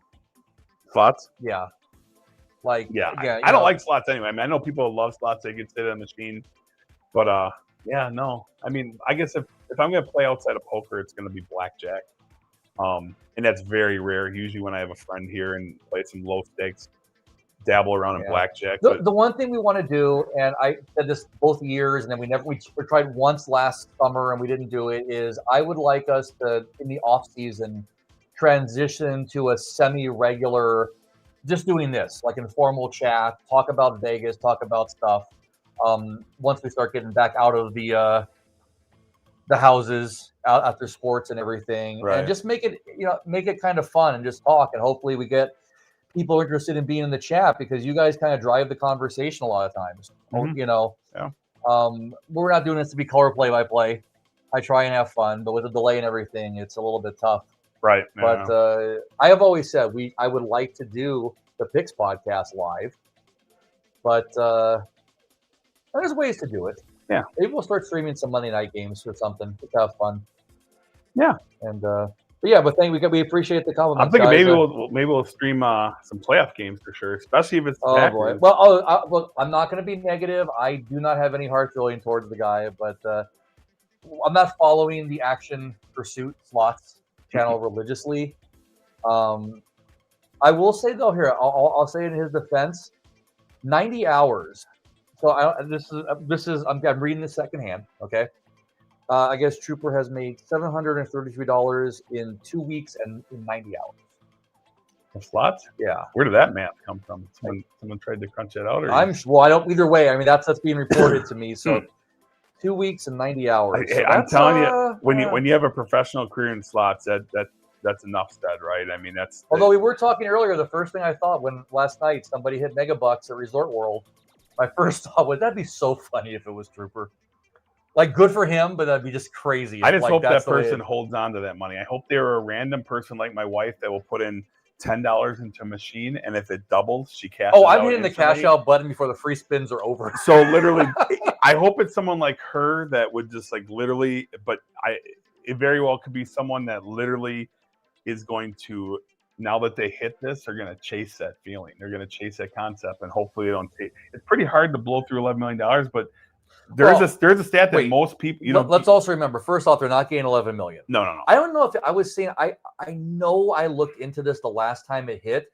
I don't know if Megabucks even offers a lump sum. Okay, so I know whether that one, I believe there is a lump sum, but here's how it's going to work. It's either going to be a lump sum, and it's far less. Yeah, taxes, absolutely. It's like, or you can take it over a period of many years, less taxes. Sure. How is Megabucks paid out? A Megabucks payout is not as simple as printing a ticket. Thousands. Hold on a second. Let's find this. Someone said losers play slots. Hey, you know what? If you're playing slots for fun, if you come to, here's the thing about any kind of gambling, okay? You know what? There's different hobbies for people. Some people like playing pickleball. Some people go bowling. Some people play golf. Golf's not a cheap sport by any means. I mean, golf courses can be a couple. I have brothers that like to play golf a lot, and golf courses and golf clubs are expensive. So if you like to go and your entertainment, if you work hard for your money and you want to go dabble in some slots, first of all, the key is always do something with your means. That's the most important thing. Then if you lose or win, it doesn't make a difference to you. And if that was fun for you, win or lose, great. But when you start saying you're going to do that for a living and you're basically putting bread on the table, paying your rent at the spin of a push of a button on a slot machine or a pull of a lever, to me, that's just, I don't care what kind of miraculous edge you think you have over the rest of the people. All I know is casinos don't usually ever go bankrupt. They close by choice, and usually they end up prospering. So I don't want to take those odds ever. It doesn't really answer the question, but it is a reduced payout or a 25-year annuity. Yeah. So, yeah, and I'm sure it's like, a huge chunk down. Like it's like take the $11 million over 25 years, less taxes, or it's probably some like $5 million less taxes. Well, they're taking at least 40%, right? Oh yeah. So let's say you get 6.6 million, 25 years times 12 months. That's 600 million. Oops. Sorry, doing this wrong real quick. 12 times 5, 300. 660,000 divided by 300. Oh, okay, that's still not bad. Oh, it's still good. Let's just say you get 6.6 million. Yeah. You're still getting $22,000 a month. Yeah. But that's good for free money. But it depends on where you live, because that breaks down to how much would that be a year? Well, yeah, it's it's $250,000 a year. Other than California, in most places you could California, New York. Yeah. It depends on the style of life you want, right? You're not going to be getting a Manhattan penthouse covered with this, but you're also not going to be living. I personally take the. I don't know. The thing is, if you take the long payout, I don't know if it's going to be 40% tax. And it depends, right? I mean, I guess the lump sum I was saying. I was just doing a comparison, right? Like I'd probably take the lump sum payout and just try to utilize all that money and invest it. I would too. And try to. How's Poker Kraut doing? Yeah, Poker Kraut. I see him periodically. He's working and dealing at MGM Grand, and we hung out. I don't know, a month or two back. Whatever, we played some darts. Me and my buddy G and him, and yeah, he's doing well as far as I know. I know that I believe he has a grandbaby or two, and I don't see him or hang out with him as much anymore. But yeah, he seems to be doing good. He's definitely not doing the YouTube stuff anymore. He just is living life and working, and yeah, that's about it. He gave up the YouTube stuff, which I get it. I mean, it's a lot of work. It's tough. It's a lot of work. I know our podcast, between prepping for it and recording it, editing it right now, is still a good 7 to 10 hours. Yeah. And that's just, I right now, what do you tip on 11 million? If I'm getting 11, I'm walking away 11 million. I'm tipping.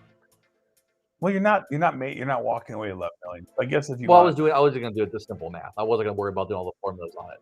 Yeah. If you walked out with, well, don't forget too, the person paying you doesn't care if you're paying taxes on it or not. They just know you're getting $11 million.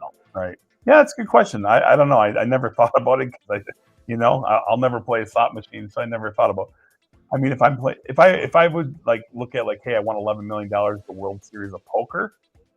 That's more realistic. Okay, winning is not realistic necessarily. I'm not, but I'm saying I tip 20% on average with hospitality. But would you tip 20%? I don't think I'm tipping. There's a threshold that makes common sense. Yeah. I think maybe this sounds low to me, but maybe I'm wrong. I think I would give $250,000. I'd make somebody's year. I could definitely spare $250,000 off $11 million. Because the way I look at it, I have $44 $250,000. Now I'll have $43 $250,000. I should be okay. I wouldn't give a lump sum to one person. So like if I wasn't thinking about that. Yeah. Like I would spread it around. So for example, I would probably if it related to like poker, right? Making $11 million in a poker tournament, right? World Series. I would give a portion because they split it amongst the dealers. It's pooled. So I would give a little bit, but you know what I would do is I would glad hand the people that I play, in cash game in Vegas, like the local dealers that they see me and I'm playing cash game and stuff. I would probably spread it around. Oh, you spread the wealth amongst other people who weren't even involved in it because they've been part of your journey. Yeah, I would spread it around. So enough. and I might do it in different ways. I might hand it directly, but I also might do it like in a case where like I'm at the table and I might be playing a 2-5 game or a 1-3 game, but I might have, a whole bunch of $100 chips in my pocket or whatever, and then basically I win a pot, and just kind of I would spread it around. I wouldn't give a slot attendant a lump sum, one person, because I feel like, I don't know if do they pool? I mean, I don't even know, like slot attendants. No, I don't think slot attendants they probably keep, right? Not speaking from experience. Yeah, I have no idea. I've never got a hand pay. I can't remember the last time I pulled a slot machine, but I would do right by it for sure. I mean, I would $250,000. Let's see. It's a long way to get to the answer for this question. I would say I would tip at least probably, to be honest, $75,000 to $100,000. Okay, I'm better than you. Okay, you're better, yeah. But we'll see. Depending on my mood, if I'm as elated as I am, like after a Packer victory, yeah, who knows? All right, guys. So we're gonna roll with you till about 3:30. So let's hope there's some excitement here, or let's hope there's some definitive action, so we kind of know where this is going. Dallas is going to start with the ball, and Dak Prescott, all-time leading passer for the Dallas Cowboys. Once again, wearing their throwback uniforms to a time I don't remember. And I feel like this game is going to be a little bit more low-scoring. That's a good question. I mean, you got Dallas, who's We'll find out. Will Dallas's defense step up this week? I mean, they did it. They gave 21 points early to Philadelphia, and then they gave up nothing. So we'll find out. I mean, it looks like the Chiefs are a big blitzing team, which means they can give up possibly big plays too. And again, guys, I know we do this on Thanksgiving, which is weird because everyone usually has plans with family. But thanks for joining us for a bit. And we did cross 3,000 subscribers during the. Sweet. Last I checked, we were 3,018. So some of the people who have been coming through found us. Great. Kind of fun. Had a Tom Grossi raid. I mean, they kind of came and went, but that was awesome. That's just amazing. That that was odd. I don't think he had any idea you're a Packer fan unless he was watching it. But now I'm on a mission. We're gonna get you and Tom Grossi together and do some kind of Packer thing. Tom Grossi and I at a Packer game at Lambeau would be pretty intense and pretty great. But you are the quintessential. Oh my goodness! Oh my gosh! Here we go, folks. And the Cowboys being the Cowboys. Oh, boy. Wow. Dak, who were you throwing the ball to? Well, Gary, that's going to be a rough start already. And we could tack a face mask onto that as well. Yep. Oh, that's a special one right there. Is that the broken leg dance again? Someone's going to do that broken or that. Oh, Gary said Dallas 27, Cheaters 23. Already behind the 8 ball. So that's going to be tough. Gary, I hope you're right. No foul on the play. No foul. Okay. Yeah, because I don't think he got the face mask. I think that's what they're contemplating, but I don't think it was. All right, let's take a look at this replay on this throw. He drops back. Who's he looking for? Oh, he got hit when he threw it, but I don't think that was. I don't know where that was going. That was ill-advised. That was Dallas doing Dallas type things, and why they haven't done much since the 90s. Herbie, we appreciate it. It's fun doing YouTube, but it's a lot of work. So these smaller channels. Although it did seem like once we hit a stride this year, YouTube is starting to like us a little bit more, which is nice. Trust me, my gaming channel, been working on it for 3 years, and thank you, Herbie. Appreciate that. Yeah, YouTube is pretty insane when it comes to trying to figure out exactly what Gary, thank you. They keep changing their policies. Hey, do shorts. Hey, do short videos. Hey, do long videos. Right. Yeah. It's hey, use keywords. Don't use keywords. And all right, past left side. Oh, there he is. Rashee Rice. And he's in the end zone. 7-0. 6-0 the Chiefs. The Evil Empire scores a touchdown. No, come on. Evil Empire is being reserved for the Patriots. They're back. Yeah, that's true. All right, Dak. Time to step up. Yeah. On a positive note, Rashee Rice is on a couple of my fantasy teams, so I can live with that. Patrick Mahomes, touchdown.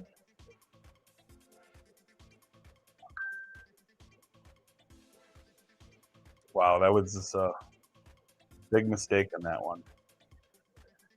Yeah, that was that might be an early look at finding out which Cowboys team is showing up for this one. I'm a gamer on YouTube. So I get it, no problem. Oh, yeah. Do you have a channel too, or do you just mean, are you streaming? Because let me know and I'll sub and absolutely try and promote it. To be honest, I kind of cheated. I had a channel years ago for something else, and I was monetized, and I let it lapse, but I kind of just converted what the topic was, so that way I kept my subscribers. And because that first 1,000 subscribers, man, that we grinded for that. We didn't get monetized till halfway through our second season, but still kind of impressive because we only do 20 odd shows a year. Yeah. So that's actually pretty cool. Well, people have to know you exist before they can watch you, right? Yeah, so it's like you work your butt off handing out cards and stuff. So yeah. Was I when I was at South Point? I think every day. Yeah, give me your channel name. I'll definitely please feel free to put it in the chat or comment, and I'll go over there and subscribe. I don't know about every dealer knowing me at South Point. I know quite a few do. Mm-hmm. What's crazy is some of those dealers at South Point were dealing to me at Luxor when I first moved out here in 2008. Yeah, some are Luxor, some are Excalibur even. Yeah, well, no, they moved to Excalibur. Well, because, Excalibur and Luxor were run by the same poker manager. Right. So at the time. So, yeah, they're Okay, you got it. After today or this week, I'll definitely do that. And like I said, mine, Oh, if you cool. want to search for it, it's Cake in a Cave. It's actually based on an old role-playing game from the 80s, a really stupid quest. But I'm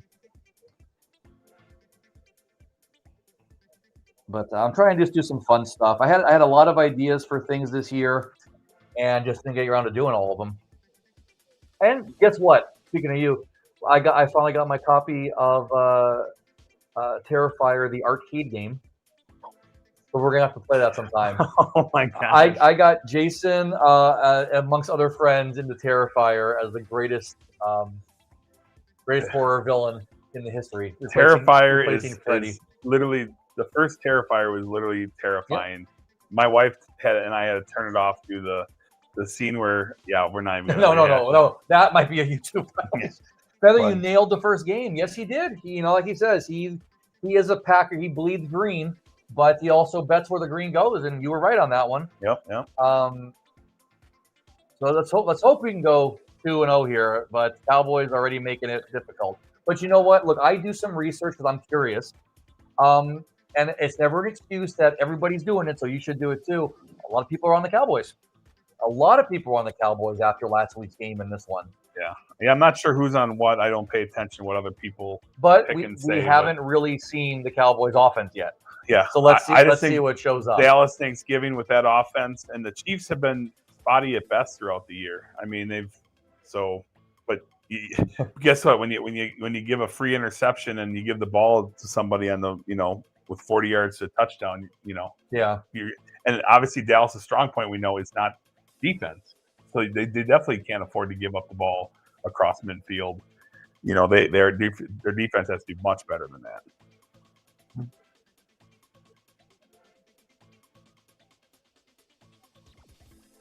All right, got a little run up the middle, getting about 5 yards on that one.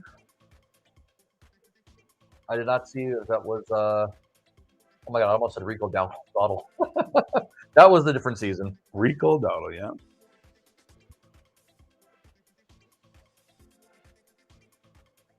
Javonte Williams has had a big resurgence. He left Denver. He faced a lot of knee injuries early on, and now he is actually showing out and been a bell cow back for this Dallas team. Oh, wide open. Can you get across the line? Get some yards. There you go. This is exactly how the difference between us and football. I forget. Is CeeDee Lamb out for the season, or is he? Is who? CeeDee Lamb, or is he back? No, he's fine. He's back. Yeah, okay, he played last week. Yeah. Honestly, we do the podcast, and I sit there listening to you, and I type all the things in, and when I'm done, I couldn't tell you one of the picks because I'm doing it as an editor. I'm not doing it as somebody listening to everything. Right. I'm doing the overview, but it's fun. So, all right. Nope. What we got? False start?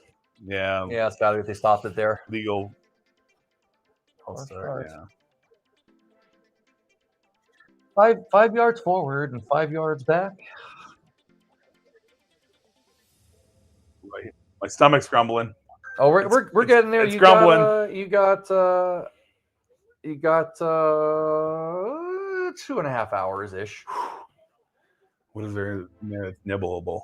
Is there appetizers put out already? Not yet, no. What did you get to snack on? I snacked on asparagus and garlic, so I'm not going to smell good. I come out at any end. Asparagus and garlic? Just raw garlic. I'm Italian. Wait, raw garlic? You actually snacked on raw garlic? That's good for you. You just like what? You just say, "Ron is going to bite a piece of raw garlic," and some of the vegan stuffing. So I've not had the good stuff yet. Vegan stuffing. Holy cow! We'll see how. I'm sure it's going to be good. No, it's fine. It's fine. You smother it in. It can't be any different than like stovetop stuffing. I mean, I don't know if stovetop stuffing is like non-vegan. Like I don't know. It probably is. I guess. All right, here we go. Pickens has finally become the player a lot of people thought he could be. He's always been the talent player. It's said he's a problem child off the field in the last couple of years in Pittsburgh. That's why they dumped him. Yeah. So if he can, also Pickett wasn't helping. Right. Yeah. Yeah. They say he's one of the most competitive guys on the team, if not the most competitive. So the guy wants to win, and he had these guys are kids. You're afraid they come to the NFL and make millions of dollars, but they're young 20s, right? And they're going to make mistakes. And so hopefully he turned the corner and he's becoming a veteran and he's going to grow up and have a great career because the talent is there. It's just the attitude that lacks sometimes with Pickens. Pickens. We never got much of there we go. That's CeeDee Lamb right there. Yep. Well, I guess if I waited about a minute and a half, I wouldn't have sounded dumb. I would have just seen him and gotten my answer. I knew I made a huge mistake by getting rid of Pickens. Oh, on your fantasy team? Oh, yeah, he definitely was huge, especially those games that CeeDee Lamb was out with injury. He took over and just dominated. It was pretty awesome. So I like this Dallas offense. I do. They're talented on both, every facet. I'm getting ready for my next caffeinated water. I am going on, again, 2 hours sleep in the last day and a half. You are wild and a maniac. But you did a hell of a job decorating, and everything looks great. Yeah. Everything's set up beautifully. You do an awesome job. No, we get this place ready for Thanksgiving every year, and it's fun. And but it's work. It is work. Next year, we're going to take up a collection. Take up a collection. Oh, maybe you should start a decorating business. You go around and you can decorate People everyone always else's ask home. me if they want me to decorate. I'm like, I gladly will, but I mean, you could do. I no, mean, you know why? Because I'm like that artist, right? Like I hate everything I do every year. Like I will. Oh my gosh, that's a high kick right to the chest. It's like nice. a Daniel Bryan kick in WWF. Look at this. And oof, yeah. By the way, this Saturday, Survivor Series. Yeah, you haven't watched any wrestling anymore. We can't watch it, right? Because you got to pay. Do you have? I can't say the name of the site on YouTube, but yes, it's very easy to watch. That's on Saturday. You gonna watch it? I've lost touch since the last WrestleMania. Yeah, it's gonna be here again. It's gonna be on repeat. The luster seems to be off a little bit. Yeah. It's when they sold it goes through spurts. When they sold out to Saudi Arabia, I don't know. Yeah, that one kind of got me too. Well, the NFL's, I mean, everyone's trying to make an overseas presence, right? Look at this year. It's all about this year. It's all about the Benjamins. Yeah, hopefully next year we don't have more overseas football games than this year. Because, man, getting up, it's a first world problem. But getting up for 6:30 a.m. games is rough. That's the nice thing about living on the West Coast, when NFL football day is over, it's still like 7:30 at night. That's right. I know. I didn't even think about that today. That's true. Right now, for a lot of people, it's 5 o'clock. They can listen to us. They're stuffing their face with turkey. Yeah. Or they're already in a coma because some people eat early. And by the time the late game's over, it's like 10, 11 o'clock, right? Here, it's like, okay, it's like 8 o'clock maybe. So that's nice. But when you have that 6:30 a.m. game, like I can live with the 10 a.m. start. That's fine. But 6:30 means if we go to Westgate, I'm there by like 4:30 a.m. And I did that for 5 years straight. Are you a huge wrestling fan, like from back in the day as well as now, or what's your era? Because I started watching like in the late '80s,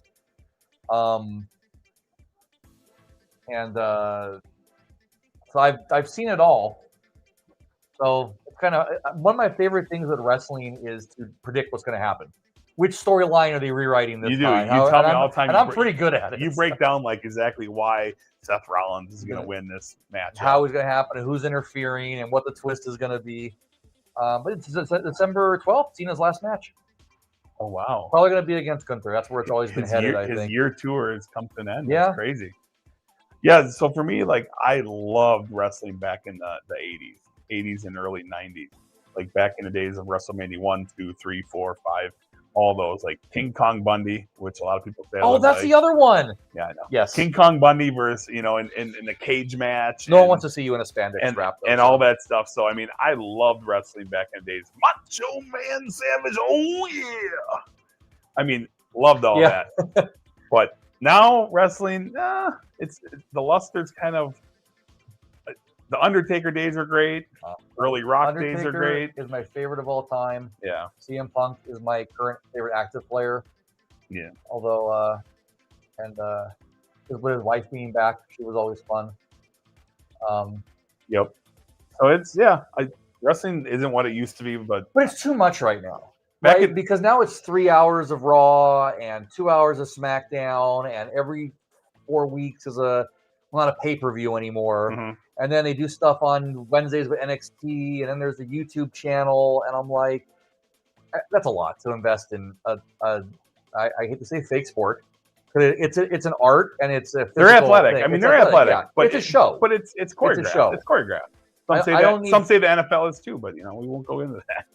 But you got to think about it too. A lot of times they'll do something like, I'm so mad. He's down. I have to fight you. I can't wait. And I'm going to do it 6 weeks from now at WrestlePalooza. No, like, you're not going to see this guy on Tuesday in the gym and want to kick his ass. Right. What do you guys, it's just funny. But have you ever been house shows, though? House wrestling shows are the best. I don't know if they even do it anymore. The ones where they're not televised, but they travel all the time. Because the house shows go off script. They're free to do more things. Sometimes I've actually gone to ones where they rehearsed a bit, and they do that bit again the following week on the live show. Oh, the old school days in the 90s and the 80s when they would have like Brown County Arena in Green Bay. They'd have WWF going there, right? And yeah, those weren't televised. You know what? Maybe in March it has to become Mike and the Feather, the wrestling podcast. Oh boy. That'd be interesting. That would be kind of fun. It would actually give me a reason to want to watch it. Hey, when I was a kid, one of the things I did with my friends in the neighborhood, we did everything. Yeah. But we backyard wrestling. I mean, but we did it all over the place. We did it in our basement. We set up a wrestling ring. We had like these cool wrestling belts we made, and they were legit too. They were legit handmade wrestling belts. The paper plates for the buckles and the cardboard. I don't remember strap. what it was anymore, but I don't know how I survived all the stuff I did between going up these 2x4 bike ramps head first into the concrete over my bike. I mean, I don't know. Learning something new here. You know what? Forget about the game. I'm sorry. Cowboys are actually in scoring range here. They're in the red zone. Quietly, they're getting there. Come on. 3rd and 10. CeeDee Lamb, please. And they're all right, folks. We have an even CeeDee game. Lamb touchdown. Do this. This. What do you need? Do this. Do this. Let's see. That's just the sound that it has there for. That was perfect. Nowadays, you never know. That's good for my fantasy teams. That's good for the Cowboys. And that's good. Get back on track. +3.5. Let's go, Cowboys. Those are words that do not come out of my mouth very often. That's what she said. Hey now. Oh, all right. 7-7. It's a game. All right. Now, opposite of the first game, if you had the over, you're feeling pretty good. Yeah. Whereas last game, if you had the under, you felt great, and that got blown out. Yep. 1-2. That's an easy catch. No question there. Kansas City. So now maybe if Dak hadn't thrown that, we'd be seeing a different game right Hervey, now. what's on Netflix? That's like Monday Night Raw or something, right? Raw is on Netflix. So now, you only get like Raw, but otherwise it's some ESPN, pay-per-view thing to be able to get Survivor Series and WrestleMania. It used to be on Peacock, right? It used to be on Peacock. So Peacock, it was free for everyone if you had Peacock WrestleMania. So now the special events are on ESPN, except for I think Saturday night's main event, which is like once a quarter. Mm-hmm. And you have to either have an ESPN cable subscription and you get the streaming free, or you have to be subscribed to ESPN specific streaming service, right? Which is like $30 a month or something. Oh, yeah. Or you do some searches and you find ways to watch it. What kind of racket is that? There's so many streaming services. It's unbelievable. Anywhere from $5 to $15, and it's like. Well, that was the catch, right? Everybody wanted to cut the cord, and it was cheap. But now, once you got them in, it's like me and my car. I got an electric car late, but it's convenient for me. But 5 years ago, right, you were paying like 12 cents per kilowatt hour. Now it's like 60. Now it's like buying gas. It's like all those discounts. It's the old bait and switch. Absolutely. Once they got you, right? Like all of a sudden, Amazon Prime started out when I got it. It was like maybe like $10.99 a month. Now it's up to like $16.99 a month, maybe. I don't know. Everything's crazy. Everything keeps going laddering up, right? Oh, this is the time of the year I look around. I think there's a couple of deals like Hulu. The Hulu Disney one. Mm-hmm. You can sign up for a new account for $60 for a year. That's like 60% off. I'm just going to create a new account. I don't need my watch history. That's true. I mean, I have Spotify, and I pay like $10 a month for Spotify. So, and that comes with free Hulu for me. Peacock was awesome, but it was $5 a month or $9.99 as they used to advertise too. Yeah. It was $5 a month. I had some deal. It was $10 a month, and you had the WWE Network thing that was specifically before that, had all the archives of everything. Mm-hmm. Yeah, it's they want to regulate it. We used a clip once with no sound. Oh, for wrestling. Of Diesel. Yeah. The classic clip where he gets out of the wheelchair with his leg in a cast, and it was a fake cast, and boom, instantly demonetized. Yeah. Light as a feather, furry as a lamb. I was laughing at. Jeez. Now he is, yeah. That's funny, Gary. Oh, there's a turkey. Ooh, that's a good-looking turkey. Couldn't they done better than that? That's like a runt turkey. Yeah. Like, you see these turkeys that are like 25 pounders. Like, did that one shrink? That was a Temu turkey. Jason, I haven't gotten 167 reference in yet. I'm disappointed. Oh, boy. That's because you're not 12. I saw a Instagram post last night when I was not sleeping, and somebody in their front yard, they have a snowman that alternates between this and there's a light up 6 and a 7 on this side. Gosh. I was checking it first to see if it was like Sora AI, but no, it was legit. That was legit, huh? That's a thing. That's catching up even more nowadays. Well, so it's interesting. So if the Cowboys actually pull this off, we know the Giants are done. Commanders are basically done. Yeah, they're out. So it's just going to come down to the Cowboys and the Eagles. But the Eagles still have. The Eagles are going to get the division. Yeah, the Cowboys could be sneaking in here. It's going to be hard though. They're going to have to really go on a run because of the fact that you got the Rams division that is like so top heavy on record. I mean, you only have so many wild cards, right? Yeah. And a lot of people are saying 3 teams are going to come out of the Rams division. Well, someone's going to have to give somewhere because Green Bay has 3 teams right now, right? Well, only that means that there's 4 potential wild card contention teams because 2 win the division. Well, someone's got to give because Jason. Yes, sir. You never changed the helmets. Oh well, it's back there. See, these stay up front because these are awesome, and this is like a distant, All right. Well, Chiefs are moving down the field, and is this the slime game? No. Is that? What are they promoting? When is that? I watched that one. Wednesday? Is it when? I don't know. Oh, is it the Black Friday game? Is it tomorrow? Oh, maybe that's. I don't know. I'm not sure.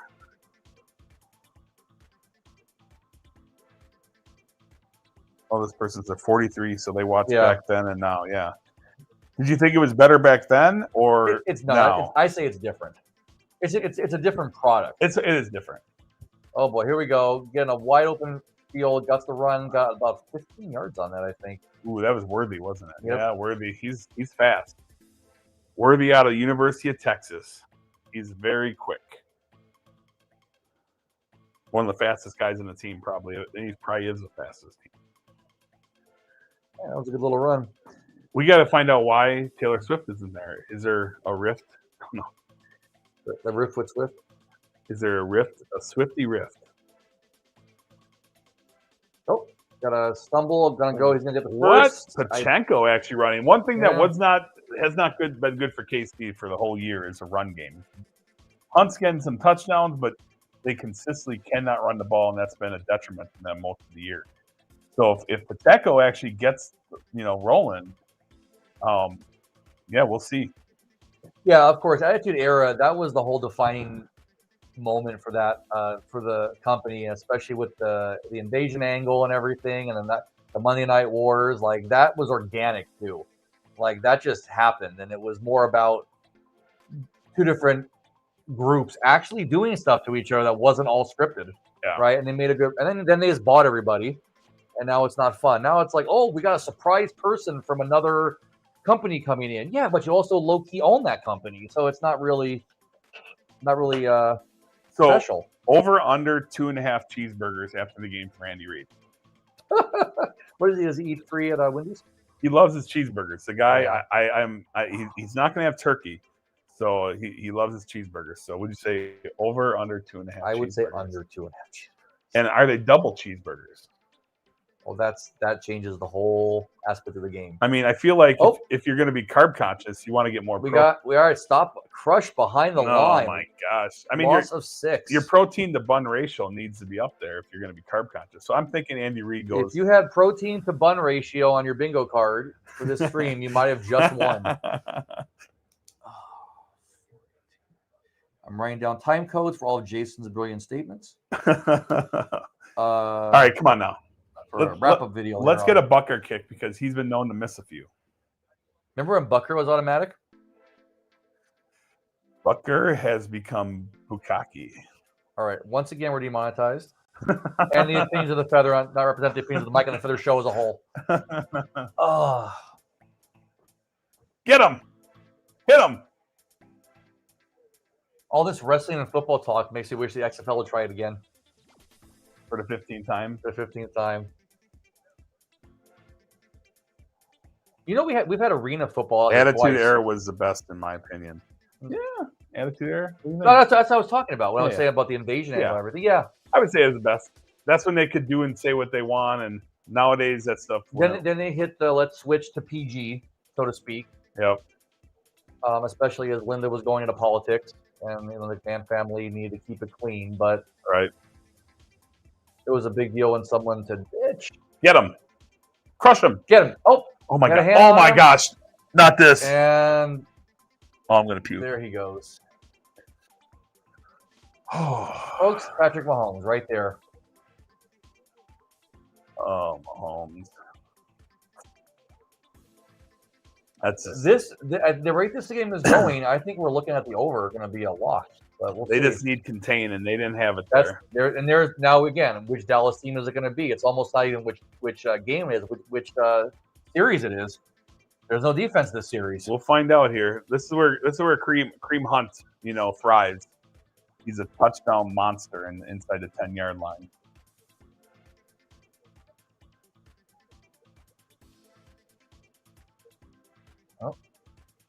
The wall kept going. Got the 50 yards out of it. Yep. So down to the 4. We're seeing that Dallas defense. They had 3rd and long, and they had Mahomes on the ropes. Could have forced a field goal, and they did what Green Bay did early on a couple times in the game, gave up some 15-plus yard first downs. So we'll see if this is going to be a bend, don't break situation. We will find out. All right. I'm pretty sure Rashee Rice is going to be taking this to the house. Yeah, this is a team. Here he goes. There we go. He's got it. He's got it. He is. Oh. They're going to mark him short. Yeah, he's short. He's of short, course 100%. He's short. He's lucky he didn't lose it forward because that would have been a touchback. Yes.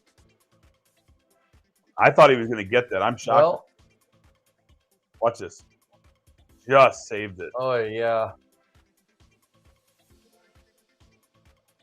That was a good defensive play. So out of the 2, looks like? Yeah, about 2-yard line. 2, 3, 2.5. All right, now the defense really has to step up. And 3rd down. 3rd and goal. This is not Dan Campbell, so Andy Reid does value points a little bit more. So we'll see what happens if they don't get it. I think they're going to run it up the gut. Right up the gut. Boom. Take it to the bank. Boom, up the gut. Now, Andy Reid takes the points. On the road, Andy Reid takes the points. He values points, and he knows that points are a premium.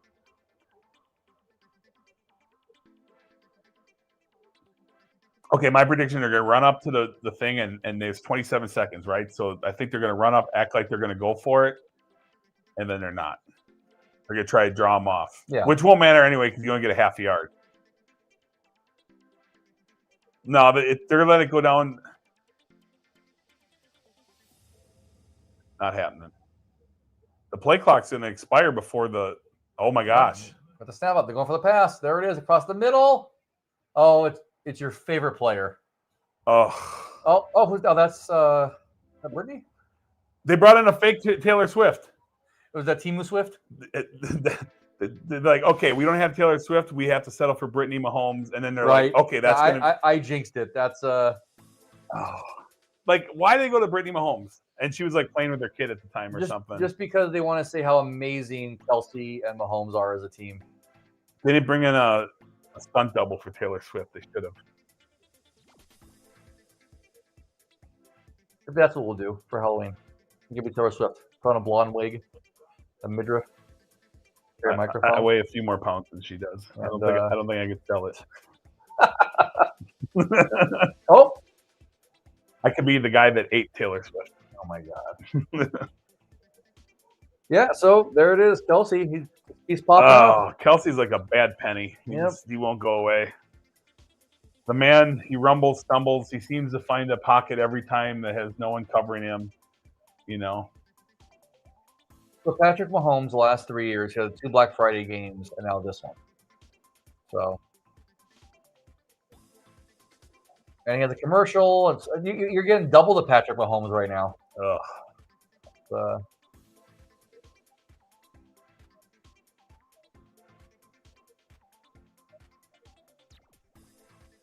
Oh my goodness!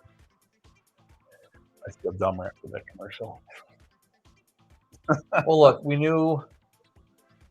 All right, Mr. Kelsey got his touchdown. All right. I'll tell you this. I guess in a way, this kind of is a good mark for the Broncos defense that they held the Chiefs to 9 points. Funny as you talk about Reed. Yeah. Right as we were talking about that, I was like, oh, man.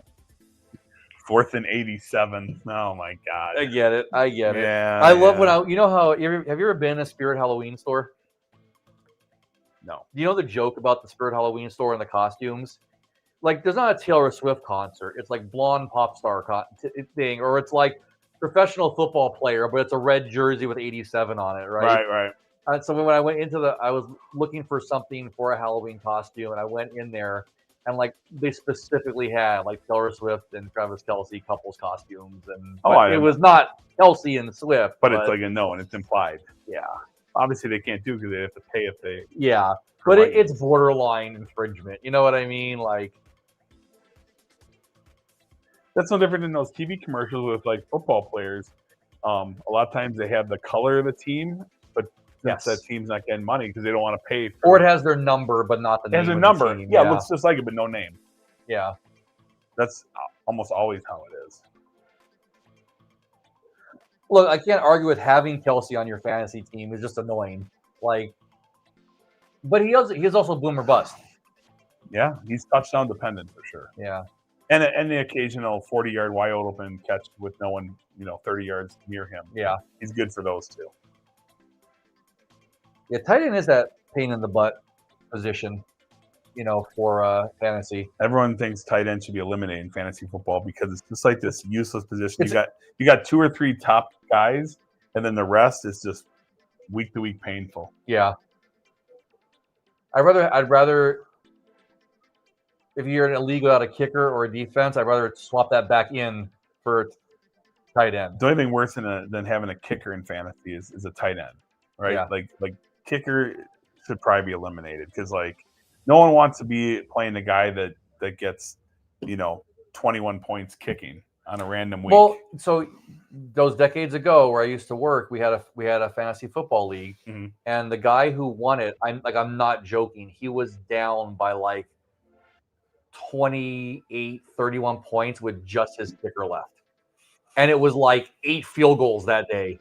And that was it. He won. Yeah, and if you're a league that has like 6-point field goals for 50 yards or more or different stuff like that, I mean, yeah, that can add up in a hurry. I mean, you have 3 field goals. Nowadays, especially now when they have 50-yard kicks are no problem, you make 3 50-yard kicks, you're at 18 points. It's not easy for a quarterback in a PPR league to get 18 points. Exactly. So, yeah, a kicker, I mean, you have a Brandon Aubrey, and that guy sometimes will single-handedly win you a week. Yeah. So he has Kelce, but he wants him to lose.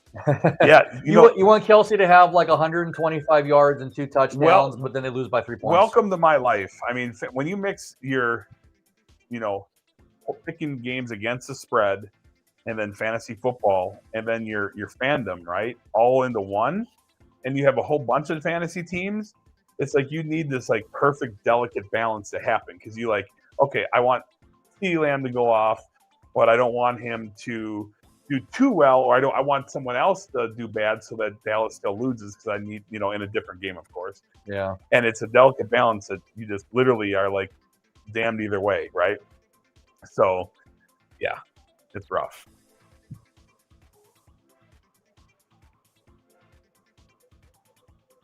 We didn't get to see Jordan Love eat the turkey leg. I think maybe after that game, they're like, we're not doing this anymore. I mean, we look stupid. I mean, I hope that I'm pretty sure he would have, but Jordan Love has dominated. Okay, 3 years as a starter, 3-0 on Thanksgiving. Jordan Love. Thank you very much. Jordan Love, anyone that undercuts Jordan Love's ability is crazy because this guy is the real deal. Do you sleep with a Jordan Love body pillow? Like the old wrestling buddy? Do you have a Jordan Love buddy? If they come out with one, I might talk to the wife. We have a king-size bed, so you know that there might be room. Now I'm about to search Jordan Love plushies. Oh, gosh. And I'm buying it for you for your birthday. Oh, my goodness. And you're going to take a picture with it. Oh. They don't actually have something like that, do they? A Jordan Love Snuggie. Come on, you're full of it. This is amazing. Get out of here. Nope, I'm buying it for You're you. so full of it. I am absolutely. I call that bluff. Call. That's why I'm better at Texas Hold'em. What is that thing? What in the world? I should put it in the chat. Do they have something? See us. We're going to get the number 10 Jordan Love player pillow. And Jason can go ahead and have snuggle sessions and make out sessions with the Jordan Love head pillow. It's like your own little wrestling buddy, but it's oh my Jordan gosh. Love. Look, even on the back it says Love 10. Wow. I'll be hugging it while I cry myself to sleep. Oh my God, that's a thing. Anything capitalism at its finest. The Jordan Love snuggie Does a pillow. Jordan Love plush goat? Oh my God, goat! Wow, there we greatest go. of all time, right? But I think the G would be part of that. Jordan Love is the GOAT, without a doubt. No, he's not. Everyone's going to get all worked up, okay? He's not the GOAT. I'm not being serious. But maybe when it's all said and done, you know? Okay, I'm going down a rabbit hole I don't want to go down. Oh, boy. All right.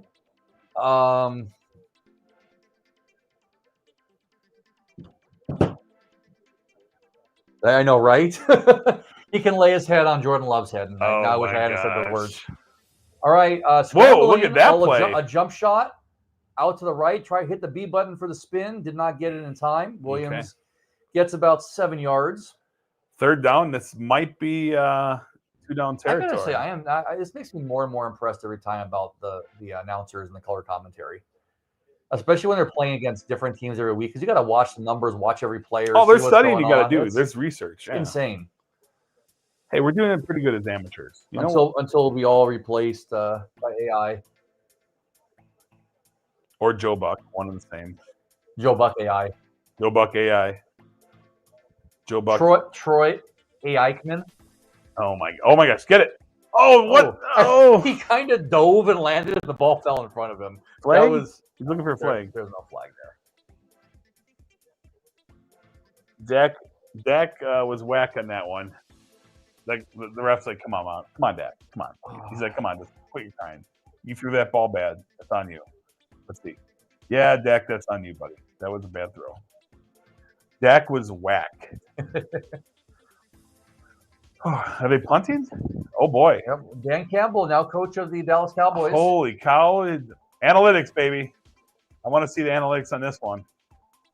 This is what you call drawing off sides. It's just a draw off sides. They're not going to go for Boom. They're going for it. Boom. And take it to the bank.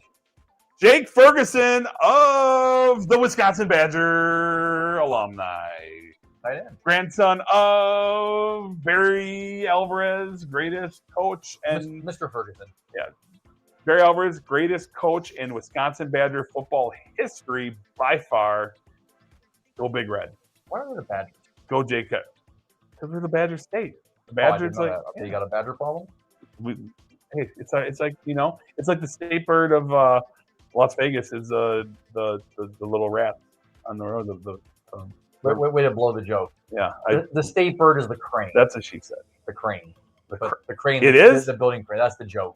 Oh, the state bird is the crane. We don't have birds. We don't have birds in Las Vegas. We have flying rats. Flying rats? Known as pigeons. Oh, yeah. They don't fly too much. So here's the question, Jason. Have you ever seen a baby pigeon? Conspiracy. Have you ever seen a baby pigeon? I either see like regular full-size ones or really fat pigeons. Yeah, but you don't see a baby pigeon, do you? Never seen a baby pigeon, no. Explain that one. Good question. Is that Mike Mattisau's thing? Are birds The real? birds? Oh, he's like the birds are the ones spying on us. Yeah, I know. Daniel Grano said something like that too. I think he said it because Mike said it. Yeah, probably. Birds aren't real. Yeah, birds aren't real. Patrick Mahomes isn't real either, Jason. It's okay. It's just your imagination. Oh, I wish. Well, I do hope that this season we get a different Super Bowl challenge. I'm going to go on record right now to say that the Kansas City Chiefs are not going to win a Super Bowl in the next 5 years. Okay? So all you hearing that, I said it. My lips to God's ears. Not winning Super Bowl in the next 5 years, Kansas City Chiefs. Boom. Make a note here. All right, here we go again. 4th down. We got 4th down. I mean, if you went for it before, aren't you going for it now? Probably. You don't want the 3 points. Nah, they're taking the points. It's weird, but yeah, well, they're in field goal range. They weren't in field goal range before. They got Brandon Aubrey. He's like, true. You just did it. Even though you stopped, you just jinxed it. Folks, take it to the bank if Jason just jinxed it. He's 19-21. This should be automatic. Brandon Aubrey. You're just trying to make it automatic. For him. Lock it in. 3 points. Put it in the books. Yes. All right. You got that. I mean, that was a nuts. That was a stone cold nuts. All right. 14-10. 24 points in the first half so far. So if you had the over, you're not feeling too bad yet. Chiefs are covering by half a point. I don't like that at all. Right. Yeah. You take the points. I mean, you got to take points sometimes because all the ones you don't take add up to one. The 9 points you don't take on 3 field goals doesn't equate to the 7 points you make on a touchdown. Yeah, see? Not Campbell, he says. Yep. Dan Campbell would have went for it there and probably didn't get it. I feel like after today's game and after last week's game, maybe someone's going to sit down with him and be like, look, take some points. We're not going to deny you what you're doing is working, but right now we need some wins. We need to talk about Detroit, and maybe there's bigger issues there because let's be real. They lost to Philly. They should have lost to the Giants. Yeah, I mean, if you spend most of the game at home against the Giants with the third string quarterback and you're down double digits for most of the game, and it literally takes poor coaching to not take a field goal to get you the win in overtime, I don't know. And then you go to you're playing at home against Green Bay, and once again, the Packers are Detroit's daddy. Congratulations, Detroit fans. Yeah. The Packers swept them this year. We're taking back the North officially. Well, you got to get past the Bears. Oh, Alex, if you're still watching, man, maybe we need to get you one of those Jordan Love pillows that you can cuddle at night after the Packers beat the Bears twice this year. So it's going to happen. Yeah, 2 of the 3 losses are you guys. So, I mean, basically, if Green Bay wouldn't have beat themselves, they literally could be undefeated right now. I dare to say it, but Green Bay should have no more than 1 loss probably, and they sure to shit shouldn't have tied the Cowboys. But hey, just saying. I hope that tie doesn't come back to bite you in the ass. And I do want to say that we are now in week 13, and at this point, the Dallas Cowboys are not in the playoffs still. Yes, they literally have had by default 1 week when Jacksonville was on a bye. By default, to Jacksonville not playing, they got a half game edge. Yeah, the 7th seed. So 13 weeks. Here's what's even worse: 13 weeks of football. They're number 8 seed right now. Not even 8 or 9 actually. So the thing is, but yet they're still close favorites to win the Super Bowl, I think. And Mahomes is still towards the top of MVP. What has Mahomes done that's MVP like? But they're going to say him battling the team back from the losing record to a 6-5 record and getting in there, and we'll see. Shake up in Detroit after the season. Yeah, I mean, you can't deny the results, but the results aren't getting the job done all the way. Like these games that they've lost with Houston, right? It was Houston, yeah, and it makes me think of like Moneyball, right? They put together this team that does really well, and saving the money, the plan works, but they couldn't get the job done. Dan Campbell has been aggressive. He's changed the way play calling is done, especially on 4th down, but he's not getting them all the way to the Super Bowl. So at what point is it not a success? I mean, Detroit was the top seed last year. Yes. So the expectations were high, and they went one and done in the playoffs. So that's brutal, right? And they lost. Speaking of there old he man is. Kelsey, The man has a nice little 10-yard bubble to catch the how pass. does he always get so open like that? He is not fast enough to do that. Do you think if I was in the same position and I had that kind of cushion, could I catch that ball, Mike? What do you think? Maybe. I feel like I could. I mean, I probably. Okay, he did juke him there. So I mean, in reality, I'm probably going to pull a hamstring. Yeah. Okay, so it's going to be like a one route kind of situation. But I think that one route, I'm going to catch it, and I'm going to get the 30 yards, and I'm going to retire from football. So was it you who asked me the question? Do you think with 10 oh my, with 10 plays, could you get 10 yards rushing? Yeah, I think so. I could. But comment in the chat if I was behind center on a team that had a decent offensive line, if I had 10 runs to get 10 yards. But this is the point. When you get hit like that, are you making it through the remaining 8 runs? That's technically it'd be 9 runs. No, I figure you wouldn't get 8 yards the first time. You probably fumble the ball and pick it up and fall on it. Hey, I got iron grip. Iron grip. I don't think I could. I don't think I'm quick enough to get at least a yard. Okay, I need to have a top 5 offensive line. Okay, I'm not gonna lie. No, this isn't like you have to set the requirements for the challenge. No, I can't have like a Jets type offensive line. I mean, that's just not fair. Just give me a top 10 offensive line, and give me and they can't know the passes because the run is coming either. It's got to be like, they got to fear the pass. Tomlin is great to get you to a 9-8 record and make the playoffs, but it does feel like there's something missing from trying to like spark the team. 3rd and 1. Can we get a sack?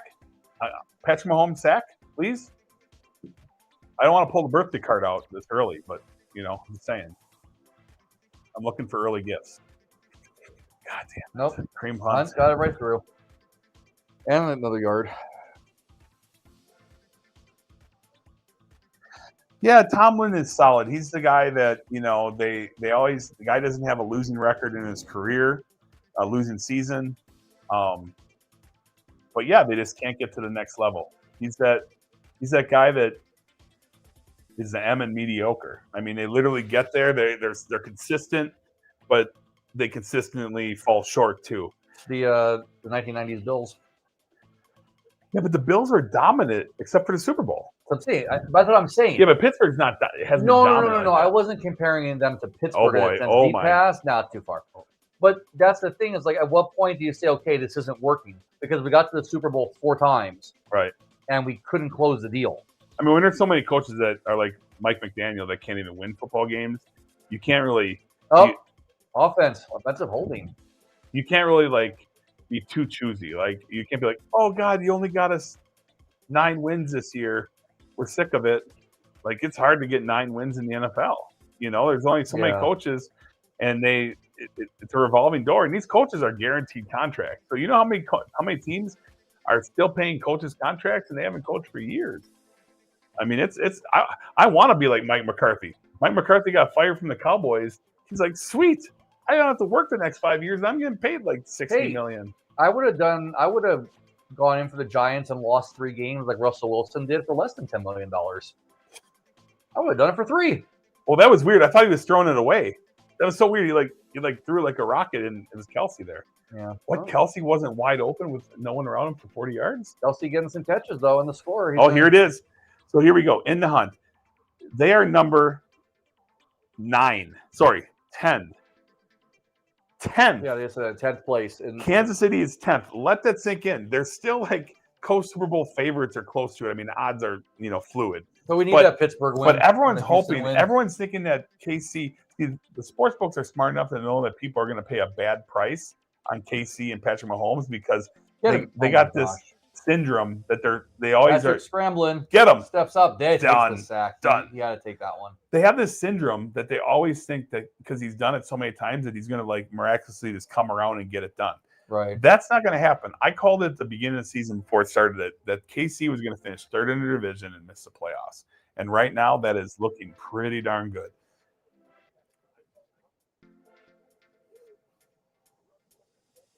He had to take from that one. He had nowhere to go. All right, 3rd and 26. I mean, this is where Dallas is at a problem. 3rd and 26. They can't afford to lose another defensive player, which is possibly happening right now. But 3rd and 26. This is a case where they got to shut them down. They can't give up any yards. They need to not, no field goals, no nothing. Definitely tough to win the NFL. I'm tired of losing in that. Yeah, I can imagine. I don't complain because I've been lucky enough in 30 plus years as a Giants fan to get 3 championships and the ones against the Patriots. But I know a lot of these teams, you get frustrated with what the team does or doesn't do. Think of all the Chargers fans for all those years they were in San Diego. Mm-hmm. They treated their team like a redheaded stepchild, the owners. Yeah. Like they just didn't do anything. The Chargers were the perennial losers. They were going to blow it somehow. And you have players like Daniel Tomlinson, they had great players and they squandered those opportunities. I wouldn't say Phillip Rivers was the nuts, but and I went to a couple of Chargers games, so it was easy before the Raiders were here to go see teams play, and it was a fun time at the stadium, but it felt like you were going to the minor league stadium, the way it was run down, but the tailgating was fun. Charger fans are a little bit fair weather. Well, yeah, but that's what I'm saying. With the owners, it's a different vibe. Team it's a different vibe. When you're playing in that stadium, remember the temporary stadium? Yeah, that literally there was more away, the opposing team fans than Charger fans. Well, that's what everybody said. Oh, so glad the Raiders are coming to Vegas so they can see their team when they play against them. And that's kind of the case.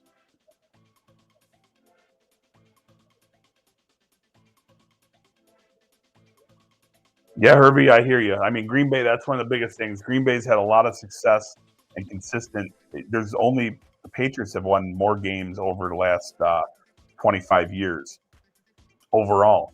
And I tell you what, it's gut-wrenching when you see them go to the NFC Championship over and over again, and they fall short for one reason or another.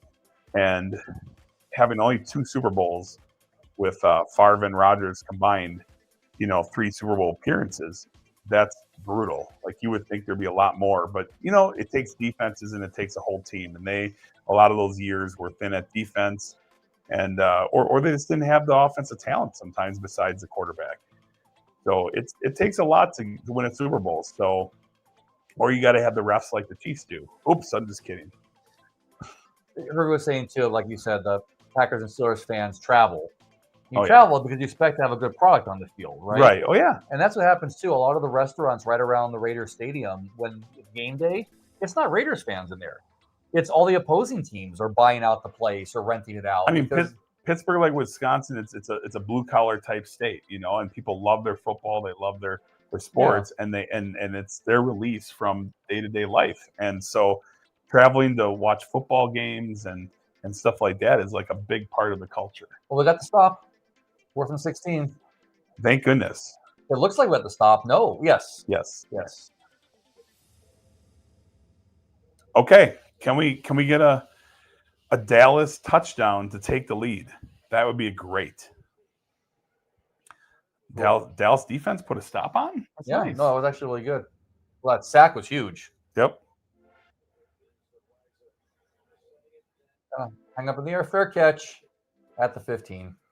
All right. Well, let's see what they can do at 6 minutes. I mean, that's a ton of time. They could actually play this clock out and get to the half. Literally, the way it works, there could be probably 3 more possessions yet. With this game, yeah. In fact, I'm going to call it. There's going to be 3 more possessions. It's going to be Dallas is going to possess the ball 2 more times. Kansas City 1 more time before the half. That's my prediction. I'd like to see them get that score though. Get a little cushion. I've already forgot who had the kickoff. Oh, it was Dallas through the interception. Yeah. So KC's getting it at the half. So yeah, that would believe. So KC just KC gets the ball second half. So yeah, that's going to be a case where, see what happens.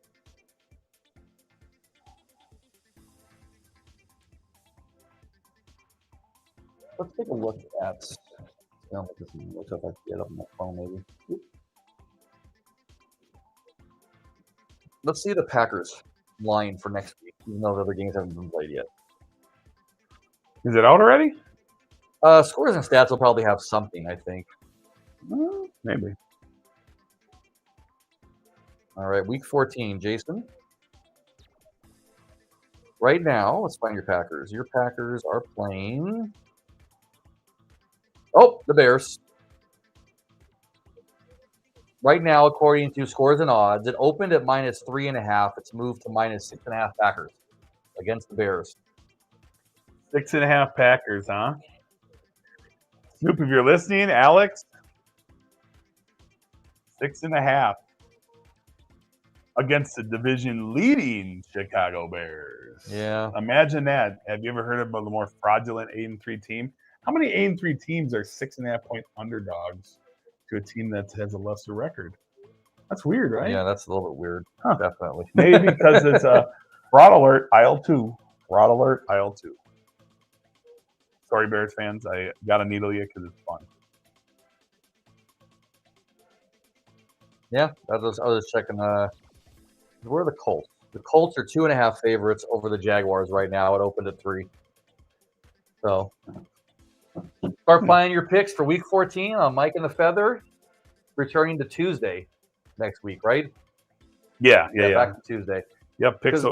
We'll have the podcast. It will come out Tuesday early evening. It's a pain to do it on Mondays, but that's when we have to. Yeah, you got a the game Monday night on game Monday hasn't happened yet. Yeah, it's a quick turnaround. I like to at least get a little information because nowadays, later in the season, you got injuries and people are questionable longer, and it's tough enough to pick these games.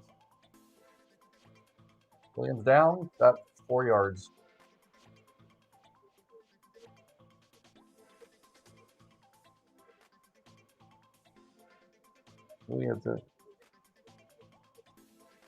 Yeah. Oh, I know you Steelers fans are like diehard too. You ride or die with the team, but it's got to be frustrating.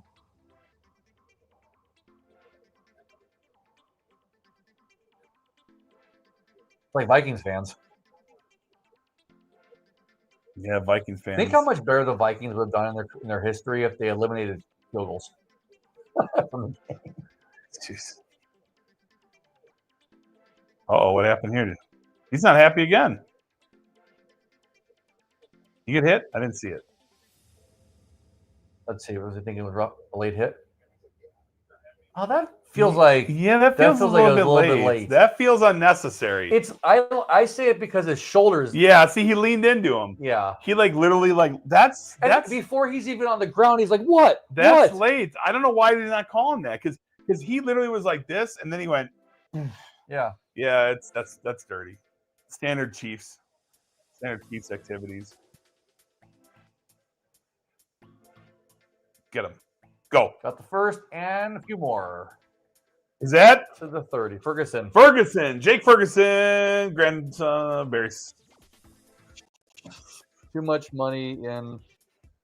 Yeah. Well, of course, the Steel Curtain. You guys are known to be a defensive team. Like you guys, the Bears and the Giants at one time were. All right. Perfect. Got about 7. At least there's some good blood on the Cowboys. And here we go. Speaking of the NFC, here you guys are in the wild card.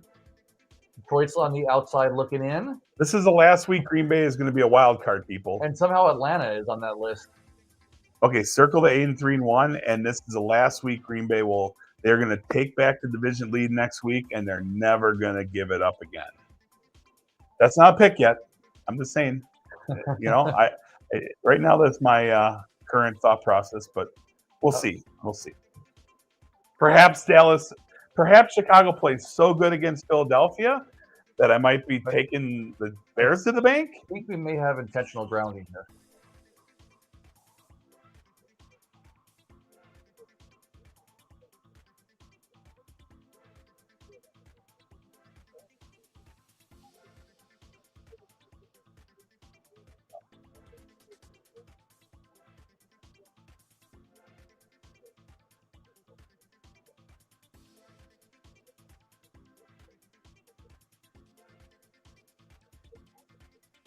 Yeah, one thing, Hervey, that's true is TJ Watt got paid, and he has not lived up to the billing. The money he's getting paid right now is for kind of like back compensation because he literally was a rock for you guys. but he's Got the first definitely down with the rush on. Oh, is there a flag there? Face mask? No, that's not against Dallas. I don't think. Did he Pickens? No, Pickens. did he do something unsportsmanlike, or I don't know what happened here. Oh yeah. Penalty decline. I'm going to question your call on 3 possessions before the half. They're taking the clock up here. It's been 2 minutes off the clock, but we'll see. 3 might have been aggressive, but I'm thinking like that third could be with like 30 seconds left. Right? Was Casey looking for another hit? Man, they keep just like that one's allowed, but it's like I get it. It's football. You want to put a lick on somebody. I get it. As a defensive player, it is what it is.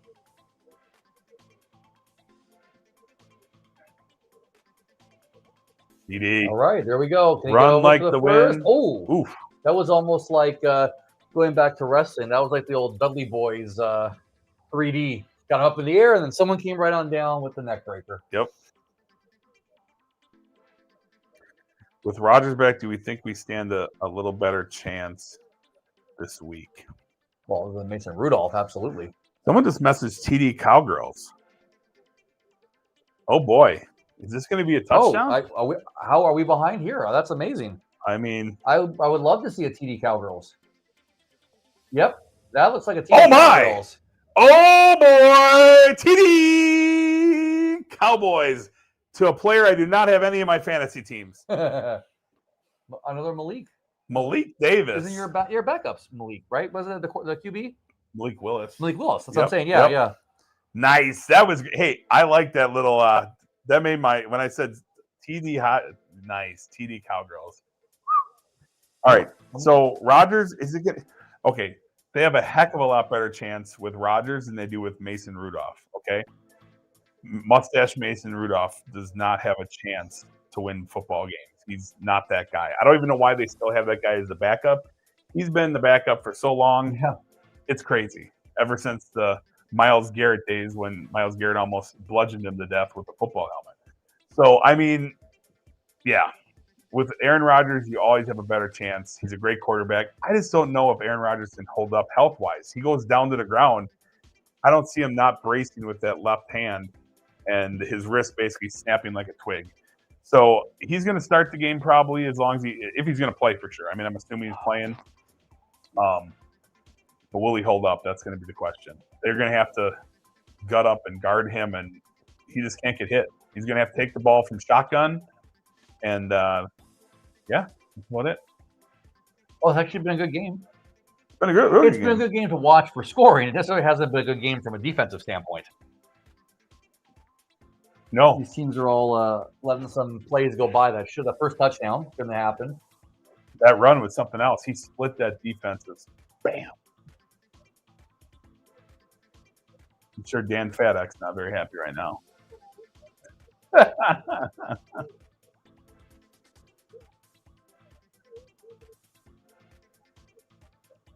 Who is that? Is that Brian Fitzgerald?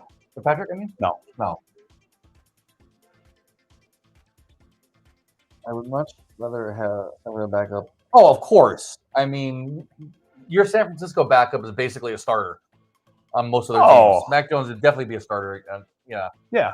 I think at this point now, Mac Jones with Kyle Shanahan has a pretty good situation. And honestly, Purdy, I mean, they paid Purdy, so that's a problem. Purdy's got that, I don't know how much of it's guaranteed or how many years worth, but man, when you have Mac Jones right now for $3 million and you have Purdy, it's like, God, I'm sure like they're thinking, man, but Purdy definitely is more athletic. He has more upside potential. You're going to get a solid quarterback out of Mac Jones, right?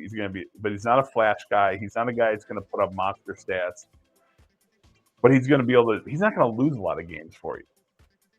Purdy, on the other hand, can do what he did last week, and he got bailed out still and won the game, but that's what you get. But you want a Purdy on your team. You want a guy that can make the big plays. You don't want a guy that gets down 14 points and there's zero chance they're going to come back because they just don't have that gear. Right. So Purdy has that gear. Oregon, Washington.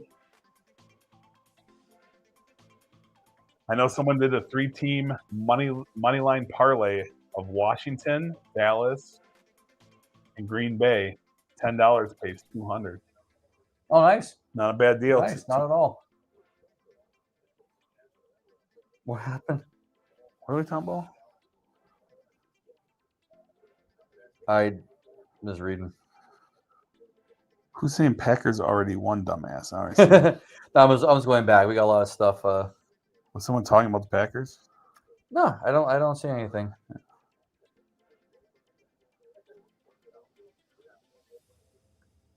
Nicole, what are you talking about? We don't even know what you're referencing as far Packers as already Packers won. already won.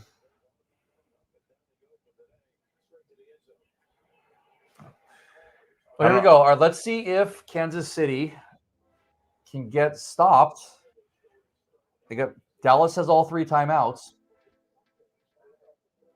So we know that's coming up here. We know every play is going to be a timeout.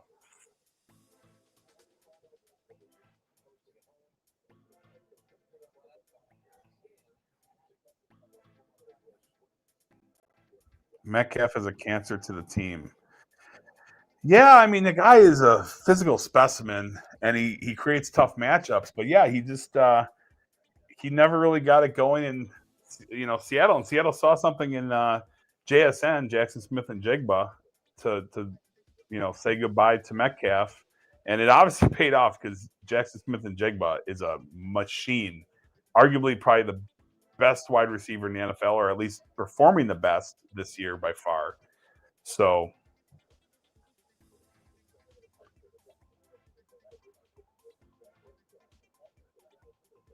Oh, they're not going to stop. First down. 1st and 10. So here, I think the stream messed up for a minute because it went back. I had to refresh stream. Oh, that's weird. No idea. That probably is a YouTube thing. I was talking about the Packers for game. Well, that's weird. The stream might have hiccup. I mean, I can't control that. Like, I am terrified to touch this machine because you touch one wrong thing and the stream dies and that's it. So, all right, another stop. We're going to go to 2-minute warning.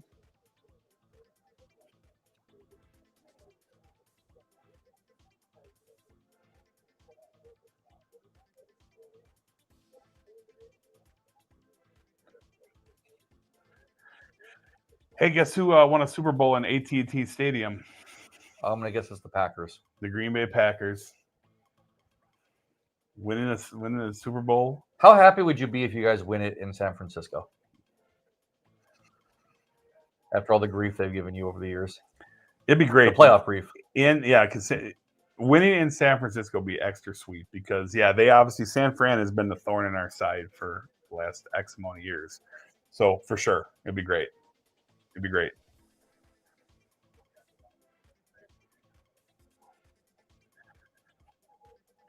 San Francisco, man. Talk about isn't it in Santa Clara technically? Yeah. I think that's right. Yeah. Yeah. Thank God, because if it was in San Francisco, I mean, there'd probably be that city is a terror. People are telling me the last few days about how it's just gone way downhill. Well, we're taking over everything from Oakland. So we'll have the A's and the Raiders and never see a championship from those teams. I would almost have to hazard a guess the Knights are going to win their Stanley Cup championship before the Raiders or the A's win a championship. That feels like a very safe bet. Or the Aces will win again. That's probably almost a lock. Yeah, for sure.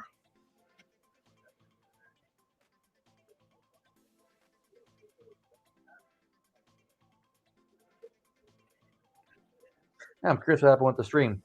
But, well, good. So we're going to get to about halftime. We'll probably be with you through part of the third quarter. And then it's going to be time for us to get Thanksgiving going. What'd you say? Do what? I was saying we're probably going to be with them through about the big part of the third quarter. Part of third quarter. Yeah. At 3:30, we are going to vamoose. But this was our best one so far. And it's been it good. really makes you want to start thinking about doing some more live streams about stuff. So yeah, you absolutely. Hasn't been a problem yet.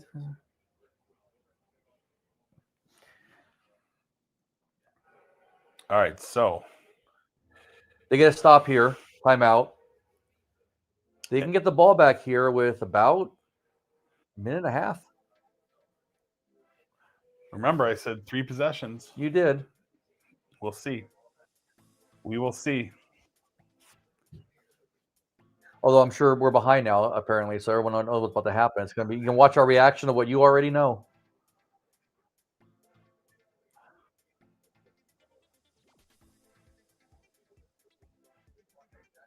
Oh. Yeah, it was offsides. They were offsides? Yeah, Dallas jumped. Oh, that would have counted. Yep.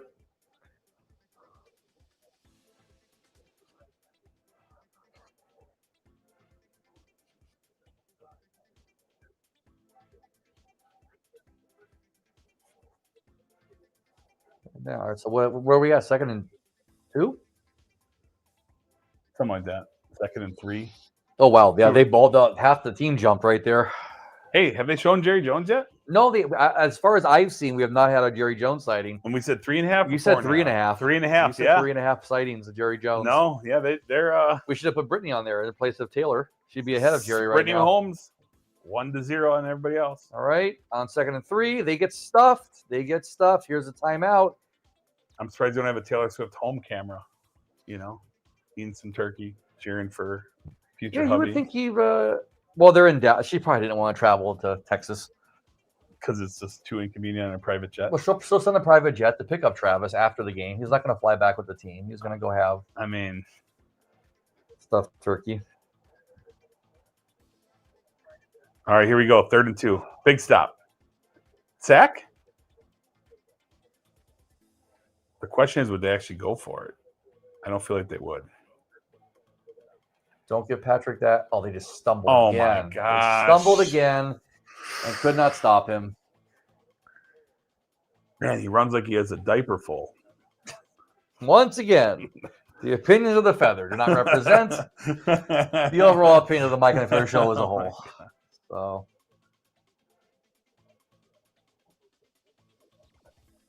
oh, that was more like it. Where was that last play? All right, so it's not looking like there's going to be a 3rd possession, but it's possible. Well, that 3rd possession might be on the kickoff with 7 seconds to go. But that would be a 3rd possession, so I would be correct, though. I guess technicalities, you win the bet. I try to win usually, Michael. That's the goal. Yeah, you try. Trying's admirable, but there is no try. Only trying's admirable. All right, come on, just get the stop. I'll take the stop. That's perfect. No points. We don't want to see Buckus. No, come on. He had to go over the line. He's over the line. Oof. Is he over the line? That looked painful. There's a flag, but I'm not sure what it is.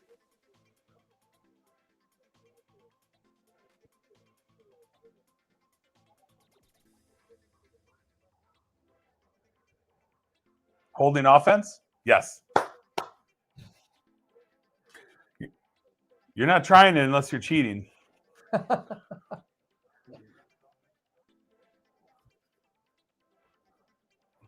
Who is faster, Dak or a six-legged turkey? I just find it interesting. It's a 6-legged turkey, not Yeah. even a 4-legged turkey. We just went straight to It's 6. like one of those genetically modified, turkeys. You get, it's like Butterball again, more value. Well, I'd say maybe Dak, but when the turkey goes down, it doesn't fumble the ball. Get him! Oh my God! I swear to God, this is like a repeat of this last 3 plays. Is it why does it again? Why did it fumble backwards? Why do they? Oh my God! Now they're going to call. No! You're out of luck. I love the finger pointing.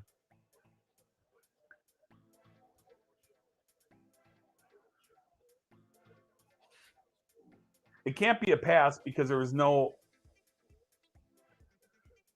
Oh, it's against. It's judging by Mahomes' girly, I thought it was gonna be girly body language. It's against Kansas City. I thought I was going to be holding again, but that was a repeat of the exact same play. It's against Kansas City because Mahomes is like kind of like. Well, that's okay. They're going to run the clock out on penalties at this point. What the heck? I got a number. Call me. Sang Lee. Looks like it's. I have no idea who that is.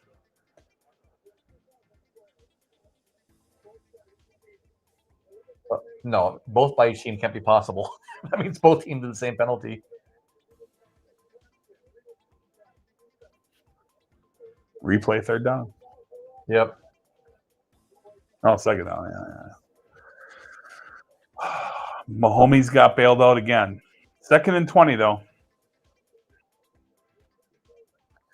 And I'm going to go with Dak is faster than a six-legged turkey. We're going to go with Dak.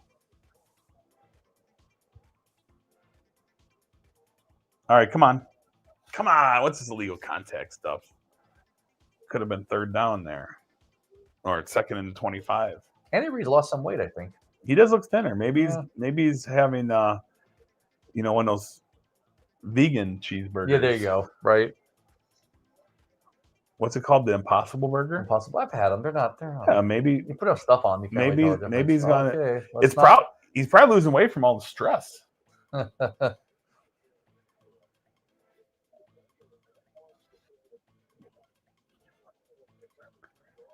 Come on, turkeys. Turkeys can fly. That's a good point. See, I thought about that at first, and I wasn't 100% certain. In fairness, though, if that was true or not. Is it permitted? Because it's a race. So, in the rules, can the turkey fly in the race, or do they have to stay grounded? I mean, that's a fair question. Yeah. Well, I mean, how far can a turkey fly though when it flaps? It's not going to hang up in the air. That's a good point. So it's going to be close. If it got to the goal line, would it be the Turk push instead of the tush push? Kill him. Get him. Oh.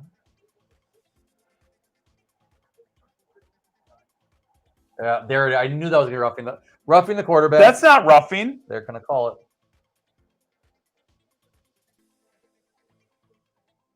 This has been the worst 45 seconds of football I've seen. That's not roughing.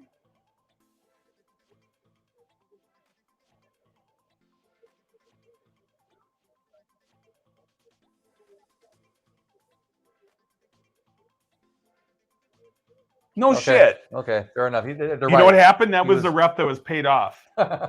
And then they're like, dude, that's too obvious. We're going to get screwed. Let's see. Oh, there's no roughing there. He's a runner. He's not giving himself up. Wait, where's the ref that threw the flag? Was it him? I don't know. He's like 4 yards in the field of play. See, you should be fined or fired for making that call because that is that's remedial right there. That's a remedial call. Whoever threw that flag, they're like, yeah, I have money on the Chiefs minus 3.5. I'm just saying, the NFL, you guys got to get your stuff in check. Sports in general, because normally I joke around about it, but with all the things going on, Chauncey Billups, UFC, yeah, the list goes on and on and on. Referees, I mean, like I said,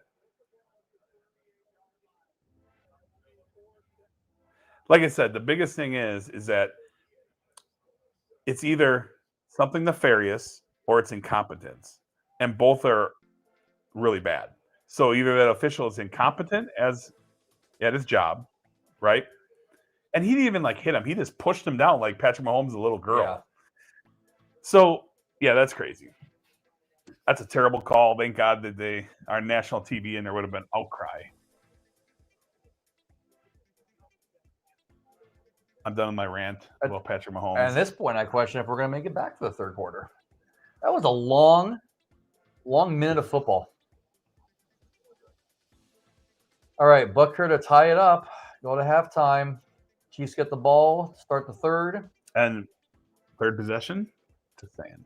Yeah, I mean. And I said with 21 seconds left. It's 18. I need to throw it back later. Well, we'll probably be gone too because we're going to be eating as well. But hopefully, I'll put up a little compilation video, and we'll be back up on Tuesday with Week 14 picks. So, man, thank you guys for being with us the whole day. That was incredible. Yeah, it's been a lot of fun. This is great. We love it. It's our third annual Thanksgiving live stream, and we love it. Yeah, we got to do it on a non-holiday and see if we can start getting our count up. But I absolutely understand the viewership on a holiday like this is people don't need to see our mugs. They need to see delicious turkeys, not bald hams. Bald ham. Wow. Hey, I choose to have this hair bald. Are you guys watching? Do you guys have the creepy Grinch commercial for Walmart right now? Because that is disturbing. Yeah. That is no Jim Carrey Grinch. No. That Grinch was shaped like a pear. All right, here we go. How about aired up touchdown? One time? I mean, do you take a shot here, or do you just kneel formation? You too, Patrick and Rob. Thank you guys again. Are they We leaving? appreciate the support. Yeah, happy Thanksgiving, Patrick and Rob. Enjoy your turkey, or maybe you're eating right now. I don't know, but definitely we'll see you Friday, hopefully, for a little poker action. I don't know if that's still happening. Are you Friday? Yeah. I mean Monday. No. Oh, this Friday? Poker at Rob's. Remember you mentioned? Oh, I will see if I can make it. I wasn't. Wait, Friday tomorrow? Yeah. Oh no, Remember I you can't mentioned- tomorrow actually, because I found out we're doing our anniversary stuff tomorrow. Oh, So- there you go. I gotta find out if it's still. That's a hell of a week. I gotta find out if it's still going on. Girlfriend's birthday, our anniversary. Thanks. Well, her and I, not you and I. Oh, check razor. Time to eat, fellas. Talk to you later. All right. Time to eat. You're like on a delay too. I just realized. What? I responded to that like a minute ago. You're on a delay. The stream's on a delay and Jason's on a delay. I must be on delay. Yeah. It's okay. We're learning, but this actually, the fact that it has gone off all day, we are good.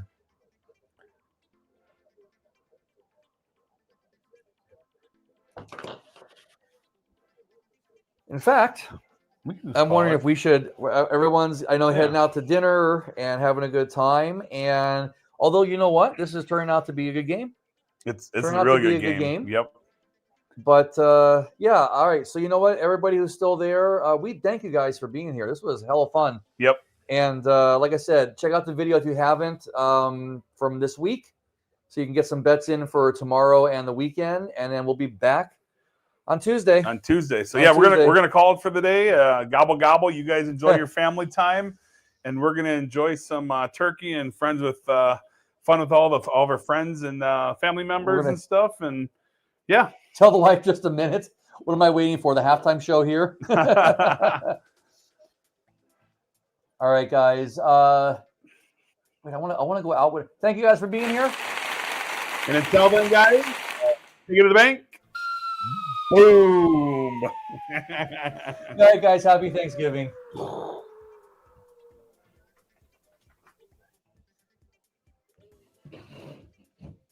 right. Ended.